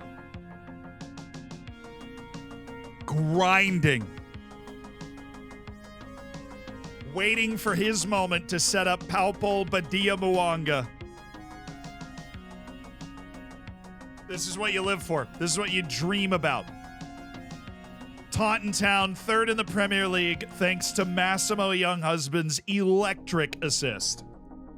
Southampton saved itself. Nottingham Forest conceded. In the 72nd minute, they gave up a goal and then another to Endrick to get relegated. And Leicester is saved by Nottingham Forest conceding to Tottenham. So it's Burnley at the bottom, then Norwich and Nottingham Forest. Nottingham Forest has gone up and down a couple times, but Leicester and Southampton have been in the Prem for a very long time, and they dodged the relegation. Bassy, thank you for the 4 months. Massimo freaking Younghusband. They just don't make players like that anymore, do they? That kind of loyalty. We got $40 million for finishing in third. We would have gotten 0 if it wasn't for Massimo Younghusband. You understand? We would have gotten 0 if it wasn't for Massimo Younghusband. Our net debt's down to $300 million. We've had a very financially healthy season. Very successful season. Oh, I have Nations League before the Copa America. What? Oh, no. I have CONCACAF Nations League before Copa America. Oh, heavens. Oh, sure. I got to praise Massimo Younghusband. Where is it? Hey, dude, where are you? I mean, he's got 7 passing, right? 5 anticipation. Loves big matches. He knew exactly what was unfolding there. He knew exactly how to get it done. Premier League appearance, Premier League assist. Average Premier League rating in his career of 7.5. I mean, that's crazy, right? He's getting paid like millions of dollars a year.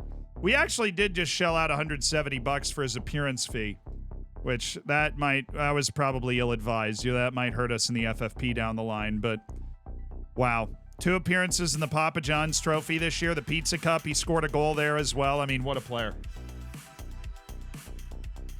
But sure, he is improving. I mean, that's the Sigma grind set. At 29 years of age, he's still getting better.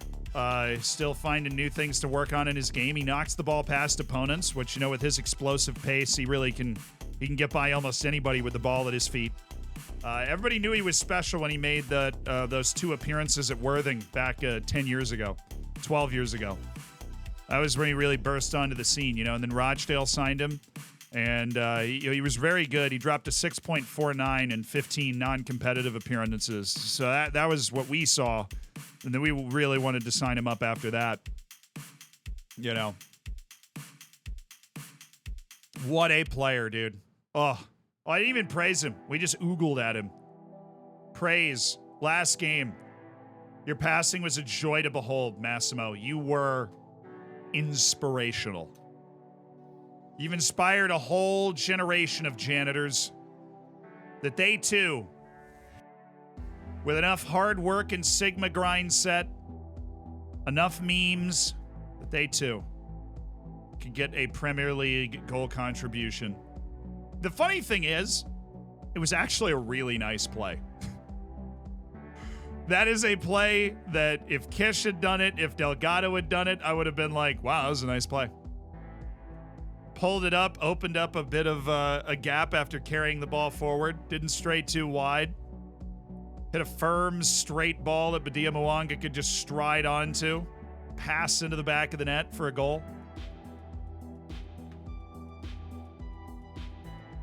This is why we've kept those guys around. They're locker room guys. $170 well spent on that appearance fee. That's $170 very well spent.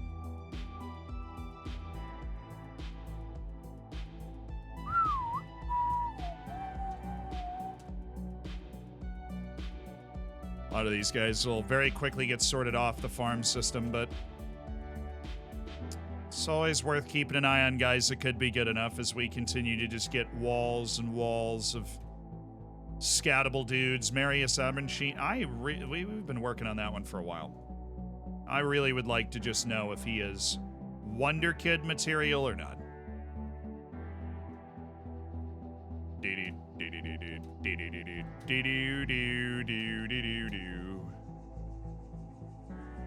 Oh wow, Ted Kurd now wants to play for a bigger club. I think we're definitely going to end up selling him now. Do I have to talk about him right now? Okay. You were the one that wanted to freaking talk about him. What do you mean? How well do you know FM? Well enough to change the language to Korean? No, because I wouldn't be able to understand player responses and stuff. You know, like I can't anticipate every response that a player's going to have to something I say to them, or else there would be no drama in my player interactions. Our record high? Oh yeah, by 13 points. Last year we had 61 points. This year we had 78 points and won 24 of our 38 Premier League matches. We only scored 57 goals. That's the second fewest. We scored 66 goals last year, 69 goals 2 years ago. Well, we only scored 57 goals, but we allowed 37. We had the fourth best defense and the 1, 2, 3, 4, 5, 6, 7, 8. We had the ninth best offense and fourth best defense. We managed our way to fourth this year. Ooh, Delgado won Young Player of the Year.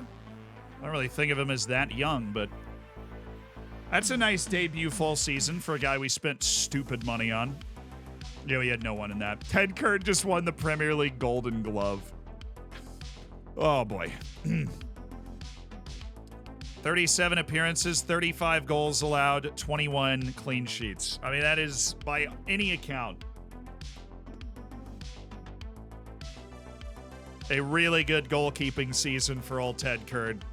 He made Team of the Year, and so did Brandon Evans, was also in the Premier League Team of the Year. No Delgado, even though he was Young Player of the Year. Good God, Mauricio, what are you doing? Add-ons triggered, Kish. Got 15 goals in the season. Well, he'd already cleared that. Brandon Evans got 130,000 for making Team of the Year. That's fair. What is this with Taunton keepers failing upwards? Yeah, well, you know, I'm a bit of a perfectionist in terms of how the keepers are going to play.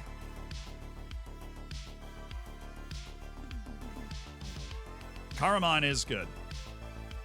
He should stay on the Deep Dark Desires list because not only is he good, he's not that expensive because he's playing off the beaten path. Chelsea aren't in Europe. Maybe we can get our hands on Donovan Gillet, but he doesn't like big matches. Maybe we won't.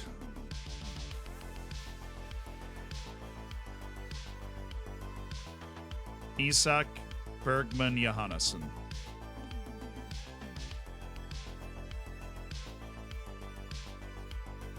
Oh, that dude's huge. And athletic. Always worth seeing if those guys can develop. Such a problem for everybody else. What about Gwendolyn Ranger? Oh, no. Bayern Munich is sniffing around Gwendol Jean. He's still 119 million.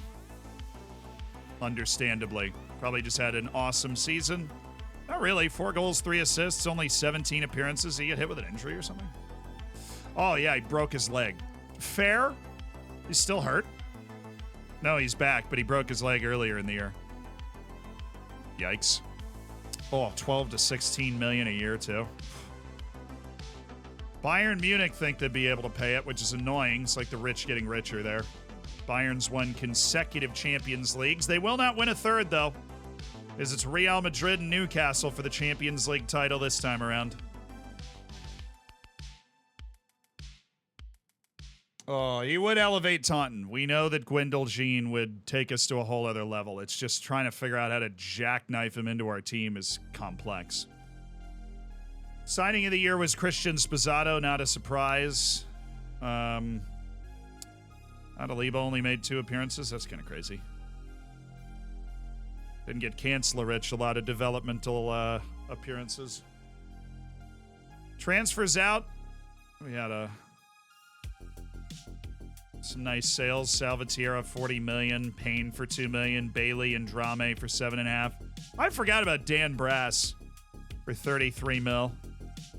A die for 13 mil to Kobanavin. A lot of people hated that move.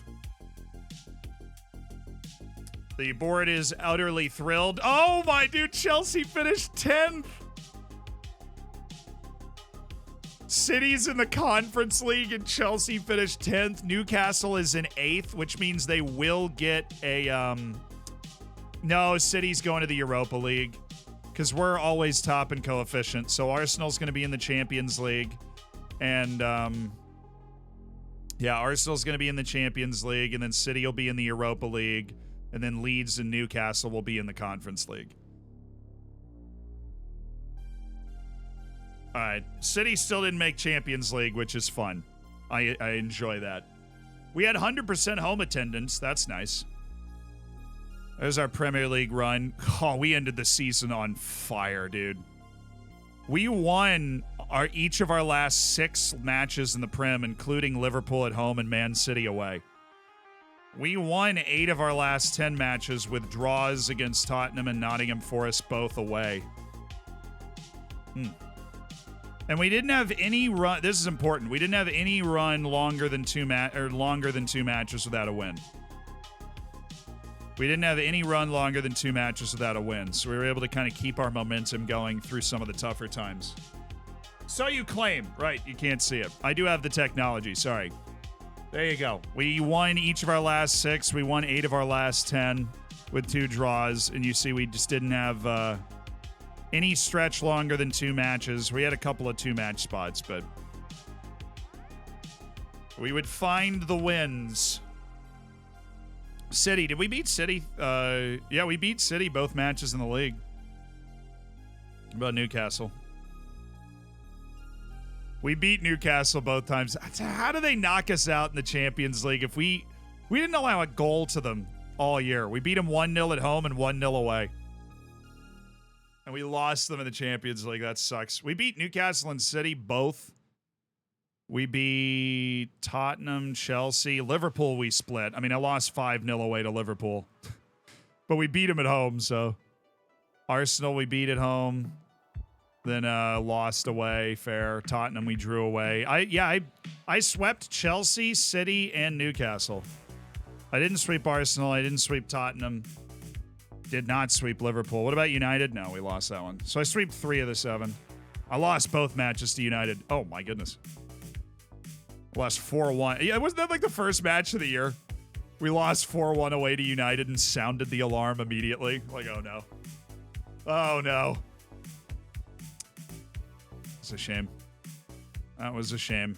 And so is that draw away to PAOK Thessaloniki that just set us back so much in the Champions League. And we dominated away against PSG, but we couldn't win that either. What was the goal of the year? Badia Mwanga. I think I remember that one. Our match of the year was our win at home against Real Madrid. 4-0 win over Monaco was also nice, but Paul Badia Mwanga. In the same match that Mikulashki got a hat trick. To be back after a busy time. Hope you're well. Against Adana Demirspor in the Champions League. Let's see what he did. It was a long time ago, early in the season. Oh! Paul Badia Mwanga. Oh, this angle's going to be sick, too. Oh, that is such a good goal. Just runs up, takes it first time, spinning like a top into the top corner. Woo! Palpable Badia Mwanga. And financially, we actually lost broadcast revenue, but our sponsorship money went up so much. Doubled our competition prize money, nearly doubled our sponsorship money. That is awesome. Sold over 51,000 jerseys, made $4 million for merchandise sales. McNerney, Kish, Delgado, Evans, and Mateo Mass was top 5. All right. Sweet. Team of the year, Kish, McNerney, Delgado, Evans, Mari, Ricaro. Poor Bevilacqua, really? No Fonseca, that's funny. Carlotti, and Ted Kurd. Fan player of the year, Gregor McNerney. And he was young player of the year. Apparently 24-year-olds qualify. Signing of the season, Spazzato. Goal of the year, we already know that. Kish led the way with 25 goals. Mass led the way. 14 assists over the course of the season for Mateo Mass. Highest average rating, Spazzato. Most passes per 90. Sol de Valenzuela. 29 clean sheets by Ted Kurd, a new club record. Mateo Mass, the moment of truth. No.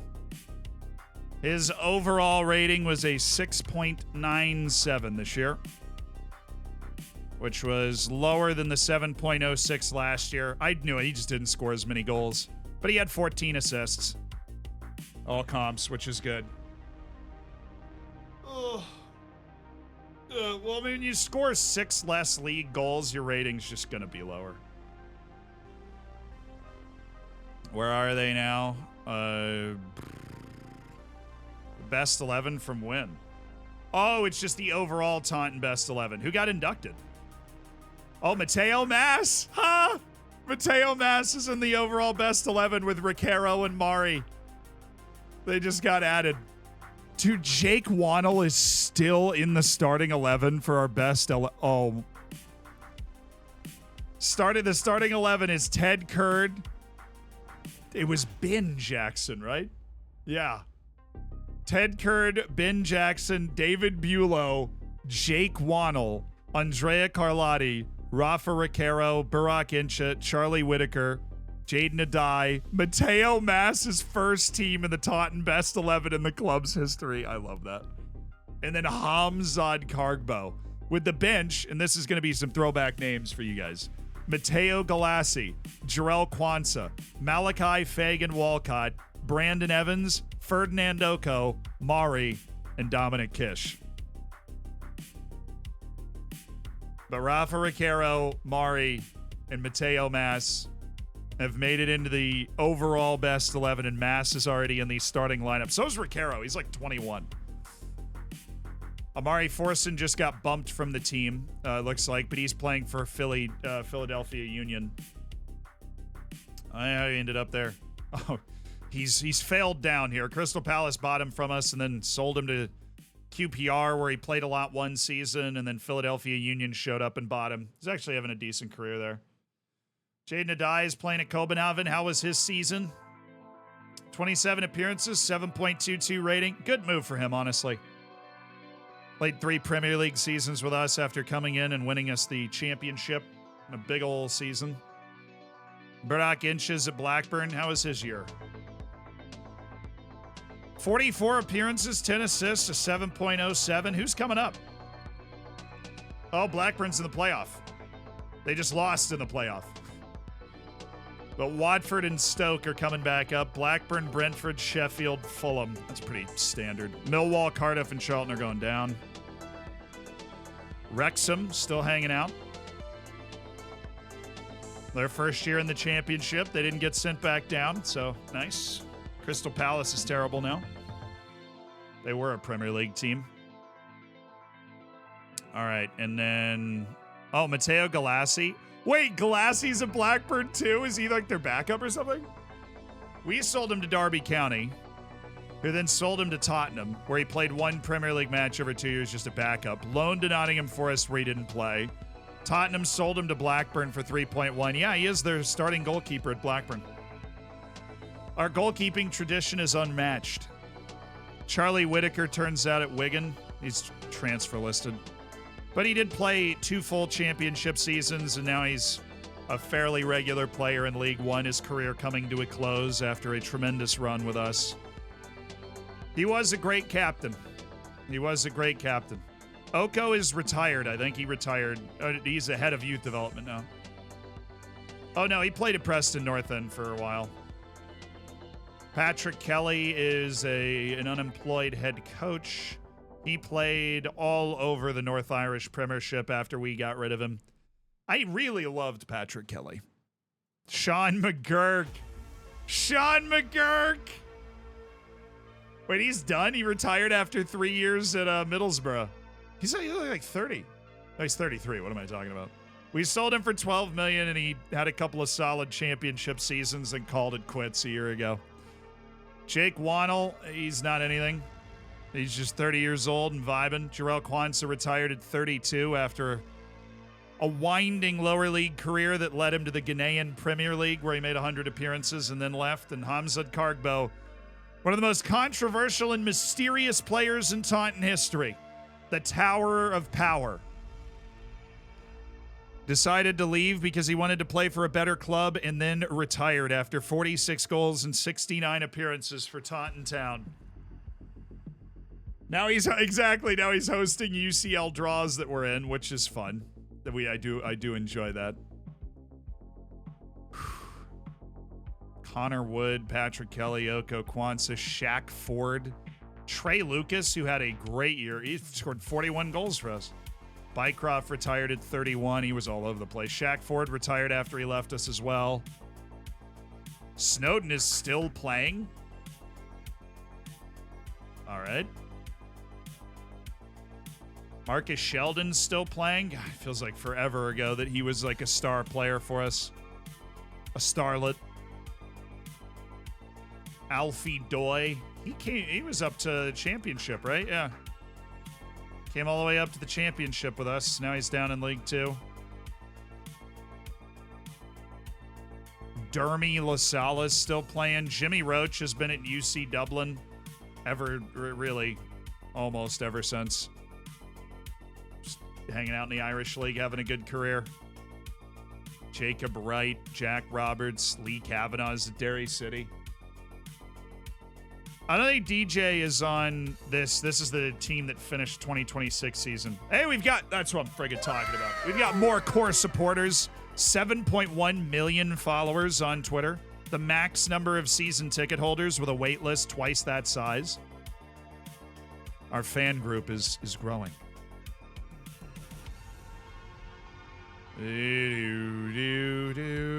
Reach the latter stages of the Champions League, qualify for the Europa League. Wow, our expectation. All right, our expectations are crazy. Challenge for Premier League titles a few years in the future. So at least we can survive that. What is the point of this negotiation screen? I never understood it.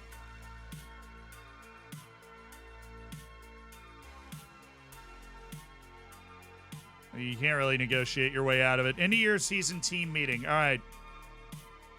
I think we challenge for the title next year. No. Champions League. No. Europa League. No. Come back fully professional and finish the top half next time around.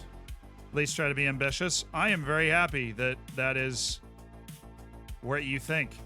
Because for so long, that has not been... Reach the final latter stages of the Champions League. Cool. Awesome. Apparently, we actually expect to get into Europe. That's great. Wow, Forrester. Oh, I guess he did break his ankle. Andreu broke his ankle. Seitz tore his thigh. Domingos tore his hamstring. Only 13% of matches missed for Dominic Kish. Ended up not being that bad. He was very available at the end of the season. You know what I mean? Oh, will you replace Ted Kurd next season? He did win the Gold Glove. U.S., China, or Singapore? Let's go to China. I feel like we already have a good base in the U.S. Didn't I already see this? Oh, okay. And we're into the off-season. We got some fun international matches to add spice to our off-season, but it's an off-season where we might move on from a few key players, and financially we have a lot more freedom because we've now paid off. We paid off a lot of our transfer debt. We paid off half of it this year. We had at the start of this year over 300 million in transfer debt. Our transfer debt is down to 145 million, which is great. Which is really great. We just took out a bank loan for what? Oh, for that. Oh, sick. We're expanding our stadium to over 20,000. We're adding over 4,000 seats because of that season ticket wait list. I was like, why is there a third loan on here? Because we just took out that third loan to add over 4,000 seats to Taunton Stadium. It will still be the smallest ground in the Prem, but at least it will be over 20,000. That's fine. More debt? Yes. I'm a fan. I mean, it's a $7.5 million loan. We're in the Premier League. I think we'll be able to handle it. And we did finish third. Yeah, huge season. Great work by everybody involved. I mean, obviously, we want to be competing for titles. We finished 10 points off that pace. I think we're just, I think we're 2 players away from being able to realistically compete for the title. But the distance that we finished above Chelsea, Newcastle, and Manchester City and Arsenal is really encouraging because those are really talented teams that were not able to handle the match load the way we were. Just got to go out and do it again. Got to be even better next year. Revy, thank you for the 6 months. The final been played? No, we got knocked out in the quarterfinals a couple hours ago. We freaking played great, though. We played great. Just not enough. Gave up 1 or 2 moments. Couldn't create our 1 or 2 moments. Lost by a goal. Both top goals. No, Blackburn's over 100 million. Abdulhamid Saleh, I don't think I would want. He's very good, but the one we would want is Blackburn. Blackburn is a world-class striker. He is England's striker, at least when I was coaching England. I think he's the best striker England has. But he's 29 and 100 million. They're looking for that Harry Kane deal, and that's why he's been at Wolves for a very long time. Because they bought him for a truly ridiculous 32 million from Arsenal and have turned him into the big-time player. Yeah, Abdulhamid Saleh has improved, but he isn't as good. I don't think he's as good as Spazzato or Kish, honestly. But Paris FC and Real Madrid are sniffing around, so Everton might be about to cash in. Olaf, thank you for the 30 months. Didn't play my song, he want my nickel back.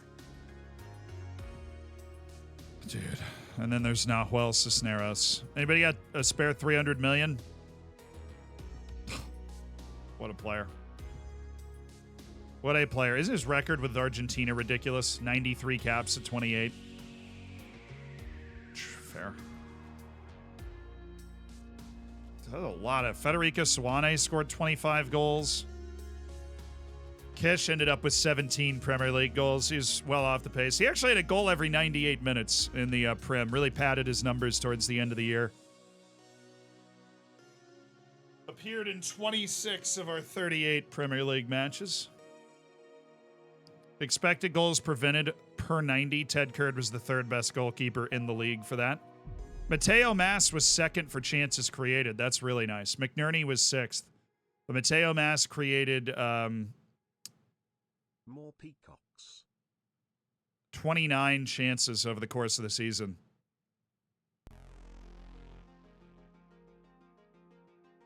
A real difference maker, chat. A real difference maker. Ed Holt, thank you for the 7 months.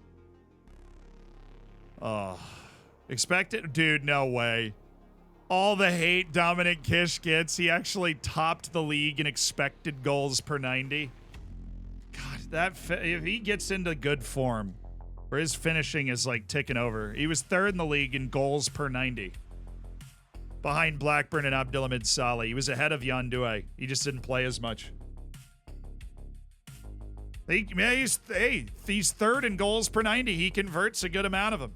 Got to stay fit, get humming in form, and he'll have another 30-goal season. Open play crosses attempted per 90. Gregor McNerney was 3rd. I love to see that.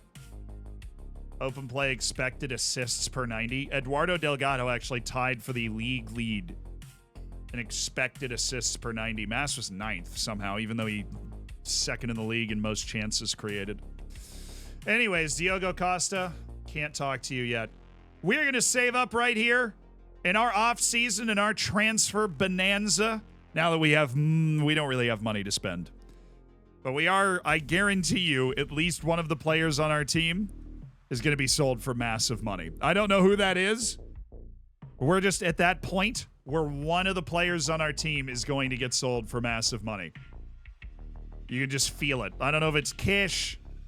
I don't know. Somebody's going to go for a ton of money because the next step in our development is to sell one of our players for a bucket of money and then use that to kind of invest around the team. Maybe it's Oliver Martin. Maybe it's Oliver Martin. I don't know. But that will happen tomorrow. I do hope it's Ted Kurt, actually. I want a nice $60 million offer for my 30-year-old goalkeeper. Get Diogo Costa in for free and then be fine. But Dia Mwanga could be. His value's 50 to 70 million. People know what kind of potential he has. That is it for today. Unfortunately, we couldn't bring home, the biggest prize, the Champions League, but we had a good run at it, and we played really well. We had a great season. We'd never finished higher than 7th in the Prem. We finished 3rd. We won the League Cup. We paid off more than half of our transfer debt in one season while still aligning with FFP. So we've done a lot of good. We've done a lot of good. And I'll let you guys debate here in the Discord who we might sell as we head towards tomorrow. But I will see you here tomorrow. Thank you guys so much for being here today. We're going to raid somebody, so stick around for that. Thank you to everybody that subscribed. Every single subscription makes a huge difference, and I hope you guys enjoy the bacon and the community that we've built here. And if you aren't in the Discord, please do get in there. But love you guys. Love getting on every day. Fist bump. And I'll see you tomorrow. Let's find somebody to raid. Who goes there?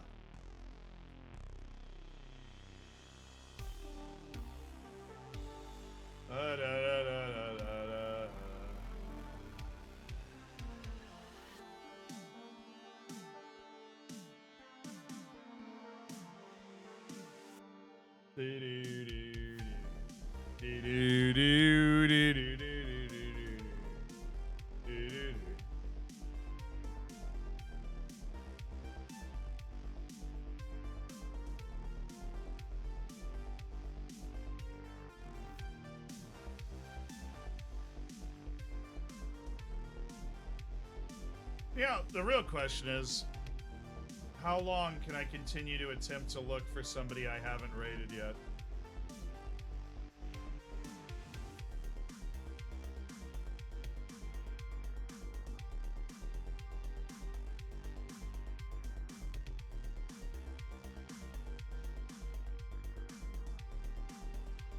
Got one. Do we have our copy pasta ready? Oh, yes, followers only chat on. That would be why. I am always opposed.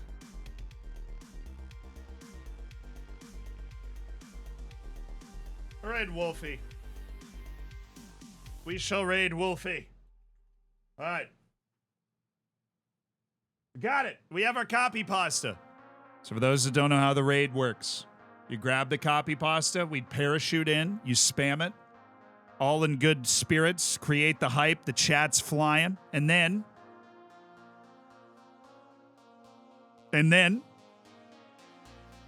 you, how you doing? How'd you get into streaming? This and that.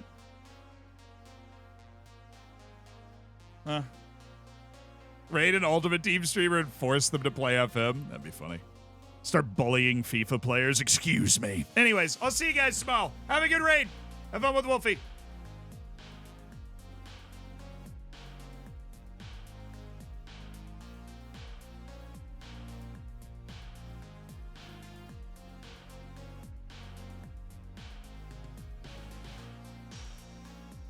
All right, word of the day. Homily? Homily. Yeah, homily. Homily. Homily is a usually short talk on a religious or moral topic. Homily may also refer to an inspirational catchphrase or to a trite or stale remark. Homily. The calendar features serene photographs captioned by inspirational proverbs and homilies. We had to listen to another one of his homilies about the value of public service. Well, that sounds fun. See you at the end of another stream for another word of the day.